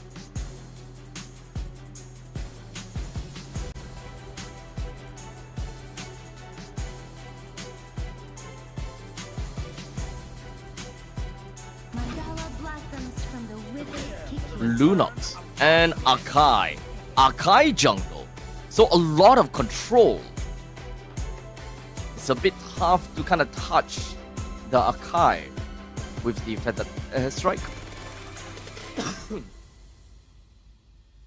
But it also kind of forces Akai in a really tough spot, or perhaps even the Grok in the tough spot just because of the feathered airstrike. I was still kind of... Oh! But okay, this still goes along with the realm of picking a Farsa. This still goes along the same realm. And that is damage. They want the damage, and they have high ground. So it is technically the same thing.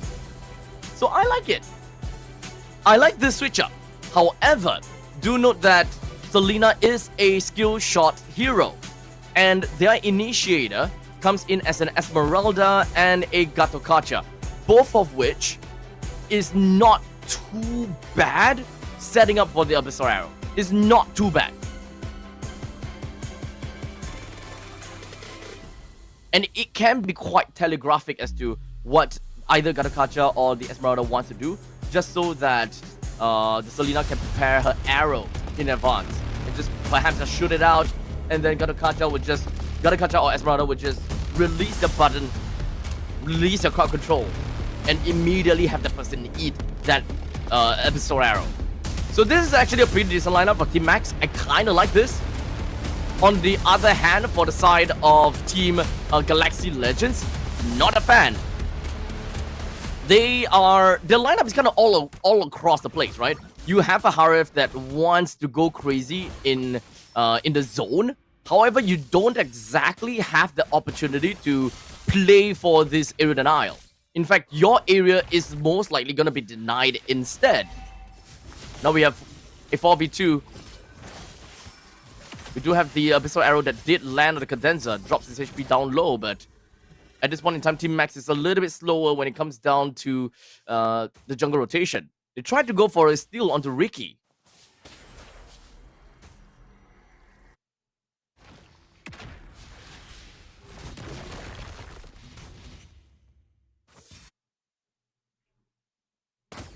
I do like the Selena.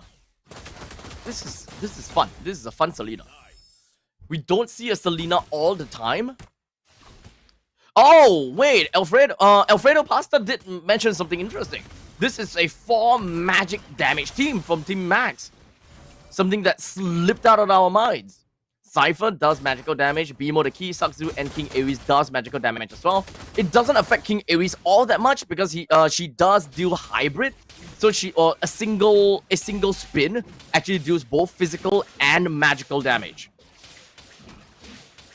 Esmeralda is not one of those heroes that you will care too much about when it comes down to physical and magical damage, because she's mostly gonna deal shield damage to you. She gives you shield damage.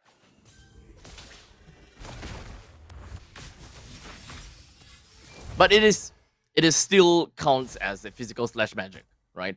The more physical or magical damage you build, the lesser amount of shields she will be able to stack up onto you, the lesser damage that she will be able to deal to you as well.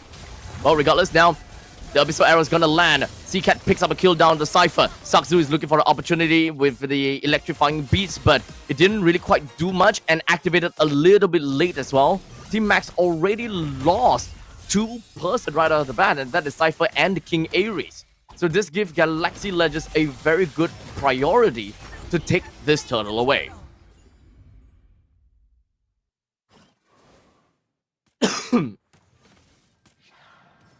Lane is still at level 4 though, you're gonna have to remember that.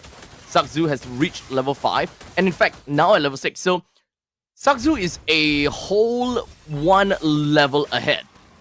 And the fact that she still has Sakzu still has the Retribution means that there is actually a pretty high probability that Sakzu can try to steal this orange buff if she decides to go back for it. But, steals the purple buff instead, all the way up to the top lane.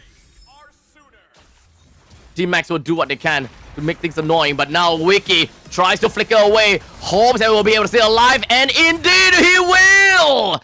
Cypher tries to move forward with a taunt. The Guardian's Barrier pushes Cypher right back into the turret's AoE, but it's still not enough to really get a kill down to Cypher as of yet. Very good plays coming from both teams as of now. But Cadenza goes down to the hands of Lei. That's the first kill for Lei. Doesn't have the Sky Piercer just yet, but indeed Lei is gonna go for first item Sky Piercer. We have the Silence Robe got from Cypher already. Bimo the Key and Sakzu not built up anything as of yet, but Wiki does. Huh? Wiki built a book? Wiki got a book? Wait, that's not the normal. Yeah, that's not the normal item build. Book is not a normal item build. Feather of Heaven, Starlium Scythe, Holy Crystal are the 3 core items. Wiki have decided to just go straight for the book, instantaneously getting that max, the not exactly max, but very close to max of the cooldown reduction in order to just start dashing around and dealing good damage. So, Wiki is looking at an early game build. He just wants to pop off early. But that also means that he will be a lot later in terms of getting the max full core items to go crazy. So, they're going to be playing for Snowball. As such, Lid still manages to take the total for himself. The rest of Team Max, unfortunately, they have to fall back. Cypher picks up the Cyclone Eye, but unfortunately, Lewis will swing all those yo-yo right into his face. 3 deaths for the side of Team Max and only 1 death over to the side of Galaxy Legends. Only 300 gold lead for Galaxy Legends. We don't really have a lot of gold credited for either one of these 2 teams as of yet. They're very much neck and neck, actually. Very, very neck and neck.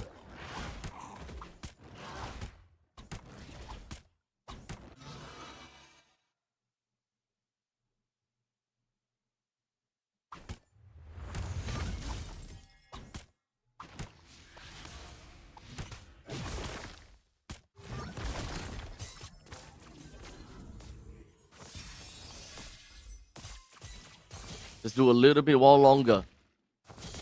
For Team Max, they gotta have to hold it out a bit longer, but unfortunately, this is actually an early game lineup. This is an early game lineup.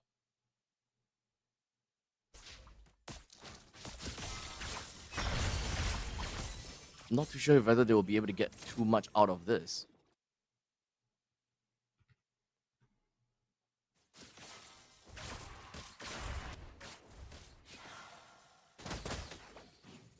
But as of now, Cypher, Conceal, Taunt didn't manage to touch on the wiki.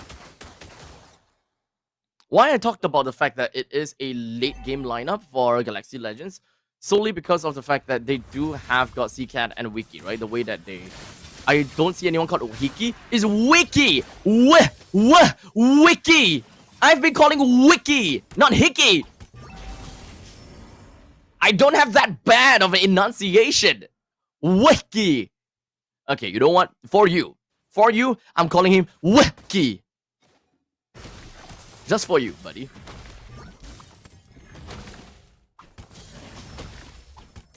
But yeah, big game lineup for Galaxy Legends.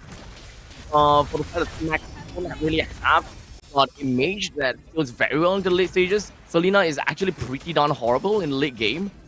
So if Team Max doesn't really play as one, and they don't kind of clear waves and go, and if they don't just fight together, especially like Cypher, BMO, and King Ares, if they don't travel together, if they don't try to set things up for the Abyssal Arrow, Team Max is probably gonna lose. They need to make full use of this Abyssal Arrow in the early stages.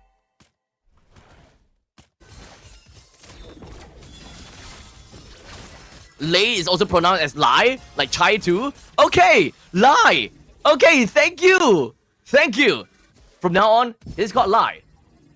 Lie, okay. I hope that I'm pronouncing everyone else's name correctly at this point. Now I'm doubting myself. Now I'm doubting if the wiki is actually called wiki. I won't be surprised if it's actually called Waikai. Waiki. Oh, like Waiki. I'm doubting myself. But regardless, there's gonna be a falling star moon, but unfortunately, take a look at that amount of damage! Literally, every single one of the crowd control just lands on the King Ares, and as an Esmeralda, you don't want to be crowd controlled like that!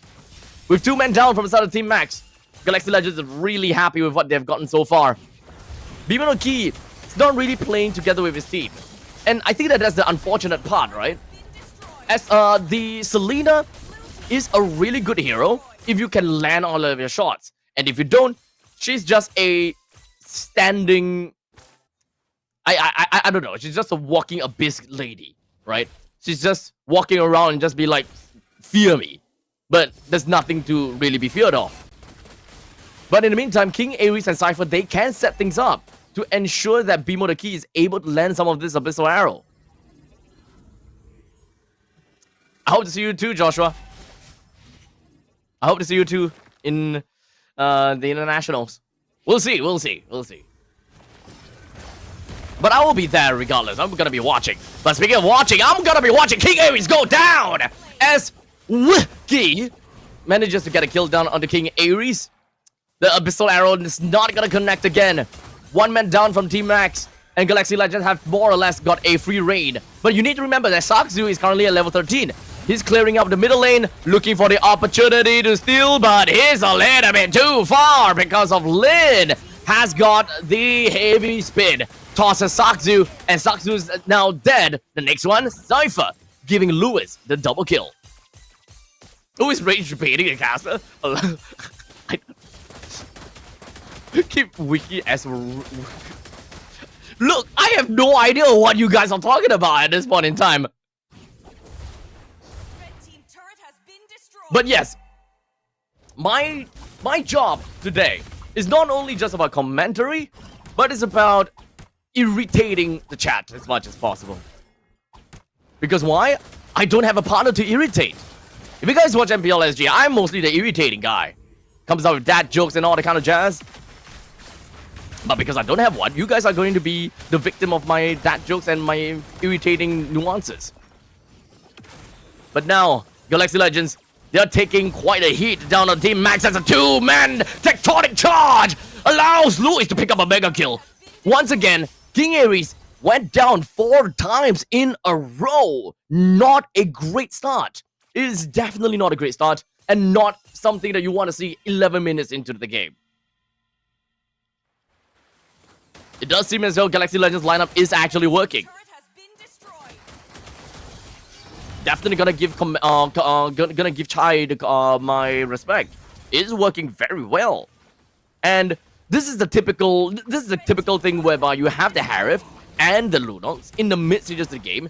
The Lunox technically is like a supplementary to the damage of Harif, and the both of them can melt down people pretty darn fast, and you gotta have to be really careful about that.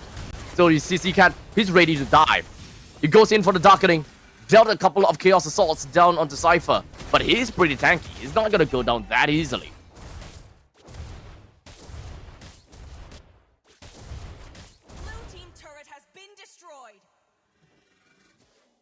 I have someone that's asking me to take a guess which team is going to secure champ. Honestly, it's kind of tough. It really depends how this game goes. I think the Team Max have a very good chance to win against CFU. If Team Max is knocked out today, right now, then CFU wins.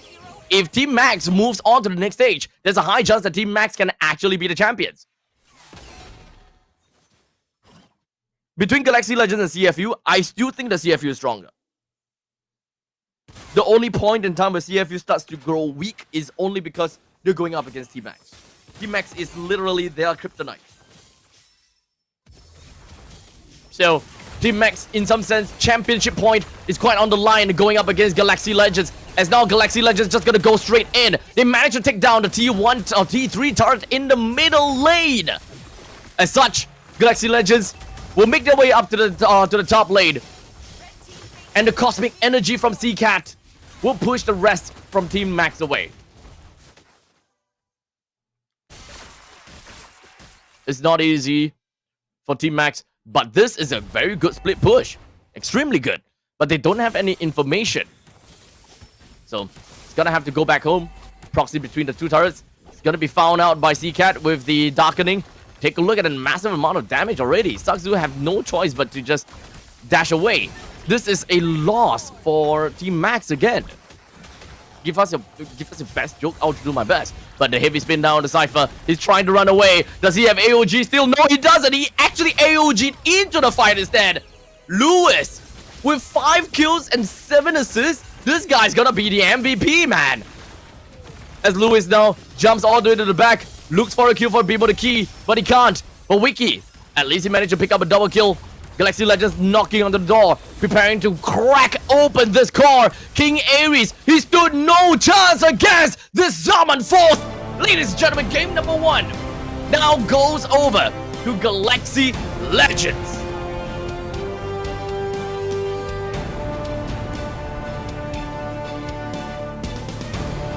Congratulations over once again, Galaxy Legends.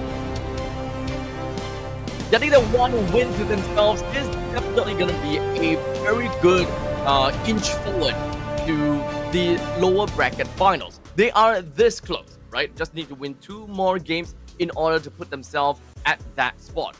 And they would definitely want to be the one that stops the dream of Team Max. I'm pretty sure the Team Max themselves understands that they can win CFU Gaming. In their game in the upper bracket semifinals, they showed just how strong they can be against CFU. It's 3-2. They got a couple of games out of CFU right off the start. In fact, it was, I think, game 1 and game 2, if I recall correctly. No, game 1 was for CFU. Game 2 for Team Max. You know what? Let me just pull up the Wikipedia to kind of remember that, right? Game 1 is Team CFU, right? Game 1 CFU. Game 2, Game 3 is Team Max. Game 4 is CFU. And Game 5 over to CFU. So, yep. Ladies and gentlemen, now we're gonna have to say exactly who the MVP is. And I did say it, Lewis. He is gonna be the MVP. 5 kills, 0 death, and 8 assists. Indeed, a menace as that CC.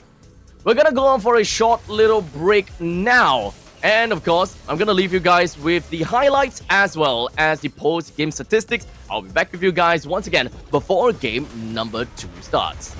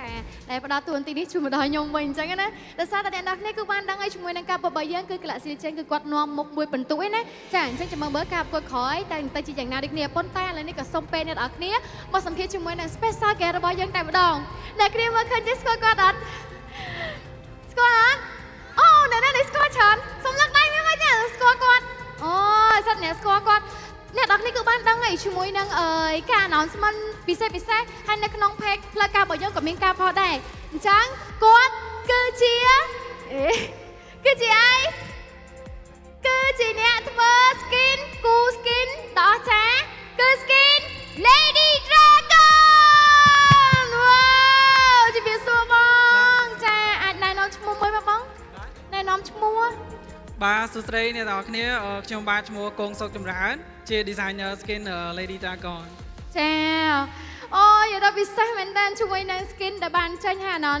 ថាយើងនឹងចេញនៅក្នុងខែថ្មីតែម្ដងចាសម្រាប់បងឥឡូវនេះមានអារម្មណ៍មិនដែរនៅពេលបានមកចូលរួមជាមួយនឹងកម្មវិធីរបស់យើងផ្ទាល់តែម្ដងចំពោះខ្ញុំផ្ទាល់មានអារម្មណ៍ថារំភើបសារបានជួបអ្នកនរគ្នាមកចូលរួមនៅហ្នឹងចាប៉ុណ្ណឹងឯណាសប្បាយចិត្តខ្លាំងភ័យហ្មងអត់អីទេកុំភ័យអីចូលចិត្តខ្ញុំឯងបាច់ភ័យខ្ញុំផ្ដល់ភាពកក់ក្ដៅអូខេអញ្ចឹងសាក់សួរពាក់ព័ន្ធជាមួយនឹងការគូ skin របស់បងបន្តិចណា skin ហ្នឹងគឺជា skin logi favorite hero របស់ខ្ញុំហ្មងខ្ញុំចូលចិត្តលេង hero នឹងខ្លាំងតែខ្ញុំពិតជាស្រឡាញ់ជាមួយនឹង skin Lady Dragon ណាមែនតើអញ្ចឹងអាចប្រាប់បានទេបងថាសម្រាប់ការចំណាយពេលគូអស់រយៈពេលប្រហែលប្រហែលដែរហើយបងឆ្នៃក៏ដូចជាដកស្រង់ចេញមកពីណាខ្លះអញ្ចឹងណាចំពោះការគូដំបូងឡើយខ្ញុំឃើញPage 8ចិនគាត់ផុសឲ្យ vote hero ដល់ពេលអញ្ចឹងខ្ញុំគិតថាហើយលូយីហីអញ្ចឹងទៅអាចនឹងលូយីអញ្ចឹងក៏លូយីមែនហើយខ្ញុំក៏ដាក់លូយីទៅប្រហែលជា3ខែដែរក្នុងការ design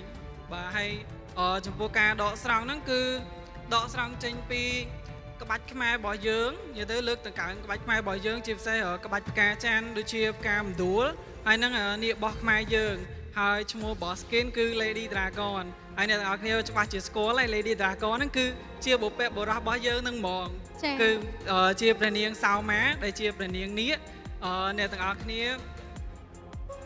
it's okay បងរៀងភ័យអ្នកទាំងអស់គ្នាភ័យតែអត់អីទេបងចាបន្តបាទបន្ទាប់មកខ្ញុំកែសម្រួលយ៉ាងយូរមែនតើមកបានម្ដងថ្ងៃនេះហើយក៏អរគុណអ្នកទាំងអស់គ្នាខ្លាំងមែនតើដែលបានជួយគ្រប់គ្រងជួយ support និយាយទៅប៊ូមហ្មងនិយាយមែនប៊ូមគាត់ចេញមកសូម្បីតែខ្ញុំក៏ស្រឡាញ់ដែរហើយចង់បានមែនតើសម្រាប់ចំណាប់អារម្មណ៍នៅពេលដែលជាមួយនឹង Mobile Legends គាត់បានប្រកាសថានឹងធ្វើជាមួយនឹង skin Lady Dragon ជូនបងហើយជាមួយនឹងការចេញនៅក្នុងឆាប់នេះទៀតបងពេលហ្នឹងមានអារម្មណ៍មិនដែរចំពោះអារម្មណ៍របស់ខ្ញុំគឺអត់ដឹងនិយាយថាម៉េចពេលនោះគឺគៀងហ្មងចង់តែស្រែកហ្នឹងឥឡូវបាយចង់ស្រែកអត់អត់ទេក៏ចង់ស្រែកខ្ញុំជួយស្រែកអញ្ចឹងណាអូខេអញ្ចឹងជាក់ស្ដែងជាមួយនឹង skin ដែលបានចេញមកហើយ vote គឺបានច្រើនខ្លាំងមែនតើតែម្ដងអញ្ចឹងអាចសុំចំណាប់អារម្មណ៍បងបន្តិចពាក់ព័ន្ធជាមួយនឹងកន្លែងហ្នឹងដែរសម្រាប់អ្វីដែលបងចំណាយពេលហ្នឹងវាយូរដែរប្រហែល3ខែមែនទេបងចាយូរអញ្ចឹងបែរមានផលលំបាកអីខ្លះអត់នៅពេលដែលបងធ្វើចេញមកចំពោះផលលំបាកដំបូងឡើយគិតថាប្រហែលជាអ្នកទាំងអស់គ្នាដឹងហើយដោយសារតែពេលដែលយើងជាប់ web ជាប់នៅក្នុង web vote ហើយអត់បានបន្តទៅក្នុង game អារម្មណ៍ពេលហ្នឹងគឺក្តុកក្តួលមែនតើដោយសារទីមួយខ្ញុំបានដាក់ចិត្តដាក់កាយមែនតើក្នុងការ design skin មួយហ្នឹងគឺអស់វិចិត្រហ្មងយប់អត់ដែរសូវបានដេកទេភ្នែកឡើងដូច Panda អញ្ចឹងមែនអញ្ចឹងយើងខំប្រឹងគិតខ្សោយធ្វើក៏យើងពិបាកសម្រាប់ដែរណ៎បងណ៎ចាបើនិយាយចាស់ស្ដែងទៅបងចូលចិត្តលេងលើយីក៏មិននិយាយទៅចូលចិត្តលេងមេឃបងស្រឡាញ់លើយីជាងគេមែនដូចគ្នាមកអញ្ចឹងយើងចោះទៅមួយស្មើអីបើហ៊ានអត់មិនដែរមួយស្មើមកខ្ញុំអូខេអញ្ចឹងអ្នកនរគ្នាដឹងហើយថាថ្ងៃស្អែកក៏យើងនៅតែមានជាមួយនឹងការជួបបងគឺផ្ទាល់តែម្ដងអាចធ្វើការថតរូបគាត់ជាមួយនឹងគាត់បានណាអ្នកនរគ្នាព្រោះគាត់គឺជាអ្នកដែលគាត់គូក៏ដូចជារចនាជាមួយនឹង Skin Lady Dragon ដើម្បីឲ្យអ្នកនរគ្នាបានឃើញក៏ជាពិសេសខ្លាំងមែនតើអ្នកនរគ្នាសូមចំណេញតែដៃជូនគាត់មួយមកអរចាខ្លាំងមែនតើចាអញ្ចឹងនៅថ្ងៃស្អែកក៏យើងនៅមាន ការជួបជាមួយនឹងបងប្រុសផ្ទាល់តែម្ដងអ្នកនរគ្នាអាចធ្វើការថតជាមួយនឹងគាត់ក៏ជាសំណេះសំណាលអីផ្សេងៗពាក់ព័ន្ធជាមួយនឹងការគូរបស់គាត់ដូចគ្នាផងដែរចាអូខេអញ្ចឹងឥឡូវនេះក៏សូមផ្ដល់ទូរទស្សន៍ជូនទៅដល់ caster របស់យើងវិញទាំងអស់គ្នា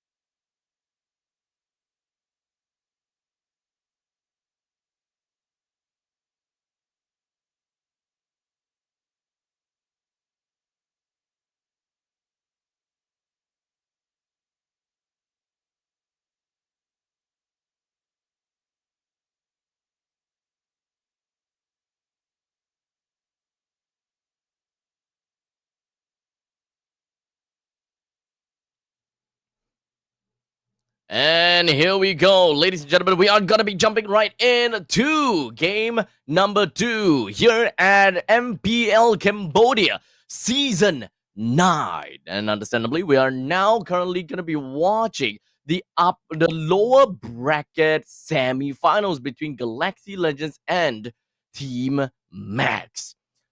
We've so far one game towards the side of Galaxy Legends. Galaxy Legends, they are so far pretty good in the previous game with that typical Lunox plus Harif combination.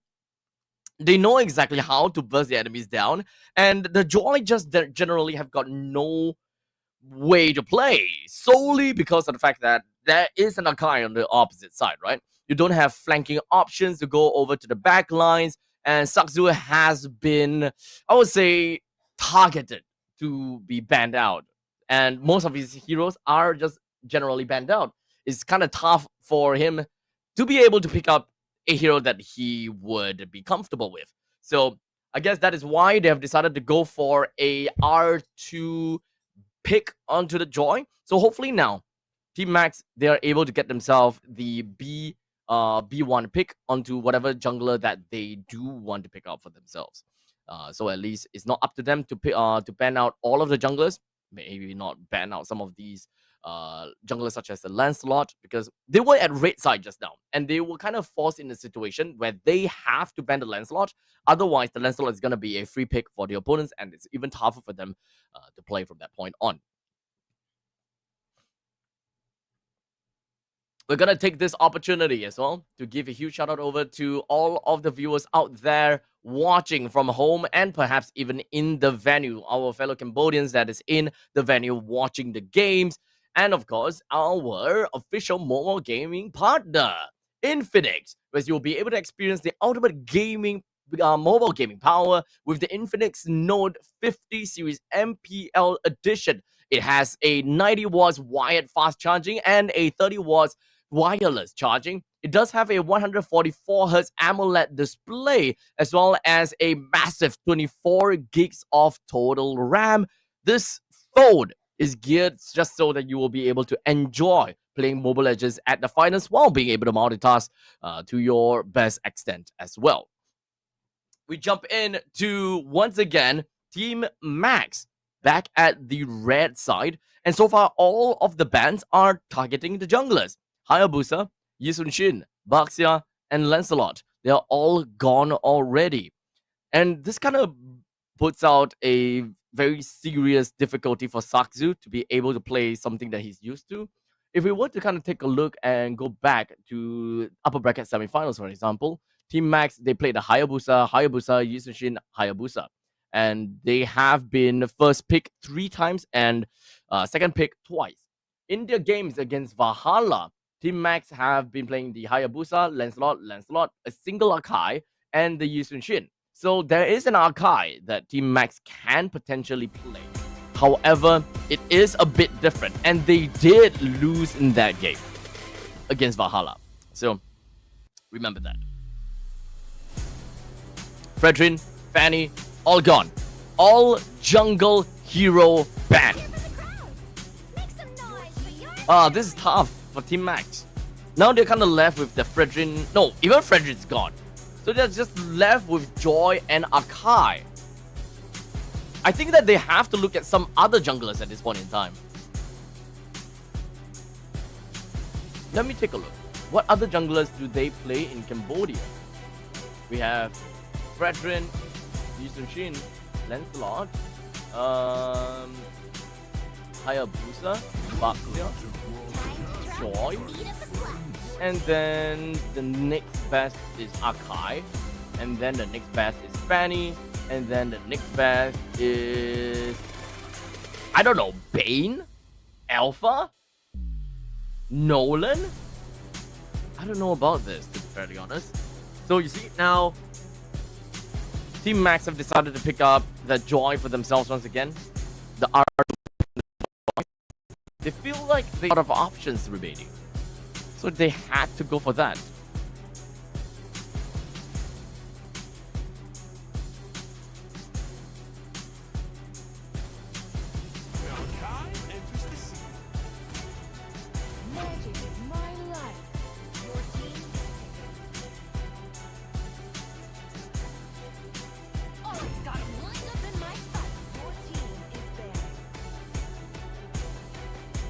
And that is Akai once again. Back to the hands of Galaxy Legend. At this point in time, I think that they'll probably just want to ban the Lunox, right? The Lunox was kind of annoying in the previous game. Now they pick up the Kimi. Okay, now they pick up the Kimi. So they are no longer going to be looking at an initiating XP laner. It's not very necessary. So Lapu Lapu and Yu Zhong are two of the XP laners that can be a possible and a viable pick for Team Max from this point onwards. They can of course overload themselves with more card control by having the Esmeralda again, especially since they're going up against a Harif. They can. But that could also mean that they might, I don't know, that means that they might actually lose out in damage department. Ranger's gone.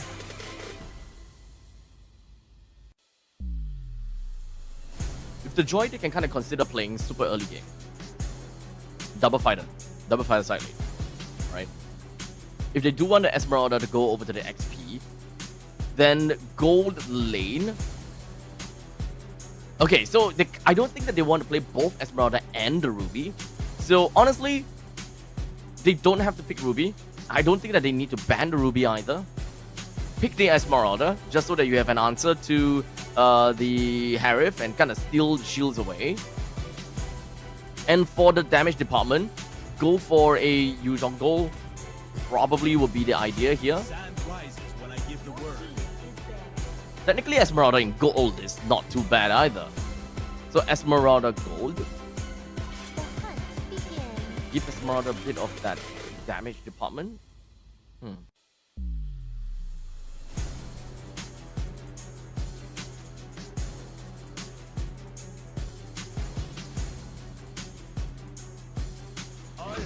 Okay. Lapu Lapu. Okay. So they are gonna go for Lapu. Lapu does have pretty decent damage, but it is not. It is a hero that doesn't quantify as that initiator role. So they can still play Esmeralda now. They can still play Esmeralda now.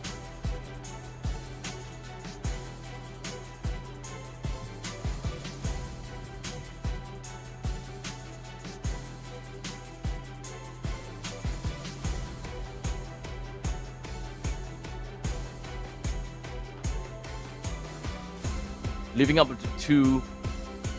They already have a mage. Oh no, they already have a marksman. They're leaving down to the mage. They're going out for Valentina because of the Lapu Lapu. Oh wait, Gacha wasn't banned! Oh yeah!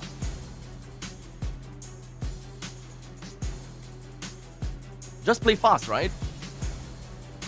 I'll say they will probably want to play fast.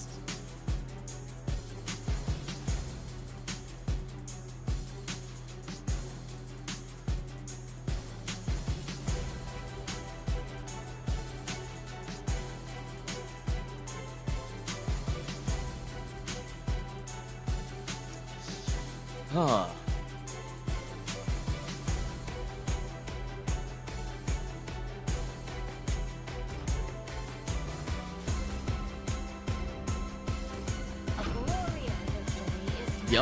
Okay, that is expected. I'm not surprised.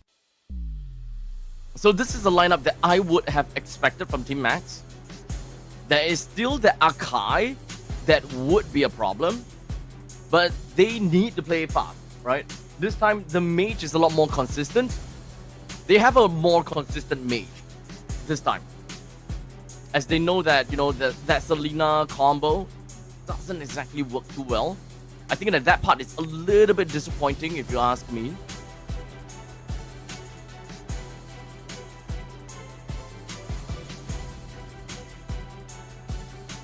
Well, regardless, ladies and gentlemen, there we go.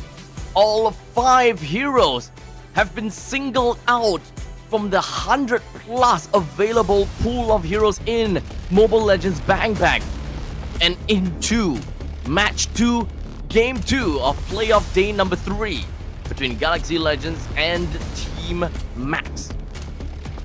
We're going into the Land of Dawn, ladies and gentlemen. We head straight in, and we question if whether this is a draft that is enough to deal with Galaxy Legend, and if whether they can play enough in the early stage.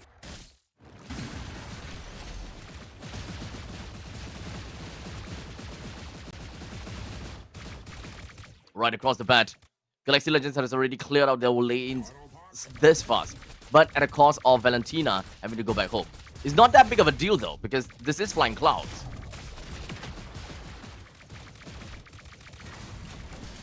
Once again, they're trying to be aggressive, and this is the kind of aggression that they tried to do in the previous in game number 2, but just getting the Lethal Wanderer is probably more than enough.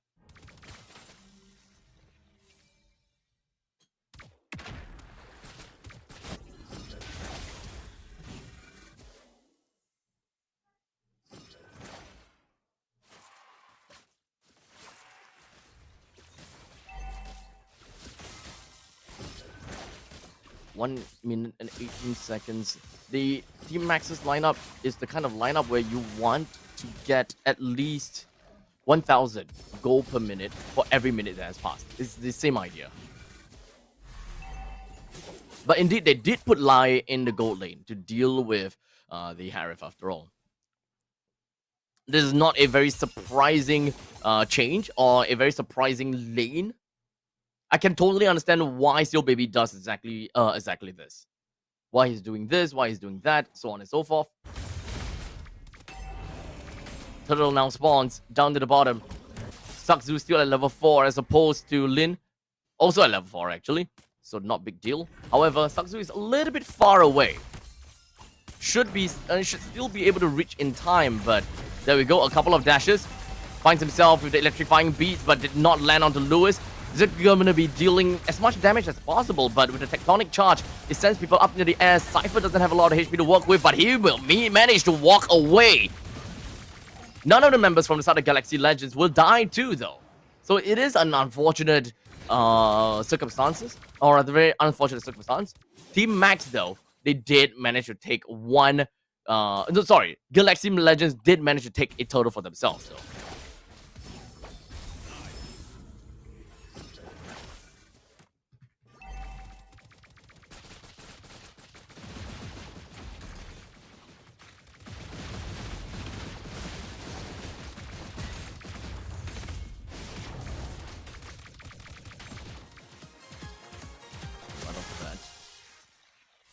The way the Team Max wants to play is they are very early game centric, right? Initiator gotta have to go to the Esmeralda, the Grok, and perhaps even the Traction Pulse. All of these are good initiators. And when it comes down to early game damage, it has to go over to Sakzu and Ares. And Cypher, of course. Grok does have pretty good early game damage through the Tectonic Charge and the Power of Nature.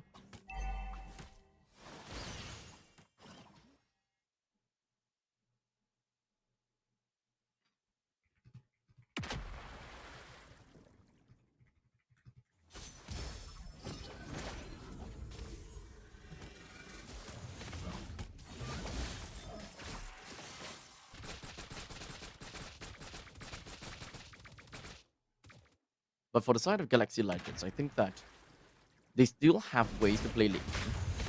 Yeah, they still have ways to play late game because of Wiki as the Harif. they don't have the wombo combo between the Harif plus the Lunox anymore. However, they do have aerial denial because of condenser. The aerial denial comes from the Akai too.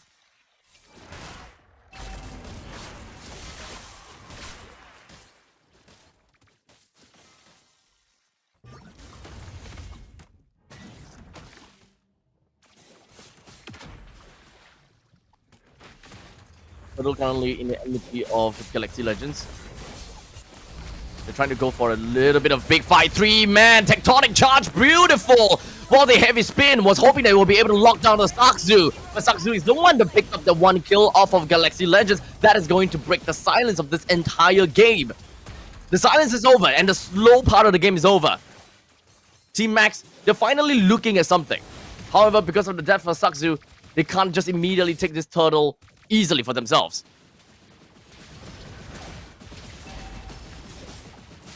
They have to play it fast, but of course not overly aggressive as well. Here comes Sakzu. Does have the electrifying beats. Take the turtle down. They're focusing down the condenser. Breaks him down easily. Exactly what they want. They want to pick up kills after kills after kills. The kills are one of the only ways that they are able to snowball out of control. Because their control on the river is actually not amazing. It's not amazing. If you consider the fact that we are looking at a CC versus a Lapu Lapu, you don't exactly outright win. While in the meantime, 1v1 between the Harif plus the Esmeralda, you don't win with the Esmeralda too. In the middle lane though, you do have a little bit of a better chance because it's a Grok and a Kiwi. They can clear pretty fast. However, Gato Kacha can clear fast because of his slam as well. That deals pretty good damage over time. And Valentina can just go in, hit once, and dash out. That should clear enough. That should clear fast enough.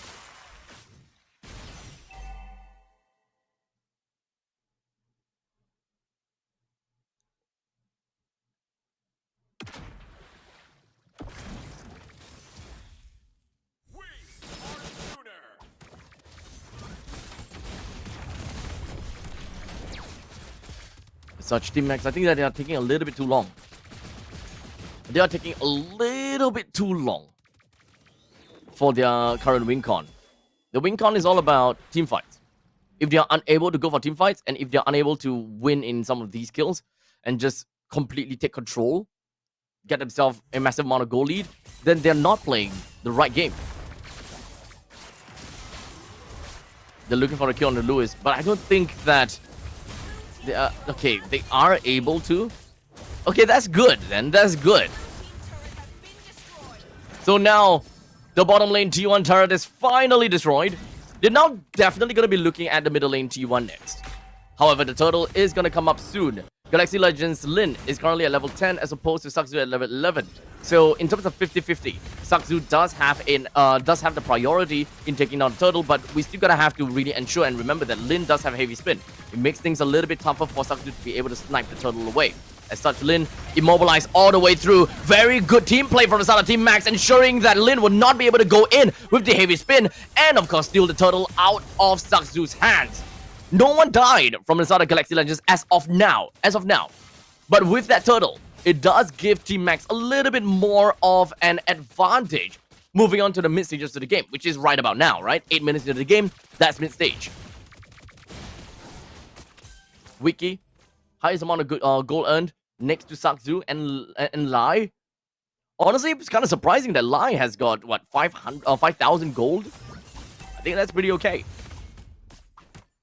And to address the comments and the chat, yes, I am the only caster for today. And probably by the end of, and even to the end of the playoffs. So you guys have me all the way through. So you guys are stuck with me. I'm so sorry, but you guys are stuck with me.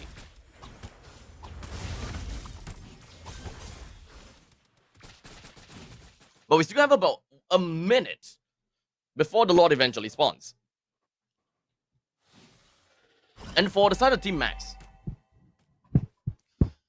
they need to be a little bit more crazy. 8 minutes with 2,400 gold lead? Nah, that's not quite enough. As always, 1,000 gold per minute for every minute that has passed. They need to catch up by about 6,000 gold. They need that amount in order to really stop Galaxy Legends from playing into their win con at about the 15 minutes mark. They need to do that. Typically, by the first Lord, you want to have a massive lead. If you do not, then eventually, I think Galaxy Legends should be able to pop off online at 13 minutes, and they should be able to do quite a number to the Sun Team Max. But good for Guardian's Barrier. That is going to be Lucky Condenser. However, the Revitalize will keep him afloat for now. And the time that Galaxy Legends have been waiting for, the Lord. One of the ways that Galaxy Legends can win because of the fact that they do have an Akai. Akai is a menace when it comes down to dealing with neutral objective. Even though they are a level behind, his heavy spin will ensure that Sakzu is unable to take the Lord down by his retribution. But we shall see if whether that's even going to be the case. All 5 members of Team Max is going to be grouping up down to the bottom lane, while Wiki have got plans of his own. Decides to head over to his own jungle to get a little bit more farm. He's still not there just yet. Needs more farm to be efficient.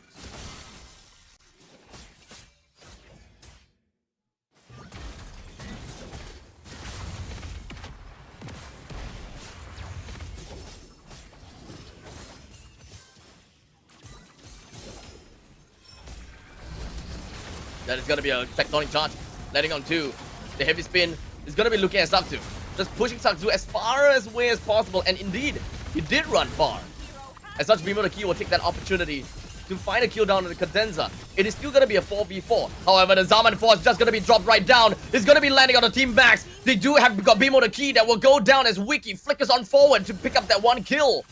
Team Max is not over just yet though. Lewis is right in the face of Bimo, or of Cypher. He picks that one up. And Galaxy Legends, they're happy with that trade. 2 for 2. They lost a mid and a roam for a... Mid and roam, actually. It's completely equal. None of the junglers went down. Sakzu is level 15.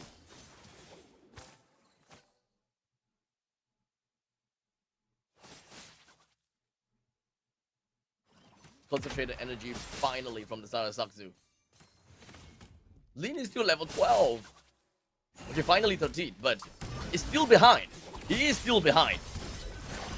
But Wiki should have enough damage to be able to help with the Lord as he drops down the Zaman Force while Lin opens up with the heavy spin. It's not going to be finding Sakzu anytime yet, so this is actually going to be opportunity for Sakzu to look for a kill right now as he pops up with the electrifying beast, focusing down onto the Lord. But the Lord is nowhere near lethal at this point in time. Lewis puts himself right in the face of Sakzu. Sakzu goes back into the Lord and takes that down. Cypher doesn't have a lot of HP as his CCU mute walks himself away. However, Lewis, he's immobilized thanks to Lai. But they can't stop him at all, but they will be able to bring him down. The tanky Cypher lives to see another day. The AOG from Cadenza gets him right out while Bimo the Key takes the T1 turret in the middle lane. About time. While Wiki drops down the Zaman Force, throws out the Synchro Fission. Doesn't do much to Cypher. Cypher is a little bit too tanky for him to handle.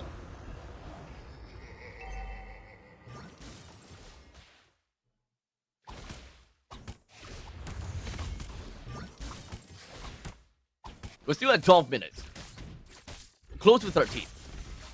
After this Lord and the upcoming Lord fight, Galaxy Legends, they will have a very good fighting chance against Team Max. And it will just take a single team fight for Galaxy Legends to start winning. Just a single team fight. They can't run it down just yet, even if they win. They will need to win in the team fight. They need to take down the Lord and bring down all of the outer turrets. And slowly, even after the Lord goes down, they should still be able to theoretically take down one of the inhibitor turret. Galaxy Legends, enough damage to kill this Lord. No problems at all. Wiki does have, I think, that Holy Crystal, but doesn't have the Divine Blade as of yet. The crash down coming from the Lord. King Ares joins into the battle.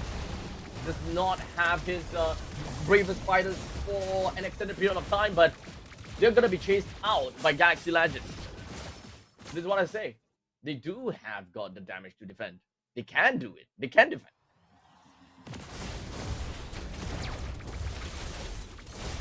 The middle lane coming in. Splits away fast. Louis heals to the top lane.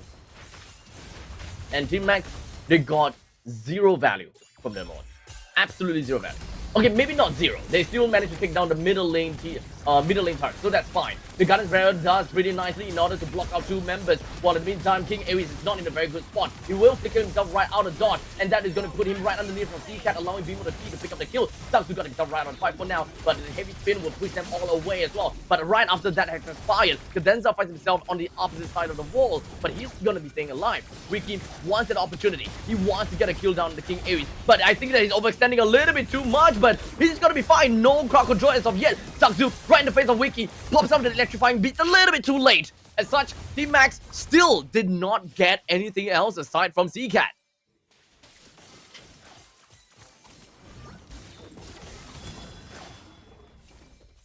It's slowly working though.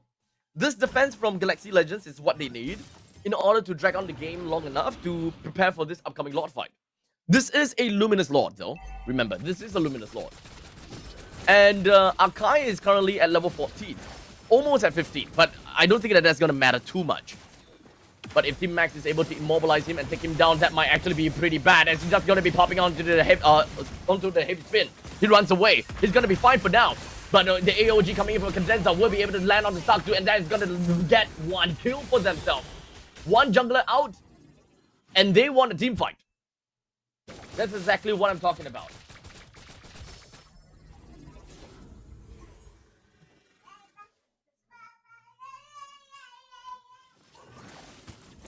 Four to 7 is the current scoreline. 16 minutes has passed. Technically, I'm not alone. I'll introduce you guys, my guest caster, if my guest caster would like to join. But for now, Team Max, they're mounting a comeback onto Lewis. Not really a comeback, but they really want to mount something. Lin takes the Lord down! The heavy spin gets him running away. Lewis forces the rest of the members from Team Max. But however, he's gonna be in the middle of the team fight right now. Lin finally goes down. Cadenza manages to taunt himself away. C-Cat wants to rush and get back home. Team Max didn't lose anyone at all. However, they did lose the Lord.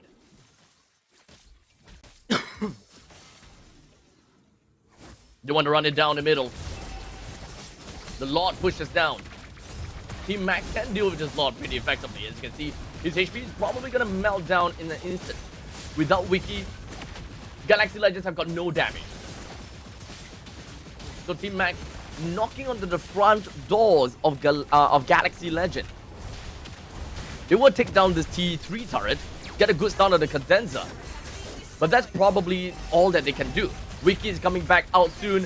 This is going to be a potential 4v5. Lin comes in via Cloud. Doesn't have the clearance to go for a single dash and the heavy spin. They will look for another day to fight back again. With only an inhibitor turret in the middle lane down, that's not the end of the world for Galaxy Legends as of yet. Not yet.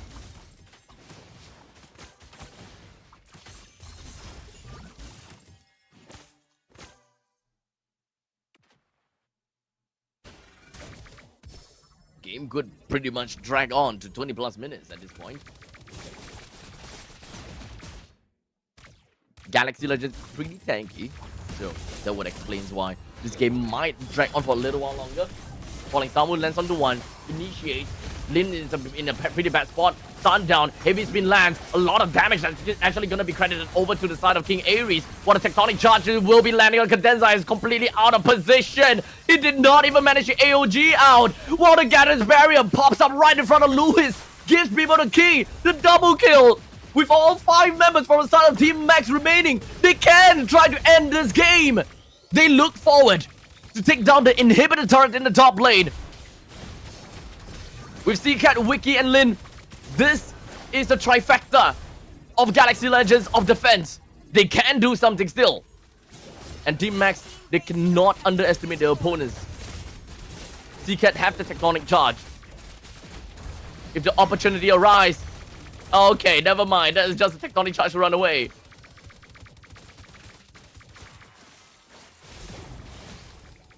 But unfortunately, I think that the T3 turret in the bottom lane is screwed or not. Okay, it's gonna be alive. It's still gonna be here.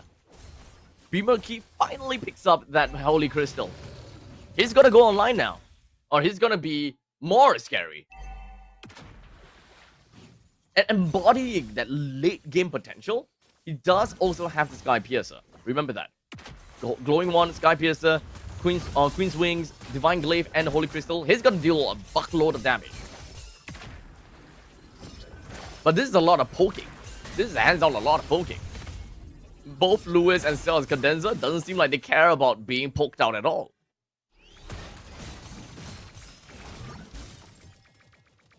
But they have to watch out for top lane.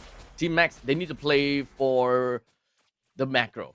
They just need to drag on this Lord. This is an evolved Lord. Wait for someone to appear up in the top lane. Very likely it would be Wiki. He's probably the only one that can realistically be able to clear well. And the moment they find the opportunity, they will jump for it. I don't think Wiki showed himself yet. Now he showed himself. As such, Team Max, they are going to be putting themselves right into the face of Lin. Lin activates the heavy spin, and now the rest of Team Max, they focus on the Cadenza. AOG gets himself running away. King Ares goes in, Bravest Fighter, not going to land, and realizes that, hey, Wiki's coming back now. So now, Luis about to come back. Immobilize not going to land. A little bit of back and forth, push and pull. For Galaxy Legends, they managed to hold up for a little while longer, but the heavy lane up to the top lane is still apparent. So Team Max, now that the lane is coming out and the new wave is in, Team Max, they can try to continue on to this fight. Galaxy Legends, they know that this is probably now or never. As a tectonic charge lands onto 4, leaves Wiki as an alone ranger. Top lane pushes right out. Team Max don't even need to kill Wiki. They just need to pull him longer. And now Esmeralda makes his way to the core. Together with the creeps, Team Max take 1 game.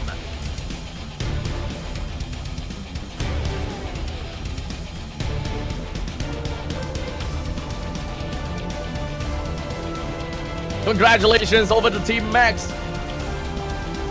It's a late game machine regardless. I wouldn't say that I'm surprised, but I want them and we need them to be able to play early game well and get themselves a snowball, get themselves the momentum. In the end of the day, they managed to get themselves some of that momentum. It's not a lot, it's not massive. It's like 4,000 goal lead by 10 minutes. It's not amazing still. However, it is more than enough for them to be able to say, hey, we will start winning in the first Lord, we'll start winning in the second Lord. The macro game from Team Max, they understood and they identified that the opposite lane in the top lane is going to work towards their advantage. And they are mostly just going to be waiting for that lane to push in before they swing into action. There's a lot that they're going to have to look out for. As such, ladies and gentlemen, the MVP goes over to King Ares from Team Max, getting himself and netting a total of 2 kills, 0 death, and 10 assists. For a heavy game like this, it's kind of surprising that he didn't even die a single time. So congratulations over to Team Max for winning their game number 2, tying it out against Galaxy Legends.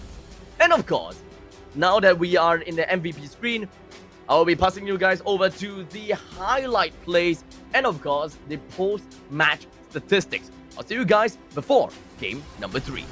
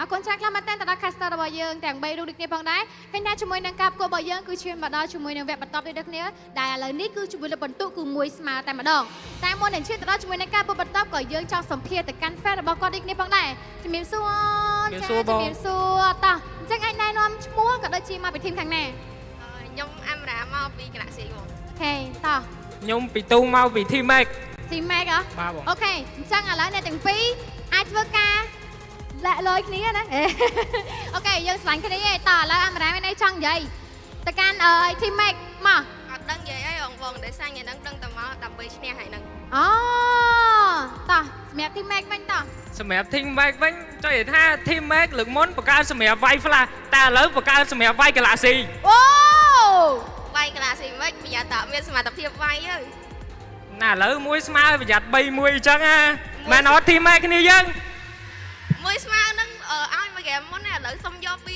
ឲ្យឡើងទៅមុនណាអើយថាមិនត្រូវដែរគីឡូ3 1យំទៅផ្ទះវិញដូចជាមិនទេដូចជាម៉េចដែលត្រូវយំអី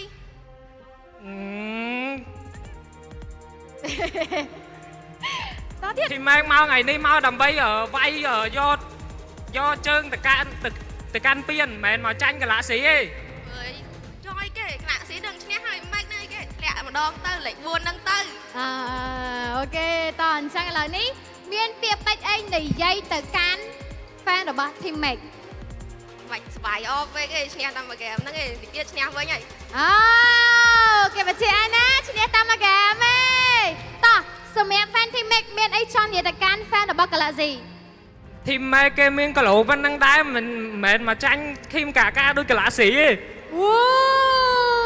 ថ្ងៃនេះមកដើម្បីវាយបំបាក់ Team Galaxy អូតែថាប្រយ័ត្នតាមនួតពេកប្រយ័ត្នចាញ់គេខ្មាស់គេអូខេអត់មានអីត្រូវខ្មាស់ហងព្រោះអីមកដល់ឈ្នះហើយហ្នឹងប្រយ័ត្នតែយំទៅផ្ទះវិញអរគុណច្រើនឥឡូវណែយំចាំមើលទាំងអស់គ្នាចាំមើលទាំងអស់គ្នាអញ្ចឹងអូខេអរគុណច្រើនតោះអញ្ចឹងសម្រាប់ fan របស់ Galaxy គិតថា game របស់ Galaxy អាចធ្វើបានល្អអត់បើបានសុំសម្លេងហូមួយមកតោះសម្រាប់ជាមួយនឹង fan របស់ Mac គិតថា game ក្រោយ Mac អាចធ្វើបានល្អអត់បើល្អសុំហូមួយមកអូយគឺថាហូទៅវិញទៅមកទេមិនជាបញ្ហាដោយសារតែ fan នេះផាកបាយគ្នាអូខេអញ្ចឹងយើងក៏ចូលទៅដល់ជាមួយនឹងការប្រកួតបន្តរបស់យើងនេះគេប៉ុណ្ណាជួប personal ល្អទាំងអស់គ្នាក៏សូមផ្ដល់ទូនទីនេះជូនដល់ caster របស់យើងទាំង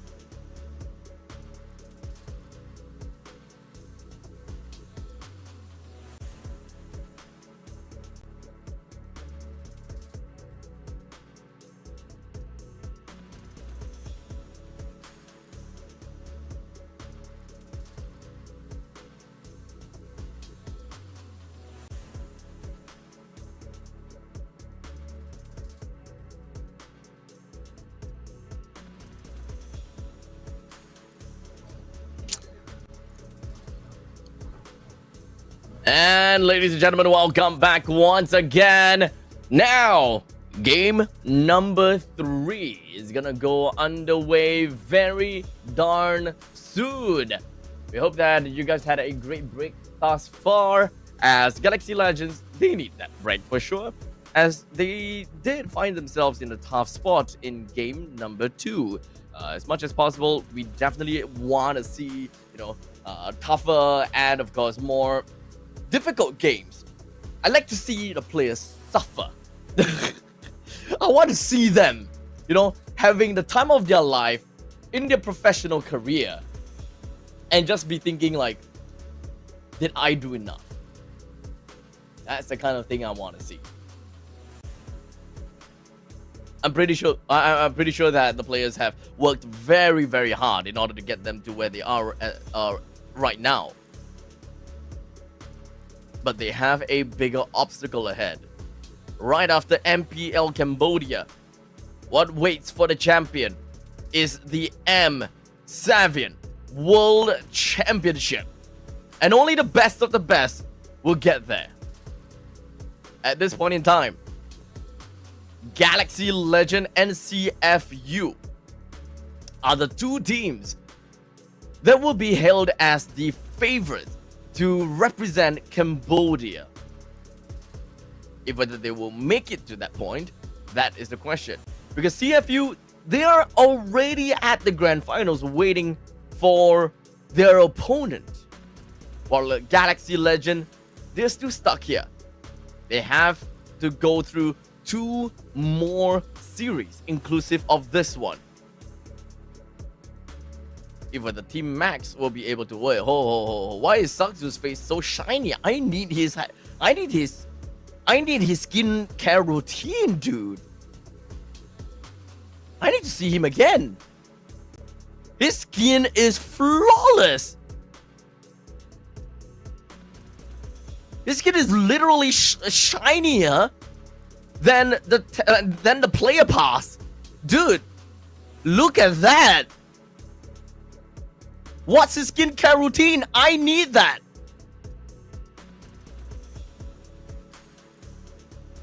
Well, the other thing I need though is understanding what is going to be this upcoming map. And the map is gonna be Broken Walls again. Going straight in for the drafting phase between Galaxy Legends versus Team Max. Won't be surprised if we will start to see full out jungle bans again. Probably full out jungle bans, to be honest.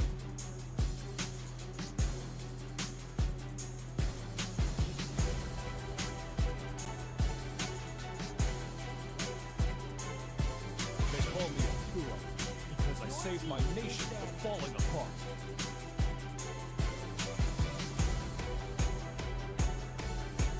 Yuzenshin's gone. Hayabusa, Lancelot, they're gonna be gone soon. Oh! Okay, that's different. So technically, so baby, he don't have to ban another jungler. He don't have to. He can give it away. He can give the Lancelot away. Ah! Doesn't that mean that the Hayabusa goes over to the side of Galaxy Legend? I would like to believe it would be that case.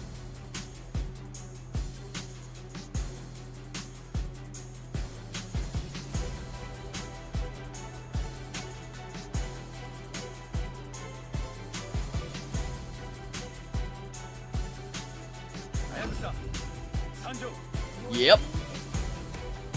Definitely. It's kind of a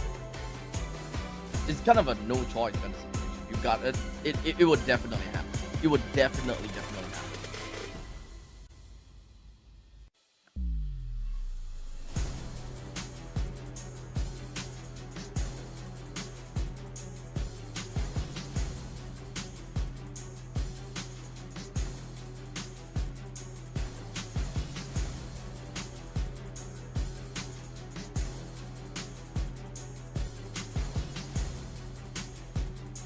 Muscle of iron.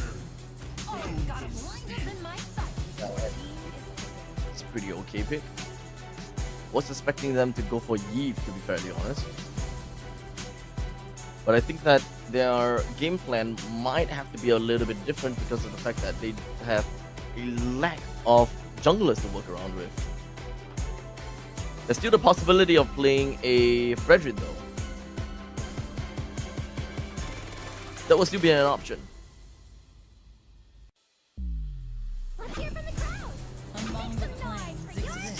And Yves, okay. I don't think that Team Max will want to play the Harif here. Someone's gonna ban the Harif. We got double initiators. No, not double initiator. We do have the Kimi that can initiate. We also do have the Gatokacha that can counter engage afterwards. Focuses onto the 1-1 to ensure that the 1-1 don't get stolen immediately. Since the Hayabusa has already been picked, he's not too afraid of the Akai anymore. But they definitely do have something else to be afraid of right now. Galaxy Legends is lacking of a roamer. Hylos is a decent ban. What else?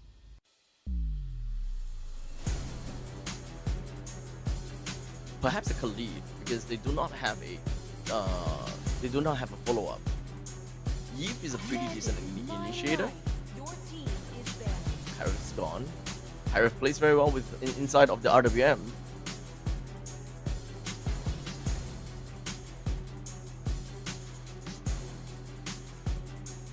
We're just gonna be left with the side laners for the side of Team Max. And at this point in time, it's a question mark.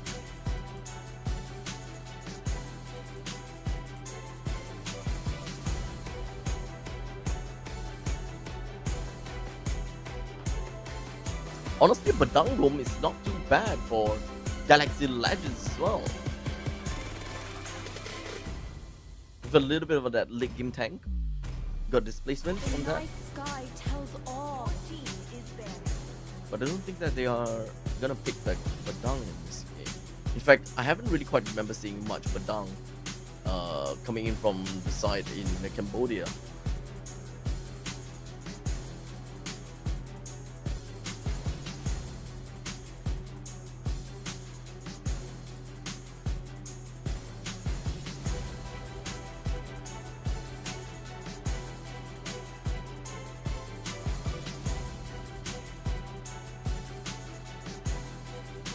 Probably the Hylos.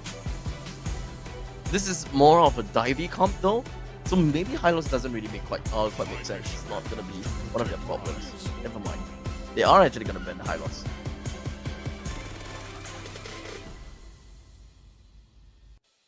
So Granger might be a pick for Team Max. The fact that they banned the Hylos, it might not be a dive composition anymore. Might be a standard front to back.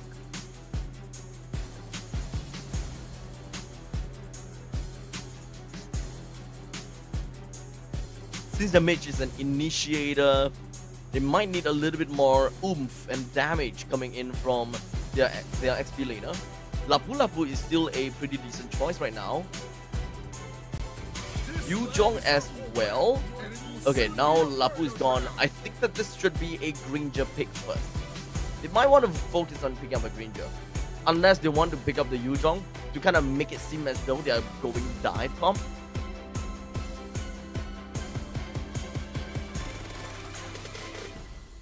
Do they need Esmeralda? Oh wait, that's Esmeralda's banned. Uranus is...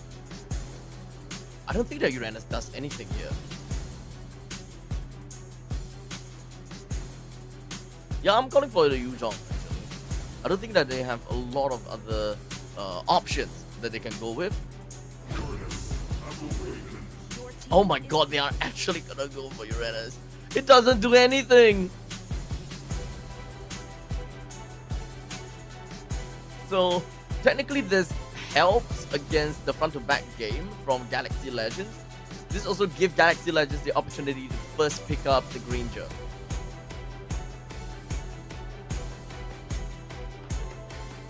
You know what? Giving up Granger is not too bad. It's okay, actually. They can pick up an Irithel next. And it works with this very... Oh, okay. CC in the gold lane, Alice in the XP lane. Yeah, this should be a green gem pick.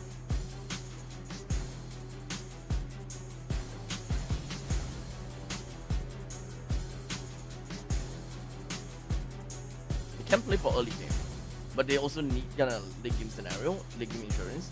Unless they kind of want to go for what they have done in the previous game by going for late game using the Kimi. They do have an early game from the Joy. So this is an either-or situation. Do they want to have more insurance for the late game? Pick up the Granger. If they want to have more insurance in the early game, then go for another fighter role or fighter speed. So the fighter goal is going to be on the line, playing as the Ruby after all. So this is more early game centric composition. A Kimi that would need to pick up a Sky Piercer. While in the meantime, for Galaxy Legends, the way that they have drafted for themselves is playing a lot more into team fight. With that Alice and the Eve, they have very good initiate as well. They have very good engage and counter engage on that part. Hayabusa generally just does his own damn thing. While Hilda does have a burst damage that can realistically be able to deal with any other squishy heroes or very sustainable heroes such as Irubi here. And it's a good answer to this Uranus. The problem about Team Max is that they don't necessarily have an answer to Alice. They don't have burst damage they can deal with this Alice. I don't think that Joy has enough damage realistically to be able to deal with it. So, ladies and gentlemen, there we go. That is the draft that we are going to be looking out for in game number 3. We're going to go into the land of Dawn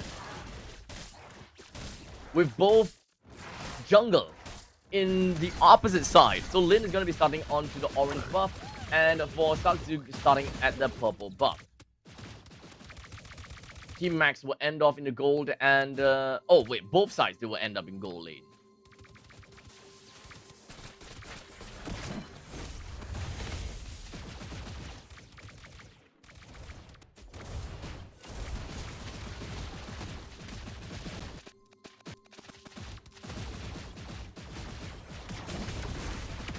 Look at something knows it. No way. That's kind of dated. I don't think that will work out. And they need to be very aggressive in order to get that Alucard jungle to work. But if they're not aggressive enough, he's just going to be a sitting duck.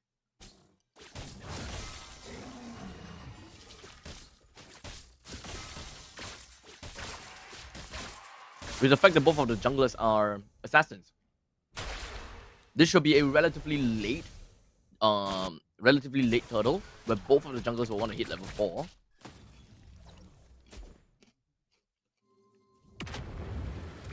Looks like Saksu is not interested in going to the gold lane for a gank. And the Hayabusa as well. They're waiting for... They're just hands down just going to be standing here and waiting for the turtle to eventually spawn. Turtle's out. Joy is a lot faster in the purple buff. You don't have to take this immediately. However, Lin is already around the vicinity. Yep, he's gonna go for that. Unfortunately, no more dashes for Saksu. As such, Galaxy Legends will be able to take that turtle for themselves. Ogi Shadow Kill, not gonna do too much. RWM boxes up the rest of the members from Team Max, leaving King Ares right inside of the box. No one from Team Max has suffered any form of casualty as of yet. But it is going to be a win for Galaxy Legends in terms of economy. While for Team Max, technically speaking, Saksu is a lot faster in terms of the lane. Or rather, in terms of the jungle clears.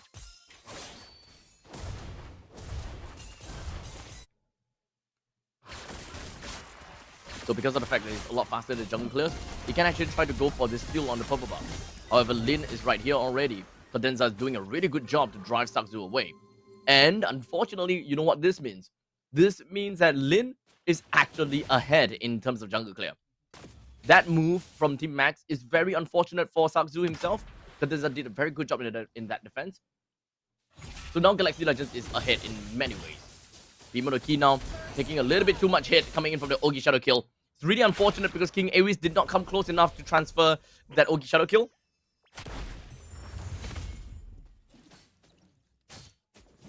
As we take a look at the items, Biminoki gonna wait a little while longer before actually going for the Sky Piercer. It's not time just yet, but everyone else is still building up to it. Cypher does seem like he's gonna go straight for the Dom Eyes first item, considering that you are dealing with Wiki, Cadenza, and Lewis, all of which are gonna be healing related. A lot of spell vamp and a lot of regeneration. Same could be said about Team Max, right? Cypher, Lai, as well as King Aries. They have good amount of regions. Cadenza should be dead now, but good flicker. Oh, King Aries is flickering on forward as well. Oh, it's a wasted flicker from King Aries. It would have been a good trade where you make the opponent use his flicker while you don't misjudge the damage. As such, TOR lands on the 3. C-Cat boxes everyone else up inside, while Team Max goes for the jump right down on the Wiki, takes him down, and Galaxy Legends loses 1 from the team fight, immediately swinging in the favor for Team Max. And let's not forget, Team Max also manages to get a turtle for themselves too.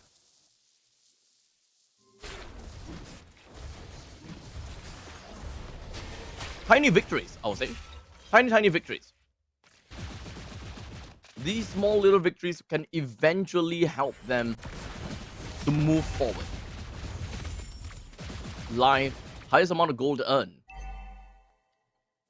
But unfortunately, the next 3 are Galaxy Legends members. Trying to take down the T1 turret as soon as possible, but it's not going to be easy.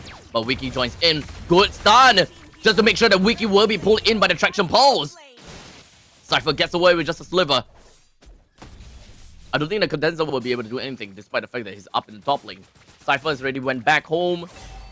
Sakzu is dead? Not a good trade then. Absolutely not a good trade.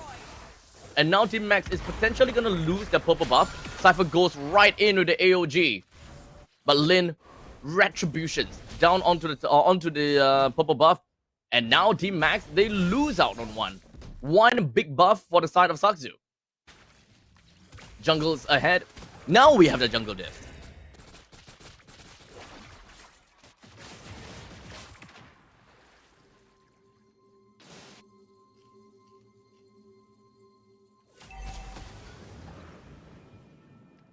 Both teams playing a tad bit more passive. But Team Max, they are a team that would want to play a little bit more aggressive. But I'll say that it's not priority. They don't have someone that is super strong in the early game. Because King Aries is playing as the Uranus. Uranus is a lot more late game centric than you think. He needs more item in order to be very annoying. Literally a cockroach that can't die. But here comes the 3-man TOR from the side of Galaxy Legends. But Sakzu, he will still take the turtle for himself. We have a couple of trades. As such, Lewis will go down first. Cadenza is looking at a little bit more difficulty. And now he will still burn to the hands of Bimo. Traction Pulse not gonna hit on the C-Cat. Cypher pushes the C-Cat all the way backwards. And Galaxy Legends have got no choice but to yield a couple of these standing objectives to the side of Team Max. Top lane, middle lane T1's gone. The bottom lane T1 should be the next one to go down. While Sakzu responds in kind by taking the purple buff away from Lin. They are now neck and neck in terms of EXP. Sakzu and Lin should be very similar in XP.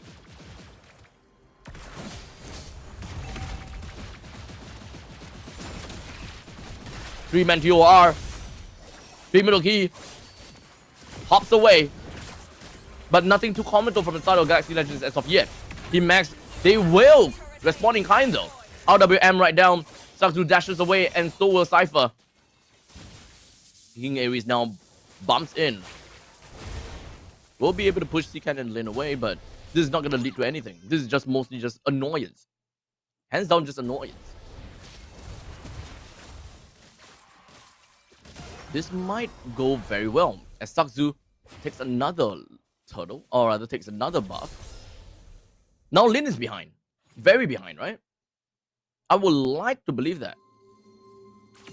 Taking a look at Lin. Lin is currently at level 11 and can't see him. But never mind. We'll get to that in a bit. Bimolaki has picked up the Sky Piercer for himself now. Preparing for a good late game potential.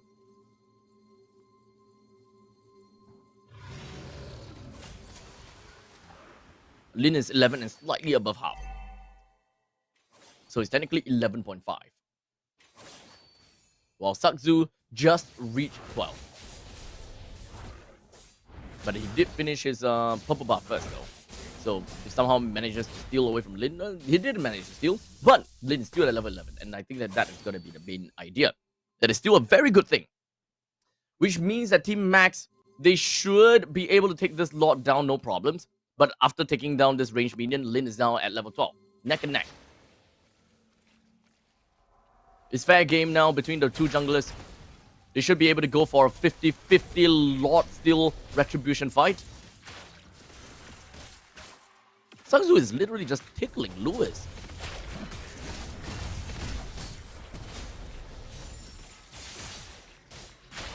As a Lai goes for the hook. Pokes down the Cadenza. The main thing is Sakzu is either looking for a Lord kill or goes over to the back to deal with either Seacat or Lin. But I will find that difficult for a Joy to eventually even get a kill down onto Hayabusa. They need more lockdown, which in this case, it's only onto Lai. Lai is the only one that can realistically be able to lock down onto Lin. Otherwise, Lin is probably not going to die in this game. 4 members, all in on the Cadenza. Traction Pulse lands on the Wiki, but they have decided to retreat instead. Play a little bit of a longer game. Lin heads his way all the way down to the bottom lane. He's reaching level 13. Team Max, they need to blitz down this Lord. If the side of Lin were to come in just in the nick of time, then this Lord is going to be crediting to the side of Galaxy Legends ASAP. But very good job coming in from the side of Uranus from King Ares. Just blocking and ensuring that Lin would not be able to come close. As such, Sakzu takes down the turtle. With the AOG that lands, Cypher now in a pretty bad spot now. Wiki takes the kill down onto Cypher. The Ogi Shadow kill lays down onto Lai. Not quite enough to get a kill, but flickers on forward from the side of Lai, hooks down onto the Wiki, and credits the kill to Bimo the Key.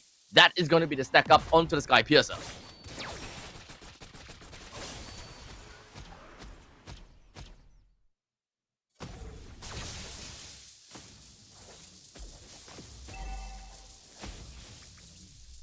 With only 11 minutes. And the Lord marches down to the bottom. Most of these T1 turrets are already destroyed. So the next thing that they want to look for is T2. Not easy though. Ogi Shadow kill. Transferred. Oh, there was still a Shadow onto Bimo.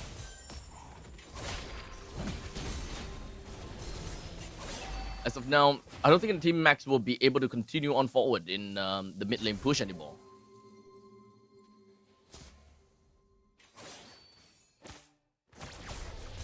With the Queen's Wings, Glowing Wand, and the Sky Piercer for Bimo the Key. What else are we looking out for? The Pause 1, which is the Joy.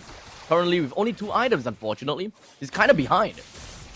With only the Genius Wand and the Holy Crystal, Sakzu is nowhere near to being online just yet.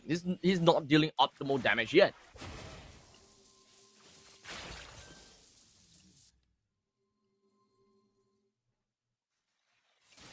As such, Galaxy Legends should be waiting for the next Lord. They have a lineup that is very strong for Lord. It's very difficult for anyone to kill Lewis, Cadenza, and perhaps even Wiki. And I mentioned this before. Team Max, they lack that burst to kill Lewis. They lack that shred to do anything to Cadenza. The only thing that might work out for them is the fact that they do have the Dom Eyes. And technically speaking, the Sky Piercer. Sky Piercer is always going to be very good answers to tanks. When they are really low and you just can't kill them, that's where the Sky Piercer comes into play.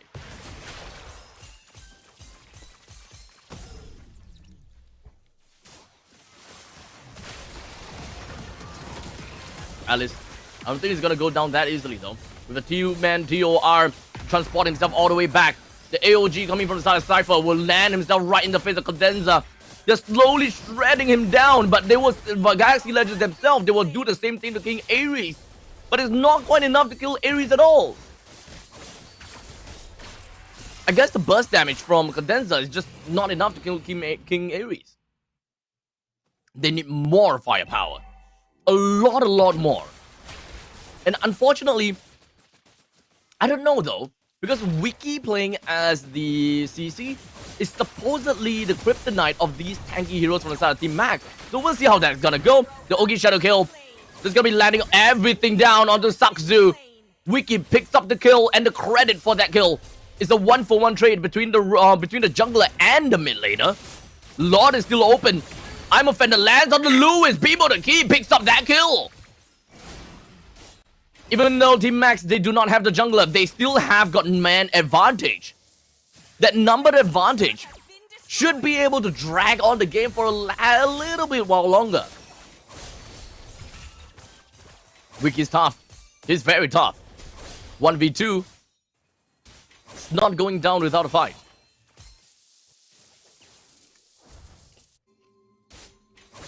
A 3 turret up in the top lane.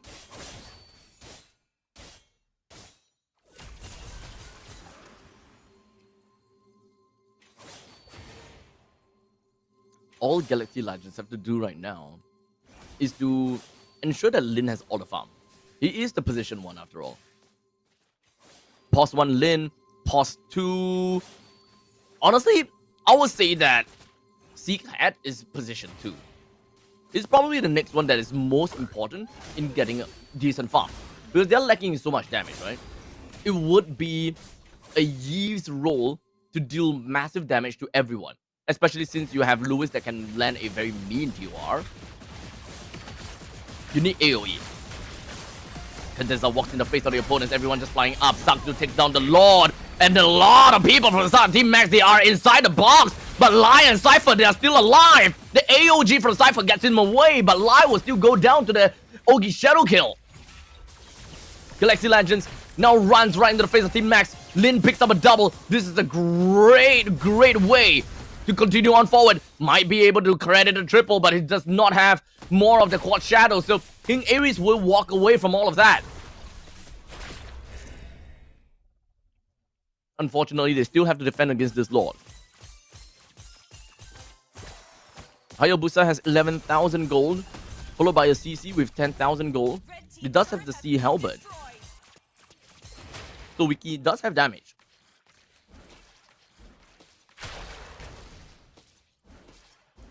So take a look at this. RWM, 3 men inside, followed by TOR. They are receiving a lot of damage just from Sea Cat. That one fight has a lot of Sea Cat's damage. And I think that has been forgotten about.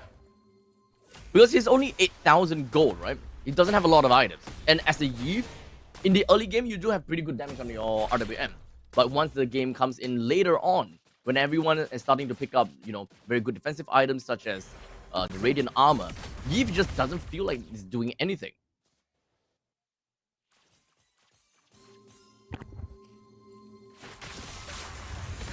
However, the main thing about Yee still is about number 1, initiation, number 2, disruption, number 3, anti-heal. The main thing that they need from a Yee is the glowing wand. Anything after that is all just but a bonus.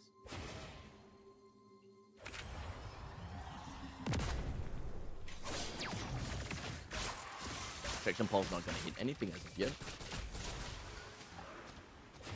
Team Max, they are still looking to get a lot more gold for themselves. Playing the map around. Not much macro game as of yet. Just farming the lanes and farming the jungles.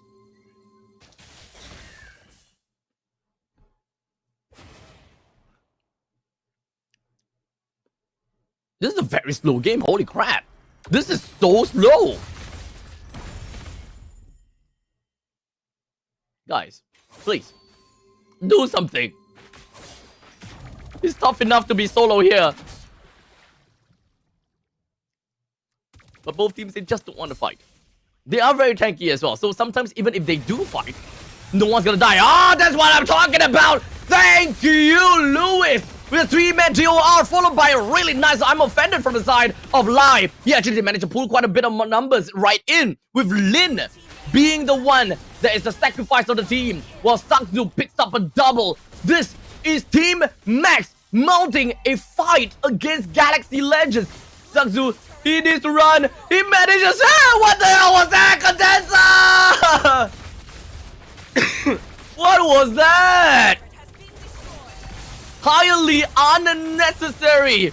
As such, Galaxy Legends will lose in their game 3 against Team Max.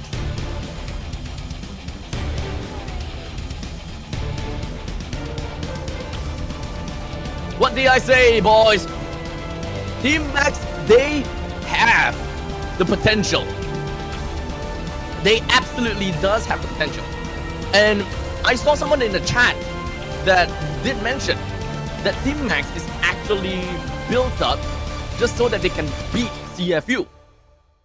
They have yet to get a proper win yet, aside from the regular season. So I think that this upcoming Grand Finals is their testament to say this lineup works against CFU. This lineup will help us to go over to the international stage. And remember, any team that goes over to the international stage naturally gets a power up because they're starting to see the world. They're starting to really try things out in a heated spot. And that is where you will really start to learn, both for the players and for the coach themselves. So I'm really looking forward to see Team Max actually being able to win in this series. We'll see though. Don't want to get too ahead of ourselves. As for now, we want to give a huge shout out over to Bibo the Key, the mage player of Team Max as the MVP with 6 kills, 2 deaths, and 6 assists. Congratulations as we now reel in the highlights, and I will leave you guys with the highlights and the post-game statistics. I'll see you guys before the start of game number 4. You're watching MPL Cambodia Season 9.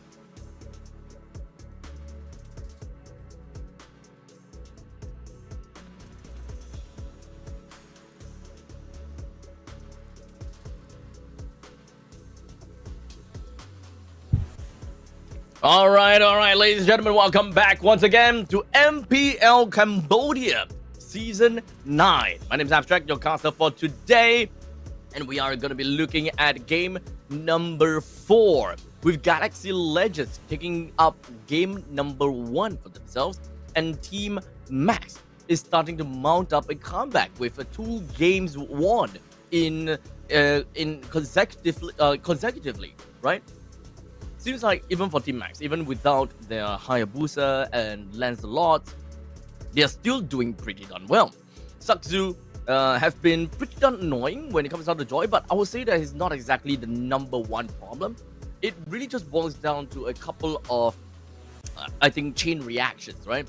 When it comes down to the previous game, I think that all it really means down for them is Grok, for example, right? When it comes, was it Grok again? Grok, or was it Gatokacha? I think the combination of Gatokacha plus Bimo the Key, right? Bimo the Key, I think that he's dealing like really a lot of damage that we don't really expect a lot. As if we were to kind of go back and take a look at statistics, the amount of damage dealt for the side of Team Max, the highest damage dealt is actually still gonna be Sakzu. So he has been dealing a lot, and so is Lai, right? With 69,000 damage dealt for himself. In fact, almost neck and neck together with Sakzu. So having a gold lane Ruby like this is actually pretty darn sick. With the items such as the Queen's Wings, the Brute Force Breastplate, as well as War Axe, more or less is enough for a Ruby to deal a choke full of damage. And you don't want to underestimate what a Ruby is able to bring in to a team fight, despite being so annoying with the amount of survivability that he has. Now, for everyone that is in the chat right now, I hope that you guys are enjoying the games thus far. Once again, as I am alone for the cast today and for tomorrow, please make for use of the live chat. Drop a message, say hi, comment. You know, we can have a nice little discussion about the draft. Tell me your predictions. What do you think?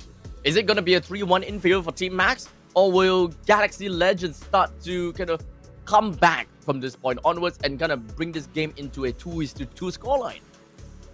In the first series, we managed to see a 3-0 sweep, and I think that it is asking for too much if I were to say that Team Max will get a 3-1 against Galaxy Legends, right? I think that that's too much. We need good games. And game number 2 was good. Game number 2 was indeed very... match number 1 was good. Match number 1 was indeed very good. I just find it really unfortunate for Pro Esports. They could have done better, really. They could have done a lot better.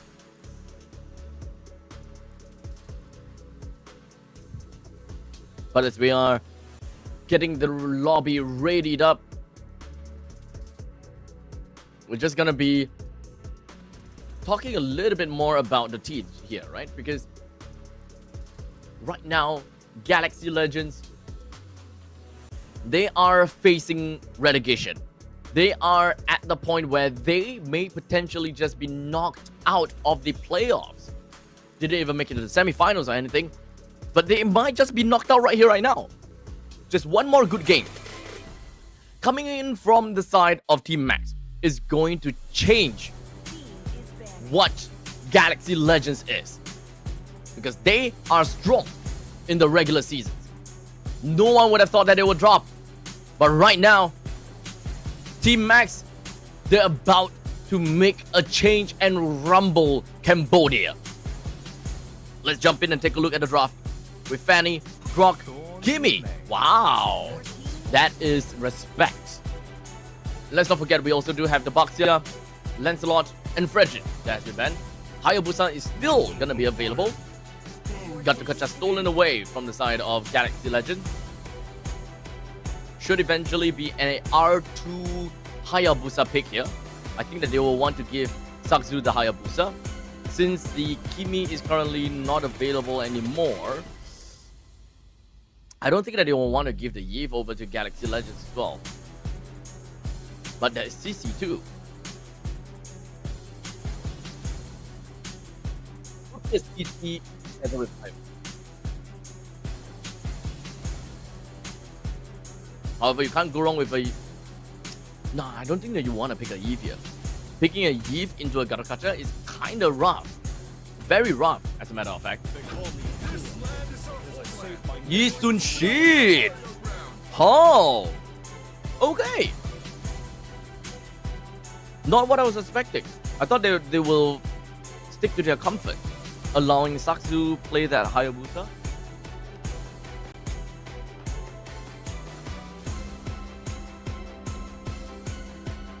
Yeep and Harif is both available, but they don't actually have to step pick that, since they do have B4 and B5 that they can pick together. So they can kind of go for both of the XP laners, both of the side laners. No. One roam, one gold. No, you don't pick the gold, you don't pick the marksman. So you will want to pick the XP and you want to pick the jungle. There we go. There we go. They're preparing. They're setting it up.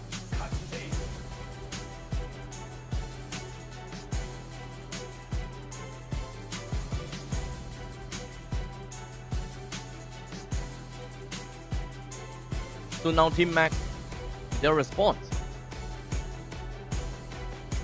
Don't think that they want to pick the Eve here. They have a Yisun Shin. Yisun shit. Jungle is already done. They will probably want to pick up the mage here. Probably a Jusin. Oh, Valentina. Okay. What's with this resurgence of Valentinas right now? To be fair though, AOGs and the Black Dragon form is actually pretty good skills for Valentina. In some occasions, even the Ogi Shadow Kill is pretty okay. Ah, they know.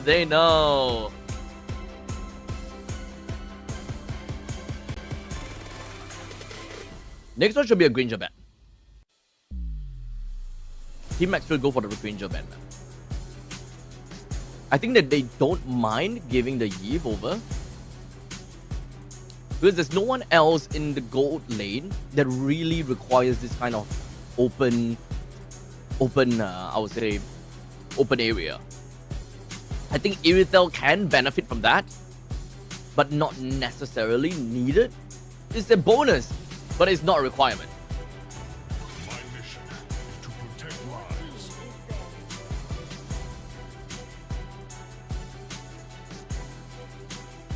Probably a Granger ban from Team Max. And for the side of Galaxy Legends, what are we looking for? One side lane and one roamer. Yeah, banning out the Hylos is a good call. The way that they are playing right now does seem a bit of a front to back. They need a very tanky front line. They also need some initiation. They do not have that initiation right now.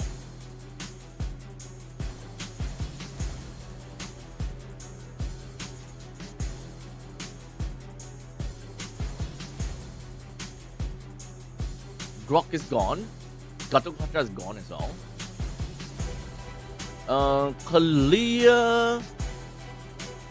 Kalia doesn't really play very well with their lineup, and so is Cho. They're not really a pick-off composition right now, so I will take that away. I don't think that that's going to be the case. They could go Enchanter support, or they could go for Kali.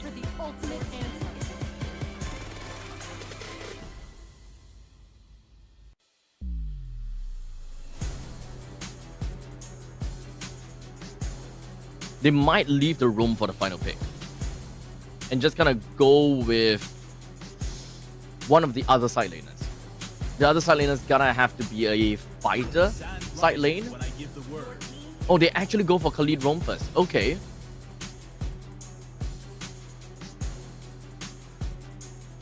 They're not gonna take an extra time to consider enchanter support. I thought that they might actually open up the opportunity for enchanter support.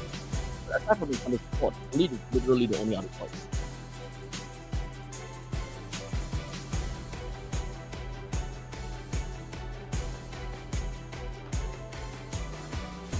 So in terms of mage, if they're going for a front line like this,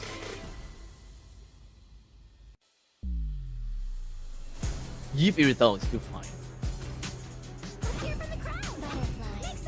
CC and Drusid. Okay. I completely forgotten that CC actually leaked all the way through. It's an okay drop.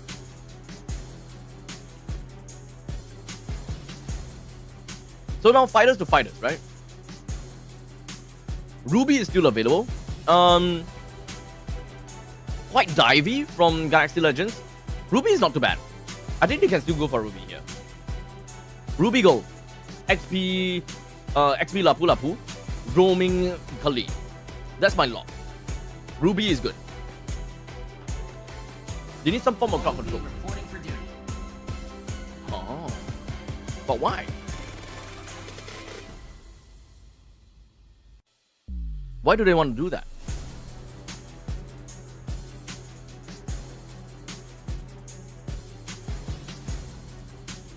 They don't have a very good initiator right now.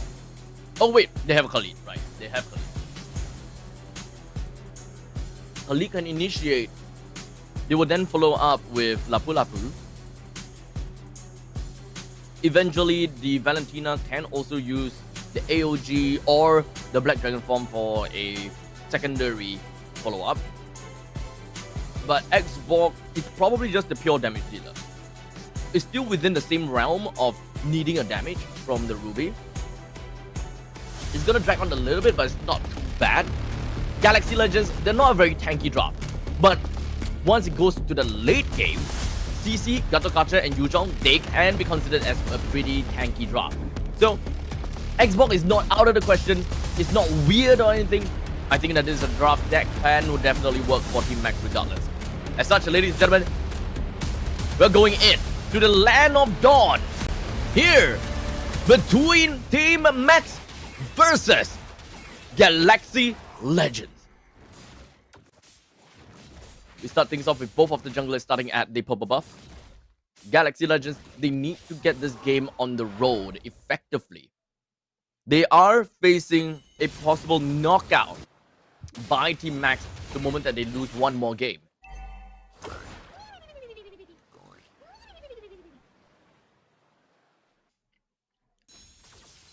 In terms of the way that Team Max plays, this is very likely a front to back.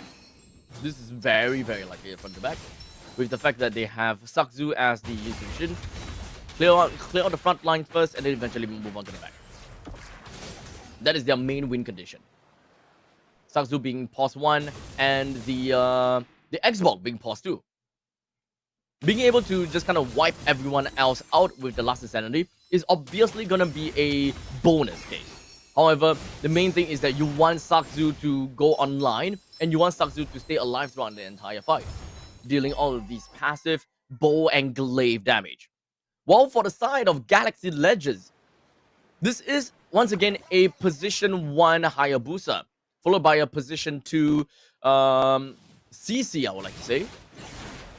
So this is not my favorite. In fact, I never really liked a position 2 CC, especially if your mage is not a damage mage. If it's a full-on utility mage, you actually need a little bit more out of your fighter. So technically, you can also kind of consider Lewis as one of the other secondary damage dealers. But right now, Lin picks up the kill down onto the turtle. The rest of the members from the side of Team Max now look to move backwards, but that is going to be a stolen Black Dragon form from the side of Bimo the Key. He's looking for a kill on the Cadenza as the Dragon Tail lands. There's still a Furious Dive, I would like to think. Yes, he does have it. However, he's not going to land on the Sea Cat. He's still going to be continuing on from this point onwards. They want to go for the steal on this purple buff, especially since I think that Lin does not have the retribution. So Sakzu should take this purple buff with no problems, and that will stop Lin from being able to be aggressive for the next minute or so. Good aggression from Team Max. Even though they lost the turtle, they're not gonna be sitting down without fight.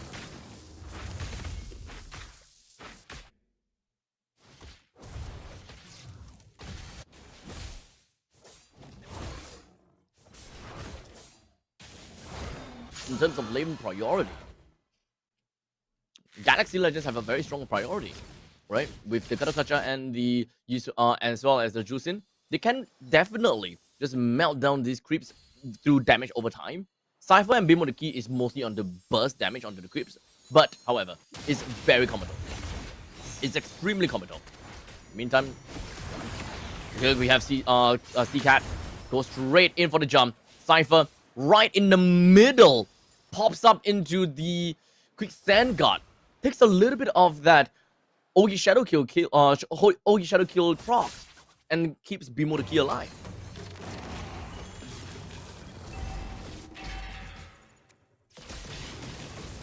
Lays outright winning the gold. They're trying to look for an opportunity on the Lewis. That's a good stun though. However, the Petrify, followed by that Furious Dive, as well as the AOG. That is more than enough to really deal a number over the South Team Max. As such, this is gonna be a double, triple. Not exactly a triple credited, but it is a 3-man kill for the side of Galaxy Legends. Very good follow-up from the side of Condenser. The timing is impeccable. And Louis saw the opportunity and went straight in for it. Free goal for Louis now. Galaxy Legends now have the advantage in terms of goal. They have quite a bit of advantage when it comes down to the lanes as well, the lane priority. You can see that the Yuzhong is having a really good time in the XP lane by taking about half of that energy down already.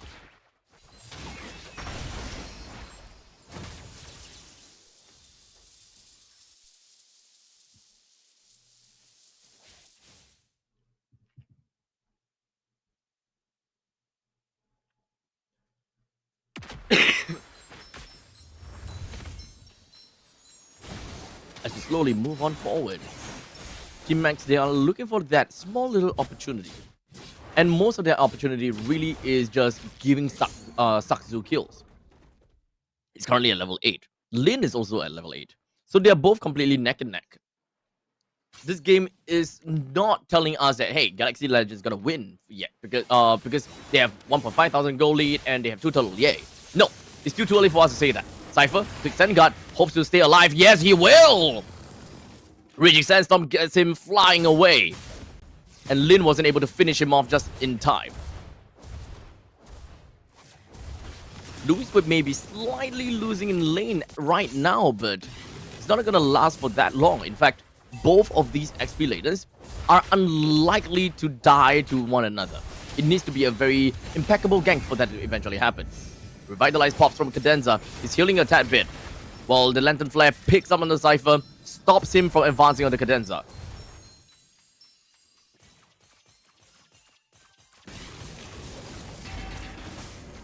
With the turtle about to spawn, Galaxy Legends looks for more opportunities to eventually be ahead of Team Max. They do have 2 turtles already. And Lin is just a tad bit away to getting a level 10. But Lewis is already opening up the map. He does see all 5 of them. Lin takes out the turtle. Team Max is going in. The last Insanity will blast off on the Cadenza like Team Rocket. But Galaxy Legends not going to be sitting down and letting Team Max do what they want. It's a 2-for-2 trade. Equal. Between the roamers and between the XP laners. Completely equal.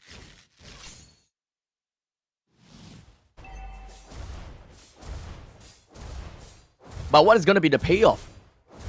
Galaxy Legends gets bottom lane T1, while Team Max, they did not get anything else. So the good thing is Galaxy Legends, they found a payoff. They translated those kills and those fights into a neutral objective and a standing objective. And now Wiki finds himself in the top spot. No, he's running away. Small little death. That helps Team Max a bit here.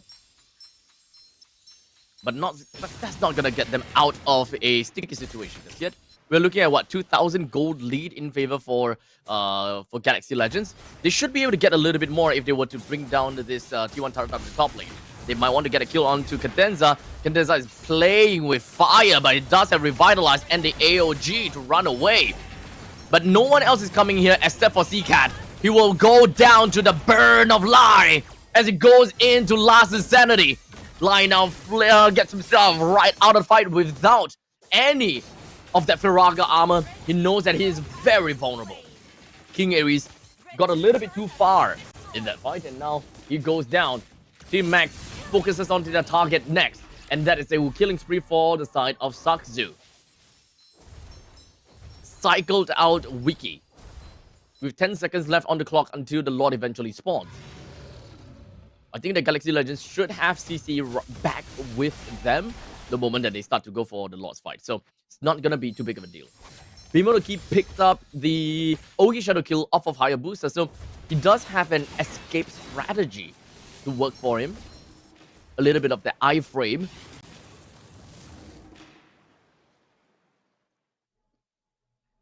But at this 9 minutes game, I would not expect to see any form of wipeouts as of yet.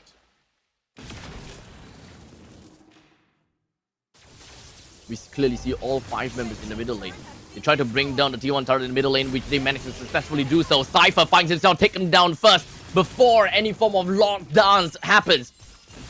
With 1 man down from Team Max, that is a massive number disadvantage.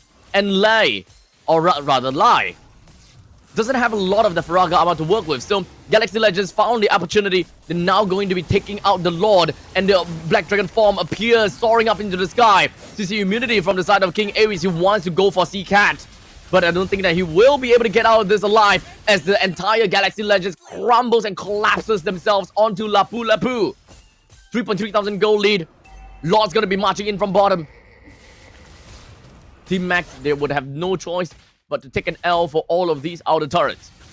The top lane T1 and T2 and the middle lane T2 should go down. If whether the inhibitor turret will go down, well, that is going to be the question. Looking at their draft, I think that they can defend. Cypher can wave clear. Lai can wave clear. Beam on the key can wave clear. Sakzu can wave clear. King Ares can wave clear as well. Although it's a little bit slow, but it's not too bad. It's not too shabby.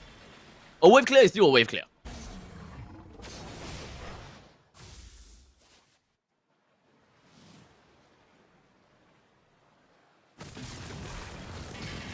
Pop the conceal of Cadenza. Looking to bring down Team Max right underneath the turret. Siege minions will go down. That's the end of the middle lane push. But there is still the bottom lane push.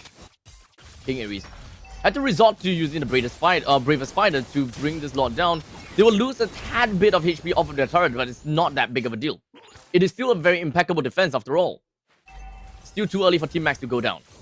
The second wave of Mega Creeps marches in from the middle lane. And Team Max, they have no choice but to concede that. I just mostly want to take a look at the items for Lai. War Axe, Brute Force Breastplate, and Oracle. In the meantime, for Wiki, War Axe, Brute Force Breastplate, and the Hunter Strike, he's clearly a bit more ahead. A bit more ahead. But the difference is between a damage item and a sustainable and a sustain item. The thing is, Lai picking up the Oracle just improves and increases the Firaga armor HP by so much.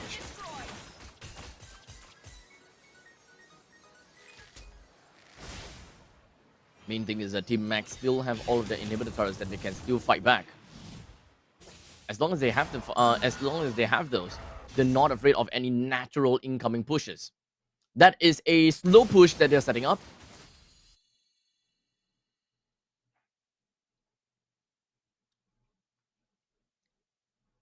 Bottom lane will see a slow push later on, but will the creeps come out in time? Yes. No. If King Ares don't kill all of these creeps, I think that it should be fine, but yeah, they're gonna be clearing that out.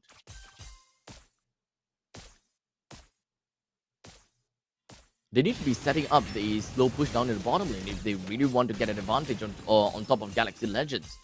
Because we're talking about a Hayabusa after all. Hayabusa can go down to the bottom lane pretty fast and join up again in the Lord's Pit later on.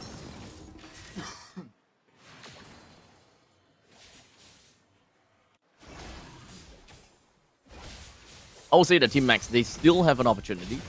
They can play late game with Sakzu on the side. But unfortunately, as we talk about Sakzu, he wants to run away. He's got Mounted Shocker, but he's no longer. Never mind, he still managed to get himself dashing away.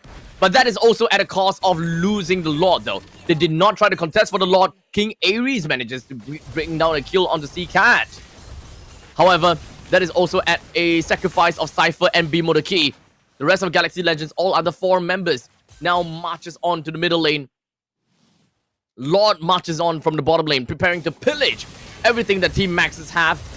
All of this inhibitor turrets should go down soon. A quick taunt onto Lei, and now he blasts off with the last insanity. Eats up most of the Ogi Shadow kill, but he does have immortality, so he will be fine for now. Sakzu picks up the kill on the Wiki. 2 men down already. Had to commit into the Black Dragon form to get himself out of that fight. But the Lord will take the inhibitor turret down. They were so close though. And unfortunately, the next Lord is gonna be at the top lane. So this inhibitor turret destruction down in the bottom lane is gonna bite them real bad. A naturally losing lane in the bottom. They really need to keep an eye out of that lane in order for them to realistically be able to do anything.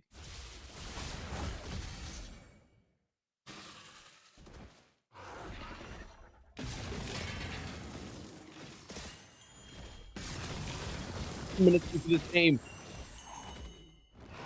And we are at the end point. This is the end game. The tanks are tanky. The damage dealers are painful. Whoever pulls the trigger the right way will eventually get himself the win. But I did mention before that I am not a very big fan of Galaxy Legends lineup. I do definitely prefer Team Max's lineup a little bit more. They have good burst damage from the Last Insanity. They have a very good scalability in terms of passive damage from Sakzu. Great tanky side from quite a bit of them. But oh my god, Bimo! Got taken down by Lin. There was an angle that you would not expect. As the AOG now lands over to the backside. Lai as well as Sakzu now is not going to be finding themselves in a great place at all. Lewis shoves the entire Team Max back home. Amazing stuff coming in from Galaxy Legends.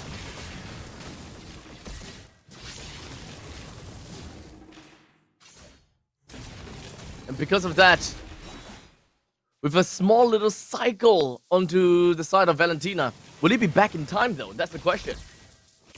Oh yes, he will! He will be back in time. So this Lord fight might actually be the final Lord's fight. We keep an eye out for the main engagers. It's either gonna be Cypher or it's gonna be Lewis. Lewis's Black Dragon form is going to mark the start of a combat. It does not technically do anything, but it's just zonal and zonal advantage and information. But C-Cat can do that as well. He can absolutely just do that. Literally just go straight into the opponent's face, pick them up, slam them down.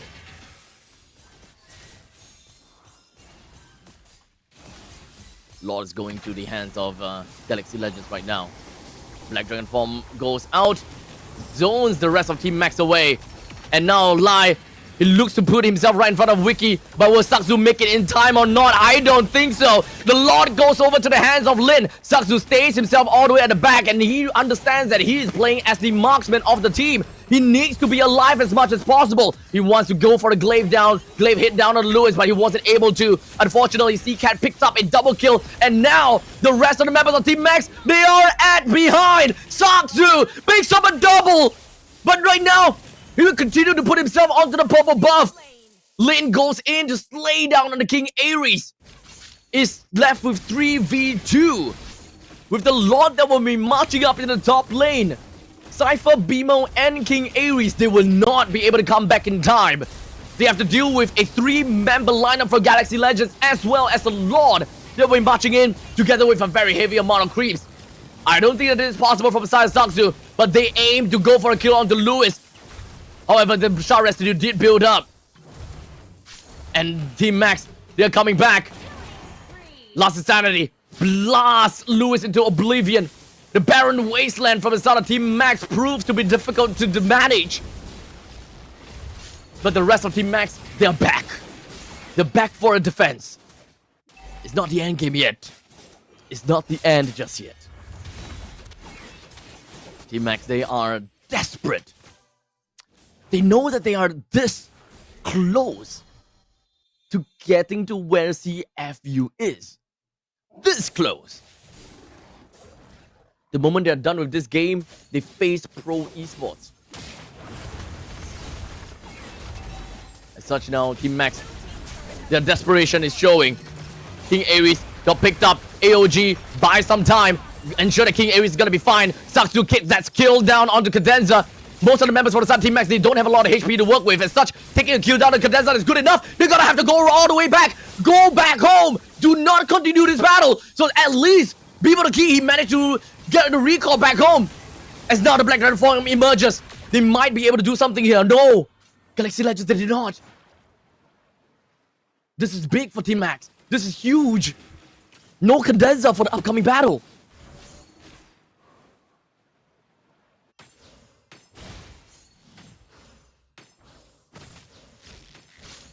If Team Max were to win and they go on to face off against, who is that again?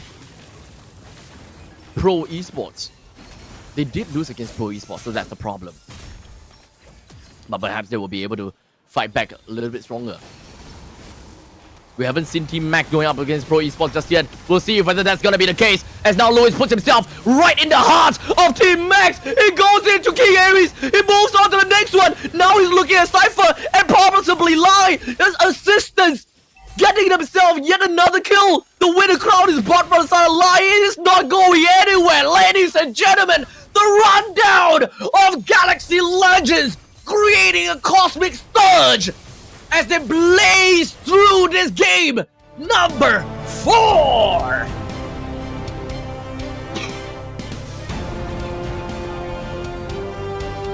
Two is to 2. We're going all 5 games for this series. Ladies and gentlemen, nothing surprising. Nothing surprising. This is what we expect coming in from MPL Cambodia. Every game is gonna go down to the wire. Everyone's power level is just so similar. Coming here in this playoff, I don't know who's gonna be the champions anymore. Will Galaxy Legends move on next? Or would it be Team Max that moves on next? To be fair, I do have a little bit more attachment to Team Max because of the fact that they played all the way from play-ins and then move on next and to take 2 games out of CFU Gaming. I really do want to see the underdogs being Team Max to be able to win against Galaxy Legends.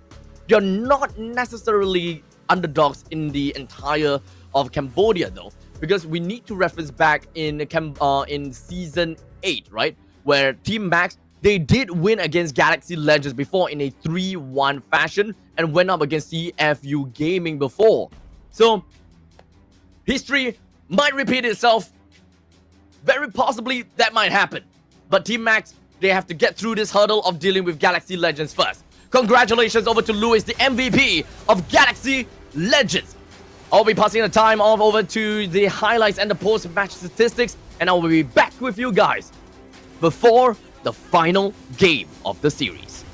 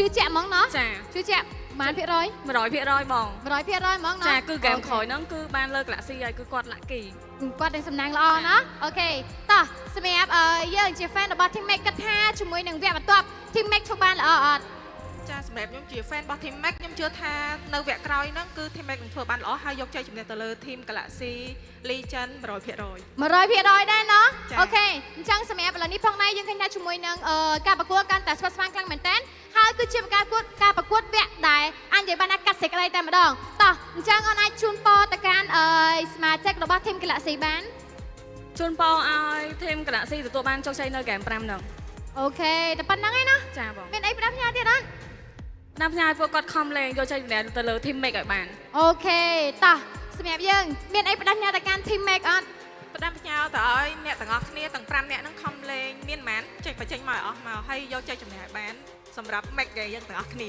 អូខេតោះអញ្ចឹង Galaxy Legend គិតថាទទួលបានជ័យជំនះអត់បើបានហោមួយមកវ៉ាវពិសេសមែនតើអញ្ចឹង fan Team Make គិតថា Team Make ធ្វើបានអត់បើបានហោមួយមកចាអញ្ចឹងជាមួយនឹងការប្រកួតរបស់យើងឥឡូវនេះឃើញថាស្វិតស្វាញខ្លាំងមែនតើតែម្ដងដែលពួកគាត់គឺដឹងតែប្រឹងប្រែងអស់ពីសមត្ថភាពដើម្បីយកជាមួយនឹងចាពិន្ទុដើម្បីទៅកាន់វគ្គបន្តដូចគ្នាផងដែរអូខេឥឡូវនេះក៏ចូលទៅដល់វគ្គបន្តដូចគ្នាផងដែរអរគុណច្រើនអ្នកទាំងពីរចឹងឥឡូវនេះក៏សូមដល់ទូរទស្សន៍ជូនតារា caster របស់យើងវិញទាំងអស់គ្នា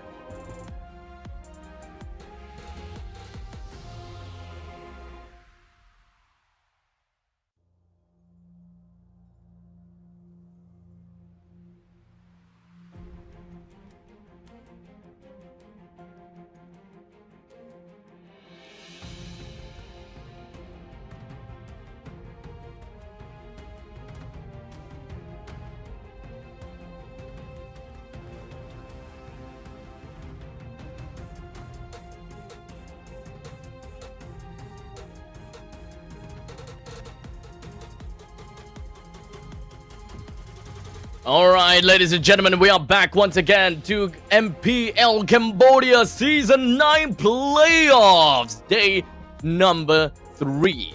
The second series of the day, we're looking at Galaxy Legends going up against Team Max that is going down the wire to all 5 games. With Team Max gonna be on the first pick territory. Will we be able to see something a little bit different from their drafting thus far? So far, if I recall correctly, Seal Baby has been on second pick all these times. And let me just double confirm that by going to the YouTube and just gonna bring that back a little bit. First game, we have... Let's see. First game... Wait, I can't... I'm actually really bad at this. Okay, first game we have Team Max that will be on second pick. Second game we have Team Max that is on second pick as well. Third game we would have Team Max on to second pick too. And fourth game, second pick as well.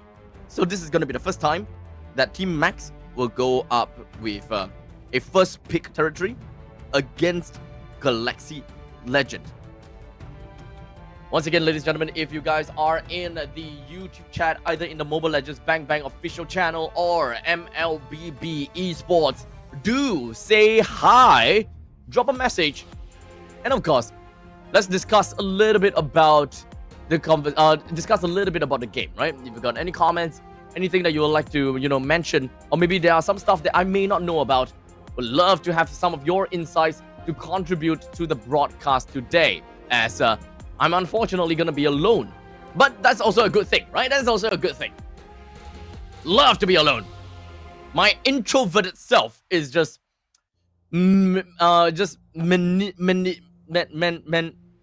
crap, I forgot the word. Manipulate, no. Manifesting, yes, that's the word. My goodness, I can't English anymore. But before we jump on, we'd like to take a moment to give a shout out over to our sponsors as well. Infinix, our official mobile game partner. Cellcard, our official telecom partner. And of course, Legend Cinema, our official entertainment partner. As well as Indomie, our official instant noodle partner. As we gotta have to talk a little bit more about Indomie, right? It's a bond between true MLBB player and Indomie, right? I'm pretty sure that everyone here loves Indomie. I myself too. If I have like a massive supply of Indomie, I think I don't even have to get out of home, buy any food. I would just eat Indomie because the dry ones are just the absolute best. With the delicious savory flavor from Indomie noodles. I'm currently hungry, so that's why I'm talking about this, because I want to have my dinner real soon. But anyways, no serious MLB player can really resist this perfectly satisfying snack. I like how they call it a snack, right? Indomie is a snack, as true happiness is found in the combination of competitive esports and the rich taste of Indomie cup noodles. So make sure you guys head on over to your closest supermarket or any form of market that sells your Indomie. Grab one off the shelf and enjoy a nice, tasty snack.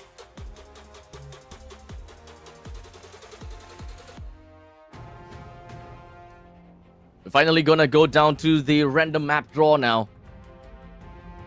This final game between Max and Galaxy Legend will go down to... I didn't see the map.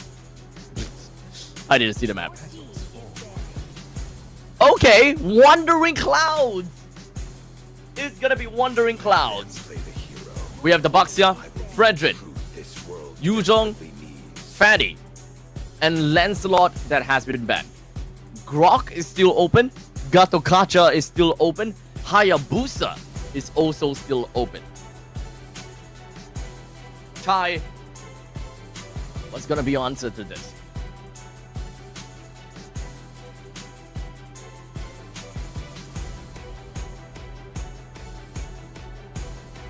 To take the time to really consider Hayabusa a problem? Did they even pick a Hayabusa? Did they even ban a Hayabusa? I have a feeling that they are not even gonna ban a Hayabusa here, to be fairly honest. It's a gimme. And that will give the priority over to Team Max. They have a couple of priorities they can go for. Number 1, Gatokacha. Number 2, Hayabusa. And number 3, Yi. Okay, maybe CC, sorry. Based on track record, doesn't seem like they are putting a lot of priority onto Hayabusa, so Gatokacha might actually be the case. Gatokacha might be the first pick here.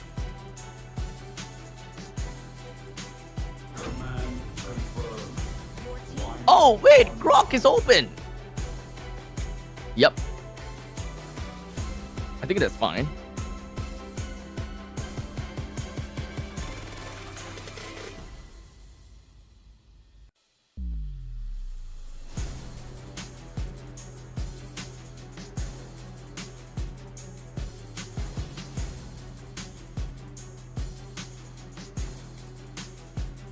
This opens up the Gatokacha that can be available for the picking for Galaxy Legend. They don't have to snap pick that Yves as of yet. Lapu is also a very good pick at R2, unless they want the Hayabusa. Uranus? That's an interesting priority. To be fair, they don't need to take the Gatokacha immediately. But it does give them a little bit more time to think what other heroes they would possibly want to go for. But now that the XP laner has already been filled, it doesn't really quite matter what their XP lane is going to be anymore. And if we might be able to see something a little bit different here. Yi Sun-shin and Uranus can play into the late game. We can expect a very aggressive composition from Team Max. Indeed, pretty aggressive. We might be looking at an early game composition from Team Max. With Joy and Lapu Lapu, they might just double down into playing early game. Harif has been picked out as well. Yves and Gatokacha? Yves, Gatokacha, Lunox are all good bans. I think that what they can go for is just ban Yves and Lunox. Don't care about the Gatokacha. Give the Gatokacha over to Chai. The main thing is to break the combo of Gatokacha, Yves plus the Harif. The moment you ban the Harif, or rather, the moment you ban the Yves, then the Gatokacha can still be used, but it is not for their own win condition, but it's more of a counter against Team Max. Chai themselves bans the Lunox? They don't want to face the Lunox against that Uranus at all. CC is also available? That can be a possible ban from Galaxy Legend if they're looking to remove possible shreds.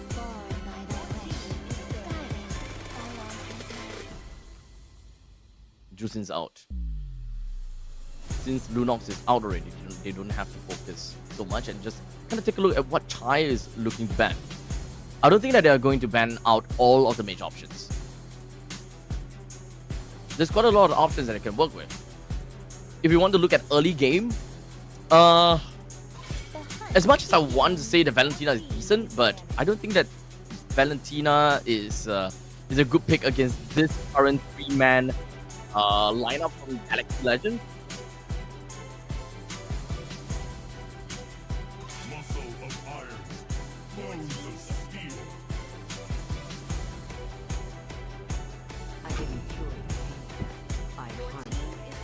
But Valentina can be a good pick for Galaxy Legends against Team Max though.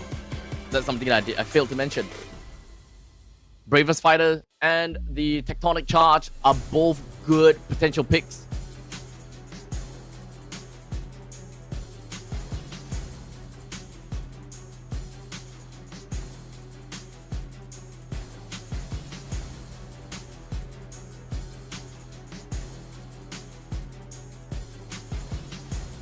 Now that Eve is available, they can actually go for that.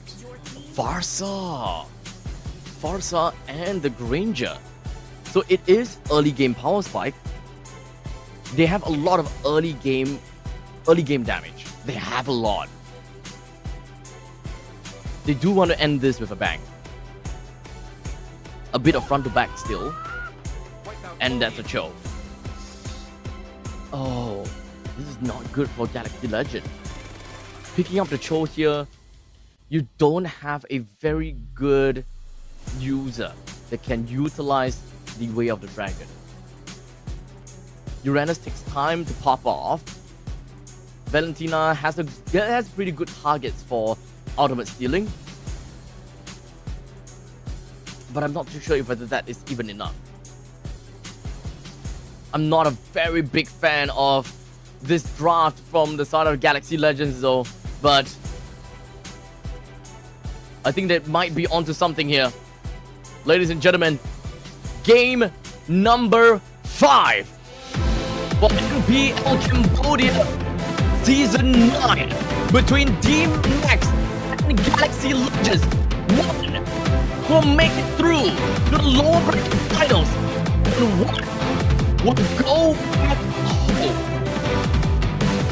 as the third or fourth place.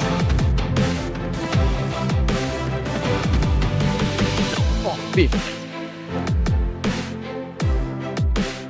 As we go down into the land of Dawn, ladies and gentlemen, we have the junglers that will be both of them starting in the purple buff territory, ending off at the opposite side of the map, with the gold lane at the bottom and XP lane at the top. Galaxy Legends, the path goes up to the XP, while Team Max, the path goes down to the gold.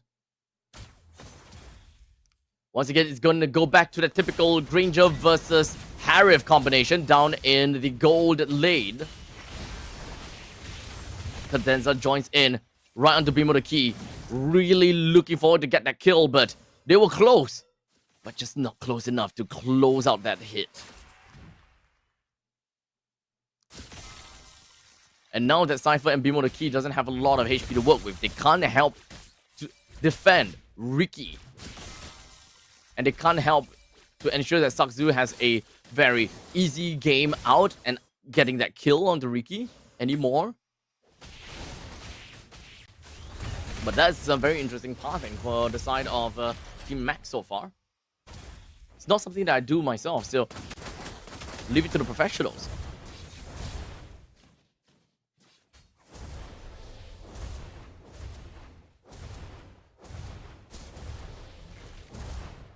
One minute and 50 seconds into the game right now.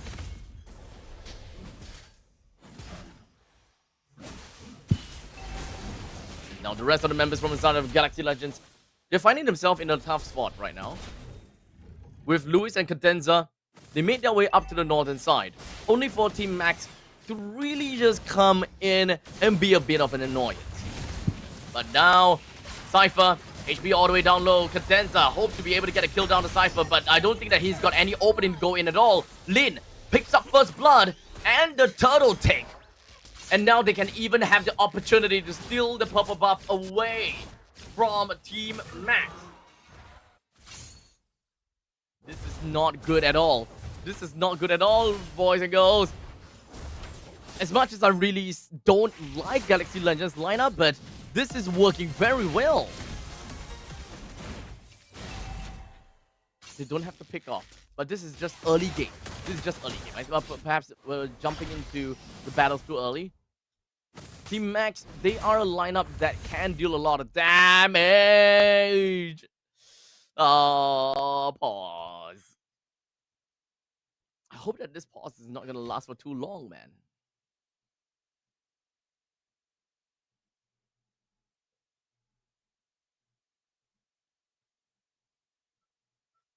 Zero to 1 is the current scoreline between these two teams at the 3 minutes mark. We would definitely want to ensure that the players are playing with no technical difficulty, or that there's no problems at all. What's wrong with that mic quality? Maybe I was too loud. I brought down the I brought down my microphone gain, so hopefully maybe I can bring it down a little bit more. Yeah, I brought down the microphone gain now, so hopefully it doesn't crackle. I would like to imagine it was crackling just now when I was going loud. So thanks for the comment. Thanks for letting me know that I think that I popped over there. So now I should be pretty nicely balanced.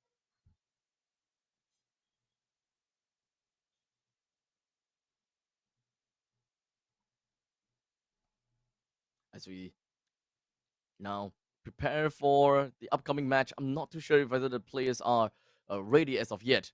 But there we go. Down we go. But back into the fight and back into the game. Lewis is at level 6. Damn.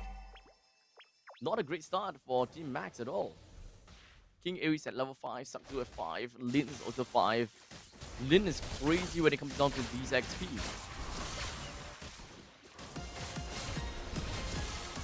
But the good thing about Team Max is that they do have got the burst damage necessary to deal with Lewis. So he's not going to be an unstoppable force that Team Max can't deal with. They can definitely deal with him, no problems.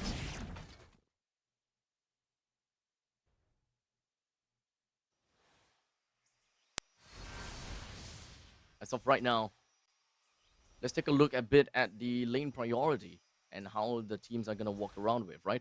With the Fasa and the Grog, does have very strong priority as opposed to a Cho plus a Valentina combo. Cho and Valentina, they have a lot of damage, but they have to be very, extremely committal. They really need to commit into clearing out the wave down in the middle lane in order for them to clear it out. But that also means that they might actually lose a couple of their HP while doing so.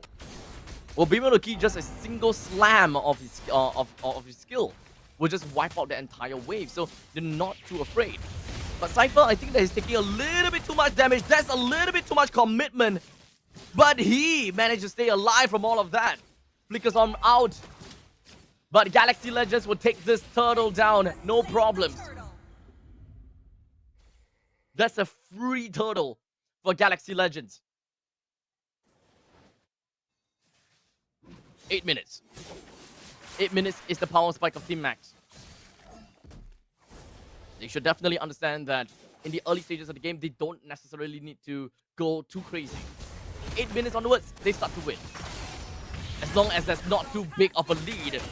Cypher has been caught off guard quite a lot of times. He's taking a little bit too much damage from Cadenza. Unfortunately, he feels like a weak link in this game. Is he not used to playing the Grog or something?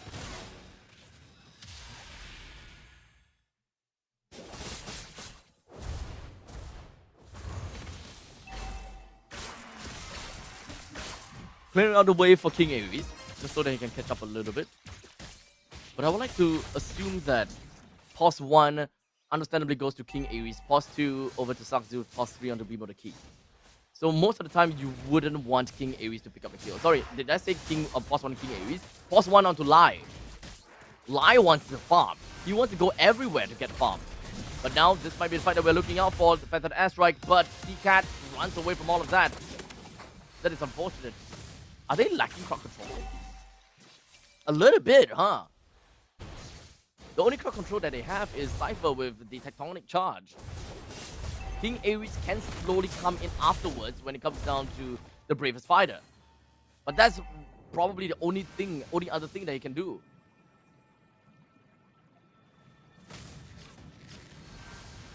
As Lewis stops the recall up to the top lane. Preparing himself to go down to the bottom lane, but that also means that they will lose the T1 turret up to the top lane. Small price to pay, just so that they can secure this turtle for themselves. Feels like Team Max, they value the turtle buff at this minute, because this is what they want to go. Cypher, he misses the Tectonic Charge, but T-Cat, who returns in kind, wants to look for something right now, but Bimo the Key and Sakzu themselves, both of them will go down. Galaxy Legends loses 2-2, so that is a 2-for-2 trade. But unfortunately, Sakzu is the one that went down. The turtle still went over to Team Max, so I think that that's a huge win. that is still a win. Does he keep his turtles? I don't think he keeps his turtles buff, so maybe it's not a win at all. As now Team Max, they lose T1 in the top and the bottom. They're losing out a lot right now.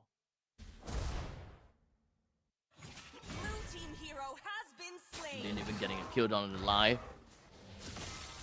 This is starting to get really out of control. We are about 3,000 gold lead for Galaxy Legends. And this is not outdraft. This is the fact that Team Max, they are not really reaching that mid-game point. Once they reach a mid-game point, they start to go crazy. And Galaxy Legends themselves, they will start to lose because they do not have a power spike that can rival against Team Max. Because of the 3,000 gold disadvantage, Team Max will need to reach 10 minutes or 11 minutes. And that's the point in time where Team Max starts to get damage that could really toss Galaxy Legend out of the window. Mark my words.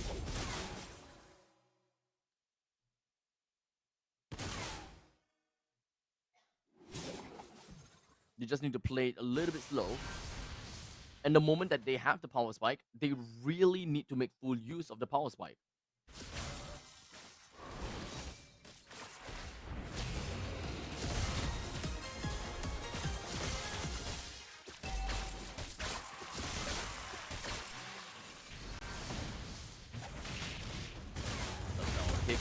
Kick a finger.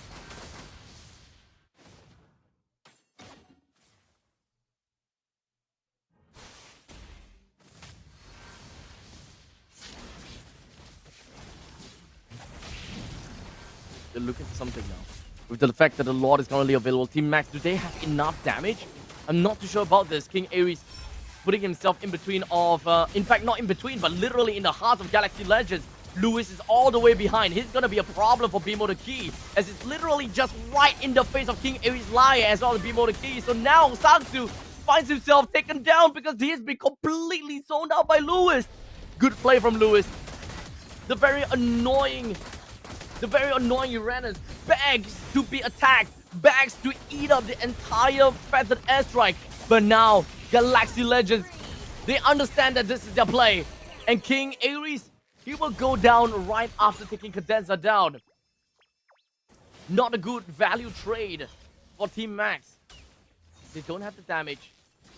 And they are having difficulties understanding what to do.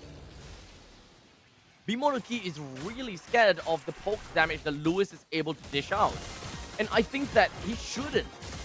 As much as I want to say that they should just ignore Lewis and not be zoned out too far, Lewis doesn't have any crowd control. He's mostly just gonna deal a lot of damage over to Bimonoki. So what I would imagine, because this is Wandering Clouds, what Bimonoki should technically be doing is, as long as the opportunity arises, pop the feathered airstrike, slam down onto the important players such as Wiki, Seacat, and Lin. And if Lewis were to deal damage to you in kind, just fall back, recall, and come back through the flying clouds.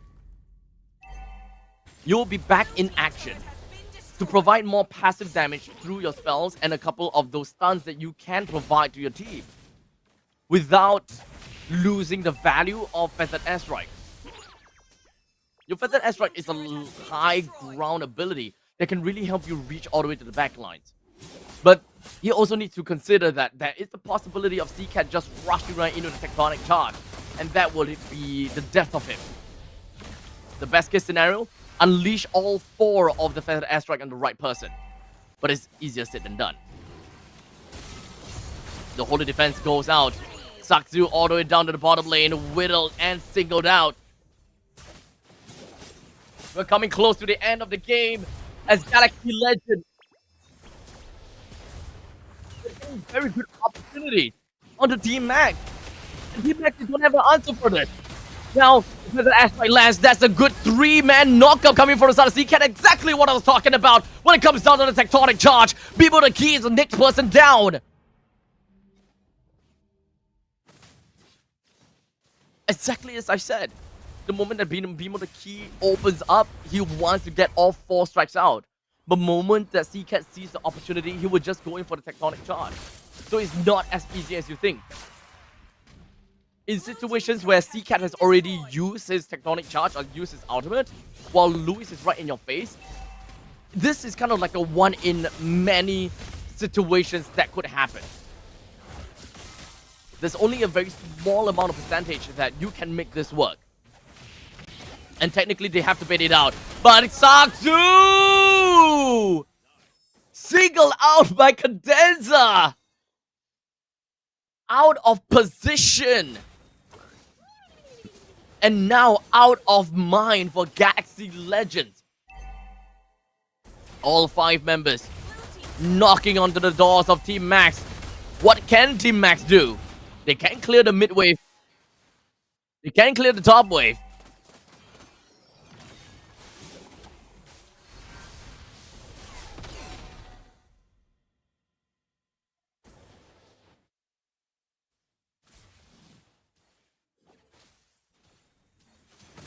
Well, now gonna be in the enmity of Galaxy Legends. All 5 members of Team Max here, but up to his level 14. Lin is 15. This is a problem. Lewis is single-handedly zoning 4 members away for himself. Cadenza did not land the Jeet Kune Do. And now, the Lord will fight for Galaxy Legends. All 5 members of Team Max, they are still in the game. I think that they are fine. L mic, really? Again? What's going on with my microphone? Is it cracking? Let me know. Tell me. Is it cracking or something? Or am I losing? Or am I just losing out? Do you guys just lose me sometimes? I need to know. I can make some adjustments from my side.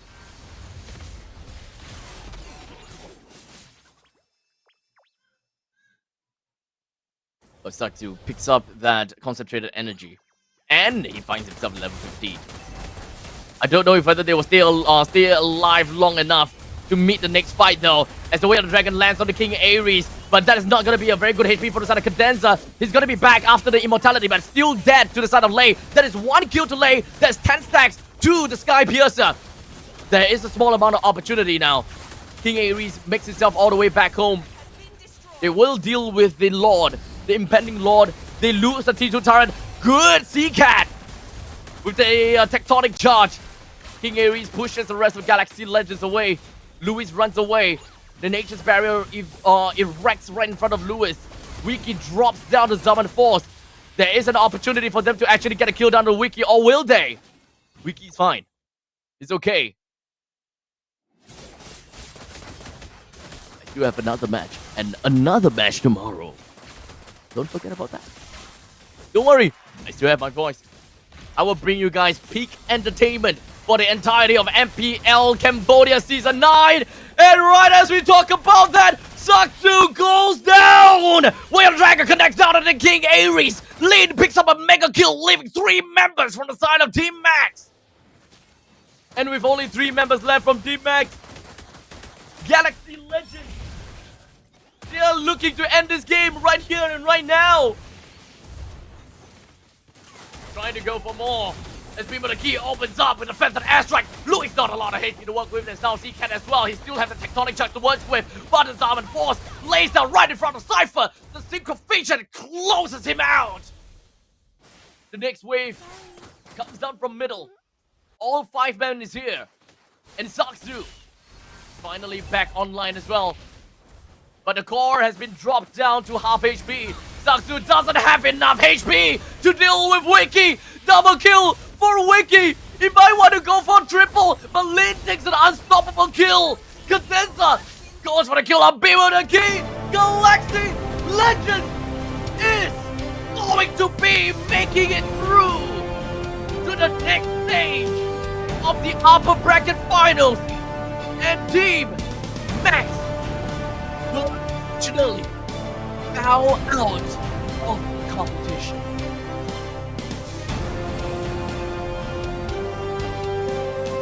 Don't attach to Team Max. strong team after all, but unfortunately they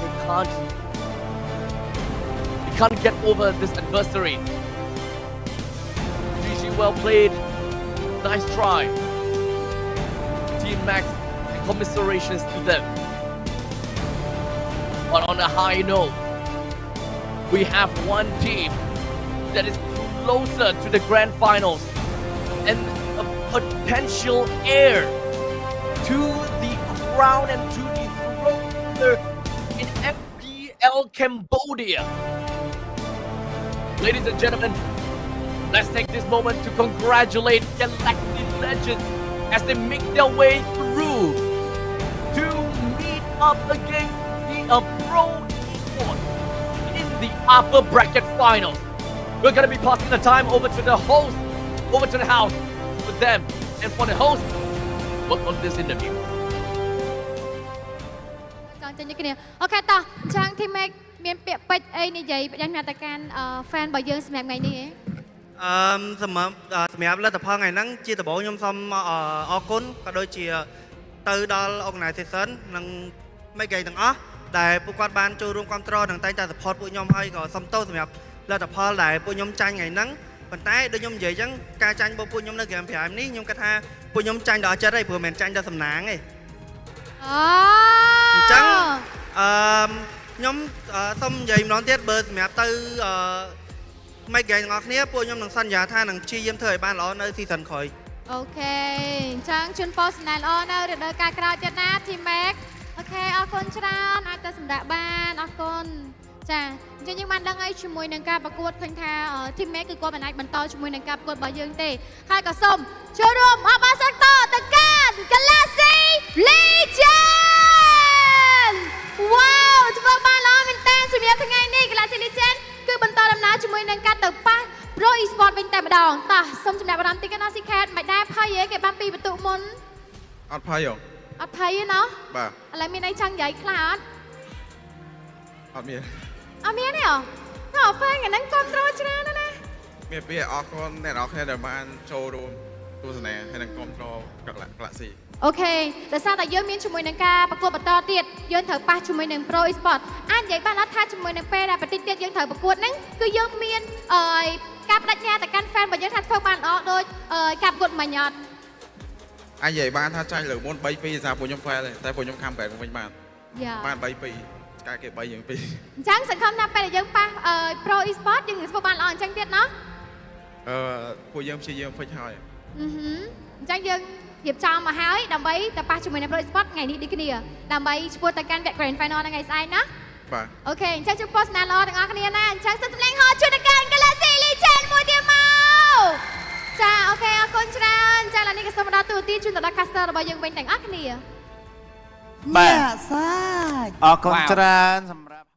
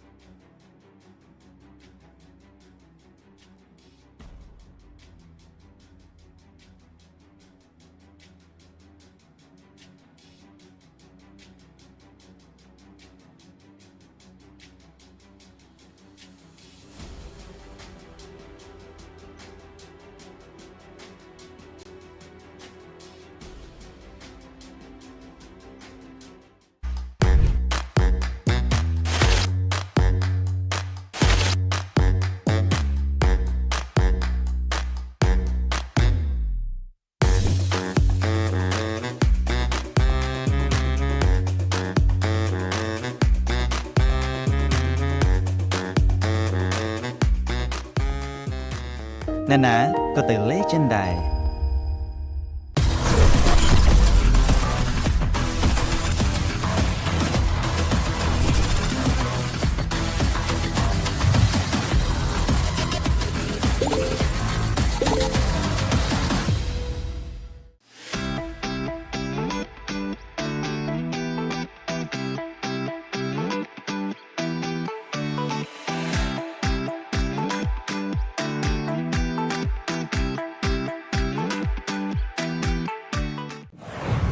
Welcome to MCGG Rising Stars.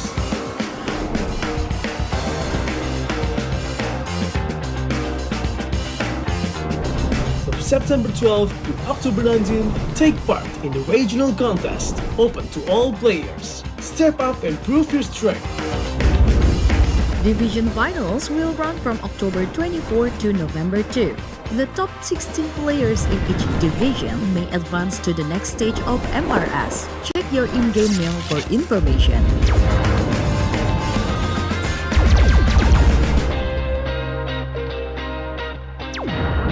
The S3 Finals group stage kicks off from November 8 to November 9. The top 6 players from each group will qualify for the S3 Finals semi-finals.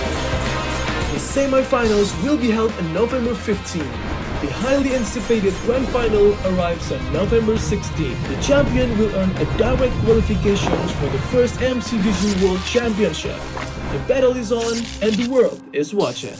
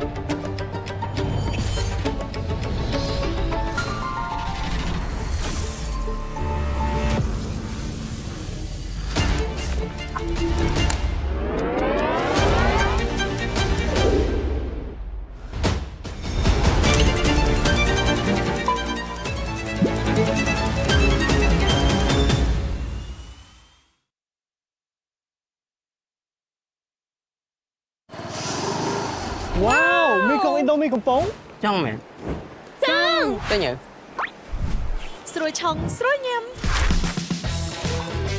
Indomie កំប៉ុងរសជាតិឆ្ងាញ់គ្មានពីរញ៉ាំហើយចង់ញ៉ាំទៀត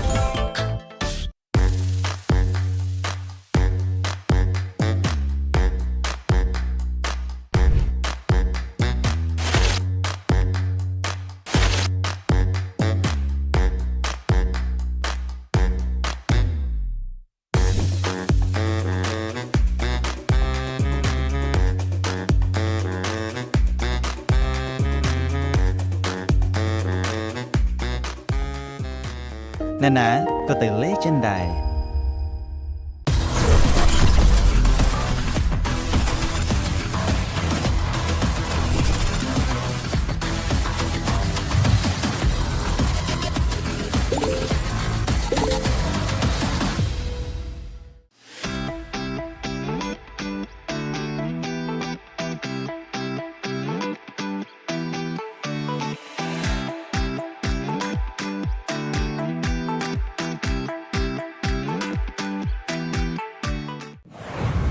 Welcome to MCGG Rising Stars.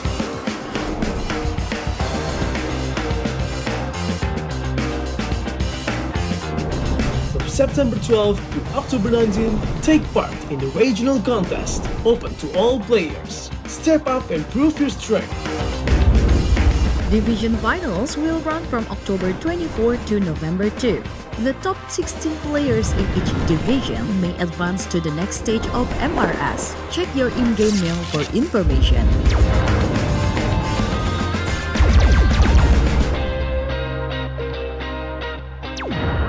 The S3 Finals group stage kicks off from November 8 to November 9. The top 6 players from each group will qualify for the S3 Finals semi-finals. The semi-finals will be held on November 15. The highly anticipated Grand Final arrives on November 16. The champion will earn a direct qualification for the first MCDG World Championship. The battle is on and the world is watching.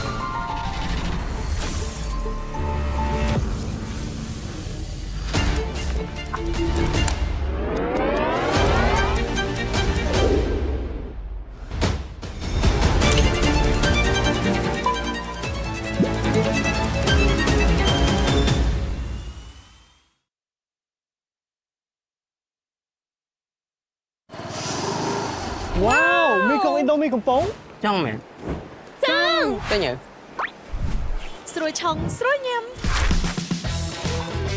ឥណ្ឌូមីកំប៉ុងរសជាតិឆ្ងាញ់គ្មានពីរញ៉ាំហើយចង់ញ៉ាំទៀត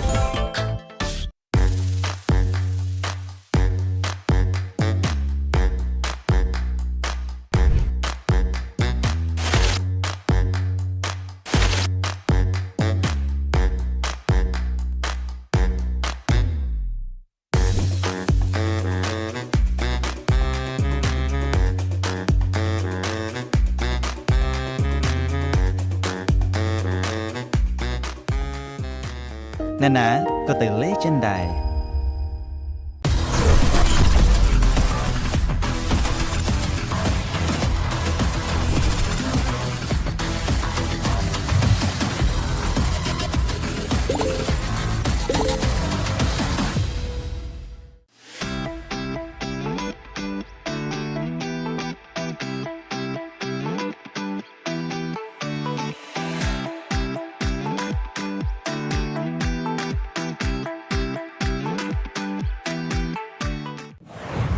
Welcome to MCDG Rising Stars.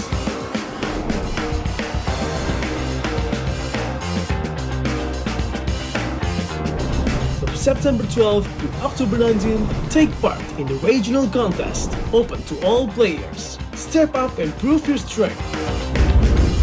Division finals will run from October 24 to November 2.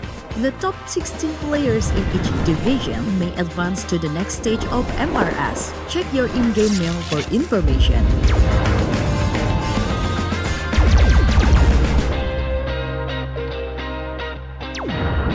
The S3 Finals group stage kicks off from November 8 to November 9. The top 6 players from each group will qualify for the S3 Finals semi-finals. The semi-finals will be held on November 15. The highly anticipated Grand Final arrives on November 16. The champion will earn a direct qualification for the first MCDG World Championship. The battle is on and the world is watching.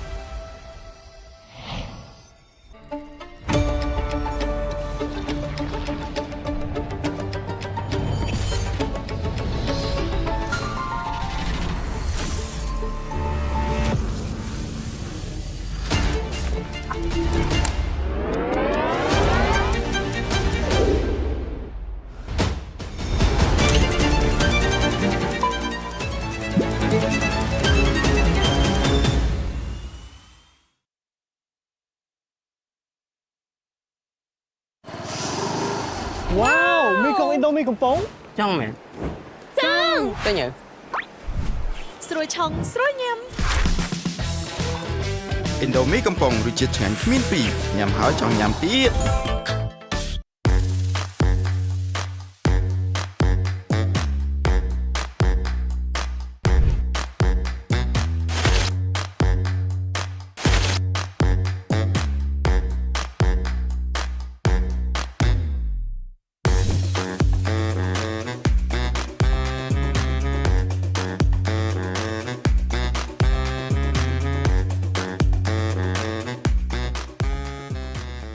ណាៗក៏ទៅលេងចិនដែរ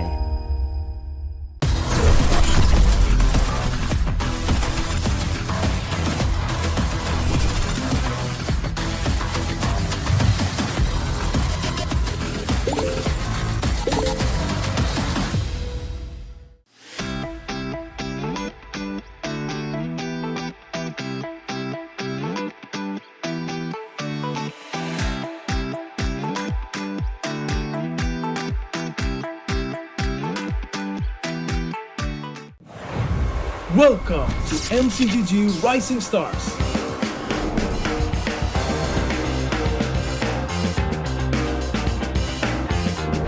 From September 12th to October 19th, take part in the regional contest, open to all players. Step up and prove your strength. Division finals will run from October 24 to November 2. The top 16 players in each division may advance to the next stage of MRS. Check your in-game mail for information.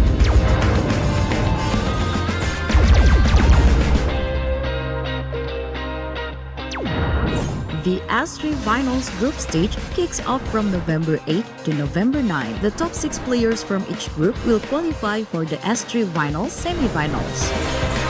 The semi-finals will be held on November 15. The highly anticipated grand final arrives on November 16. The champion will earn a direct qualifications for the first MCGG World Championship. The battle is on and the world is watching.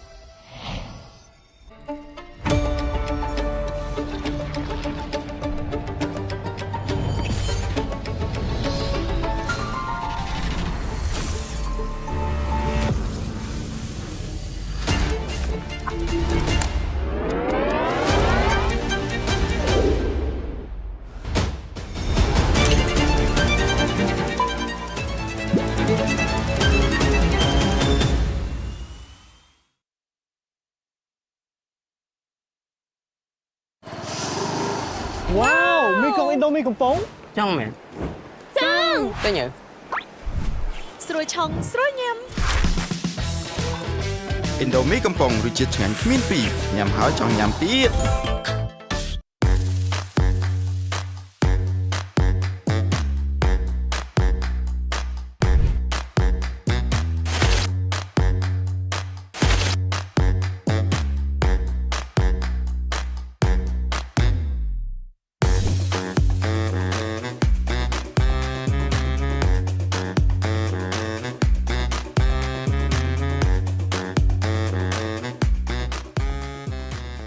ណាៗក៏ទៅលេងចិនដែរ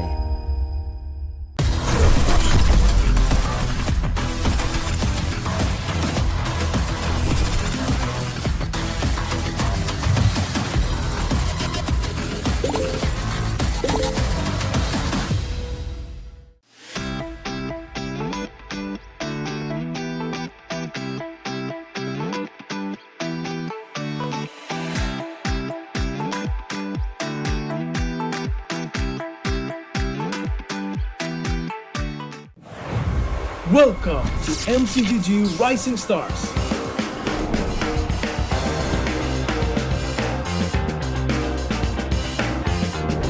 From September 12th to October 19th, take part in the regional contest, open to all players. Step up and prove your strength.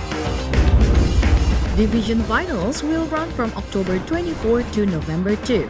The top 16 players in each division may advance to the next stage of MRS. Check your in-game mail for information.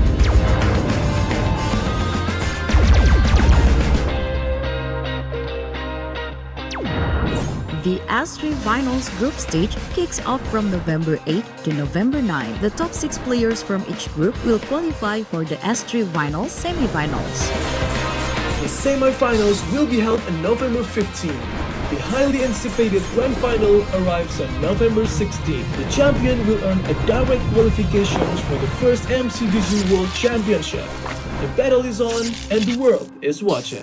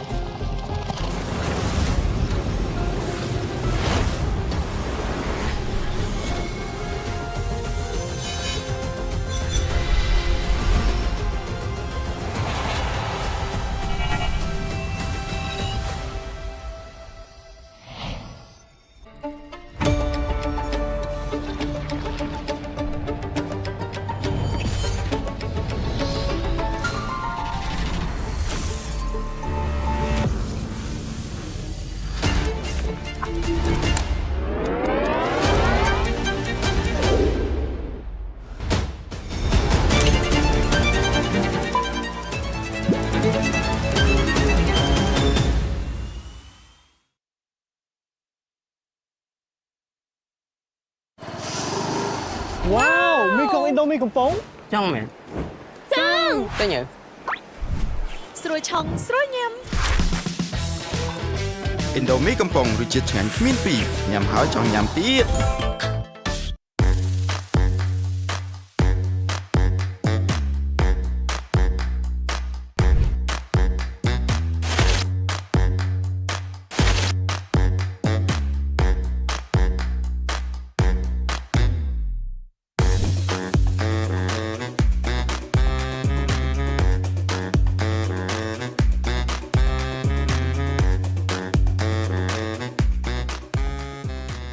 ណែណាក៏ទៅលេចិនដែរ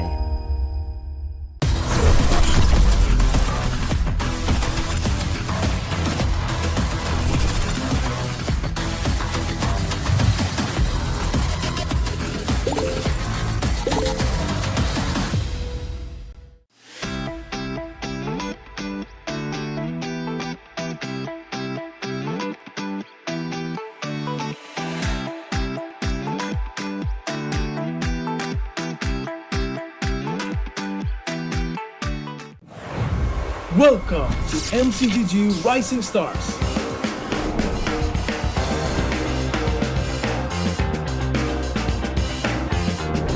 From September 12th to October 19th, take part in the regional contest, open to all players. Step up and prove your strength. Division finals will run from October 24 to November 2. The top 16 players in each division may advance to the next stage of MRS. Check your in-game mail for information.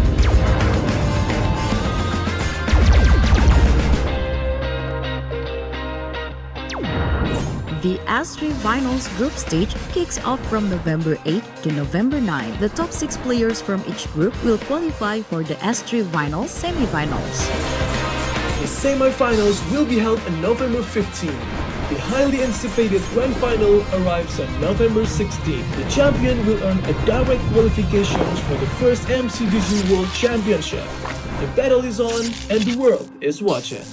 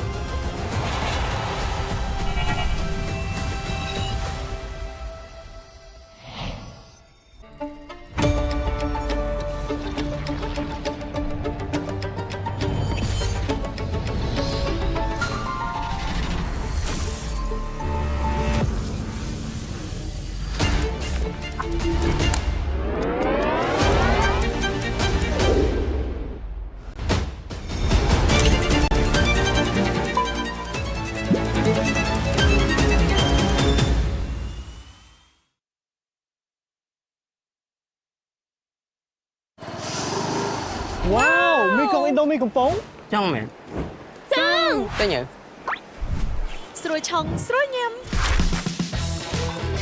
ឥណ្ឌូមីកំប៉ុងរសជាតិឆ្ងាញ់គ្មានពីរញ៉ាំហើយចង់ញ៉ាំទៀត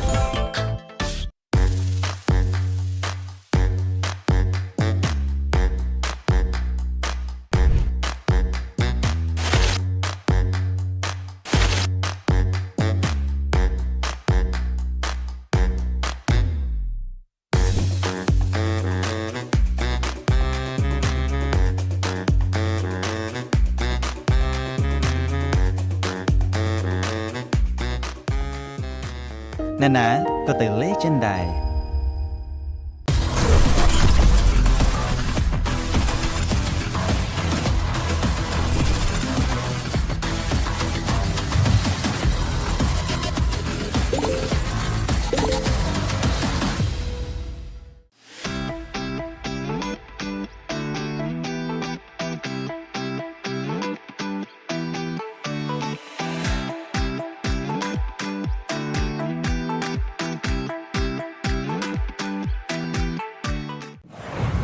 Welcome to MCGG Rising Stars.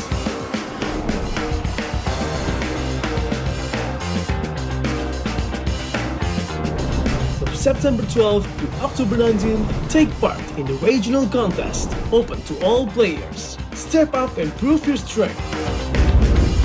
Division finals will run from October 24 to November 2. The top 16 players in each division may advance to the next stage of MRS. Check your in-game mail for information.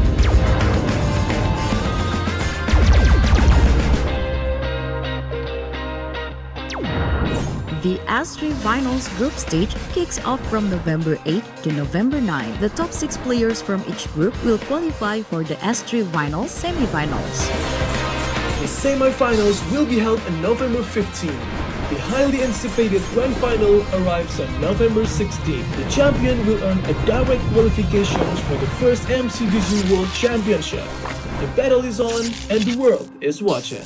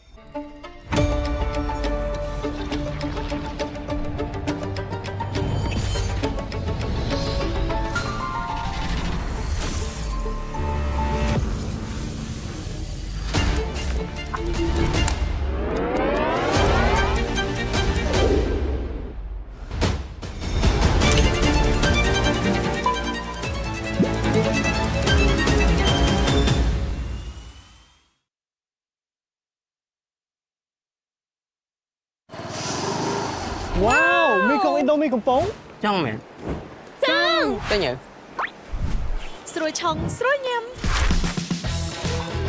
ឥណ្ឌូមីកំប៉ុងរសជាតិឆ្ងាញ់គ្មានពីរញ៉ាំហើយចង់ញ៉ាំទៀត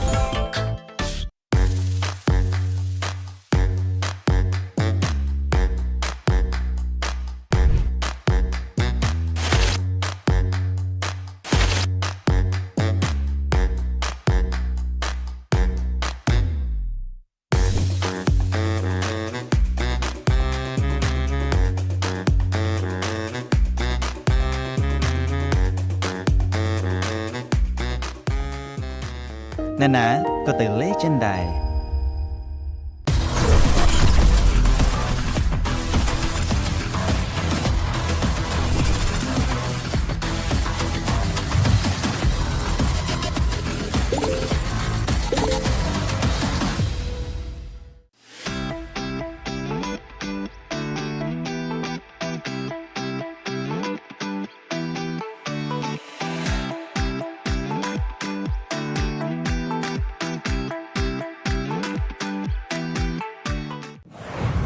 Welcome to MCGG Rising Stars.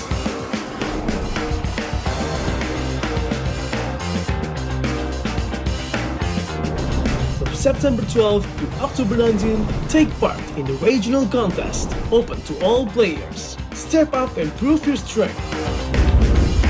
Division finals will run from October 24 to November 2. The top 16 players in each division may advance to the next stage of MRS. Check your in-game mail for information.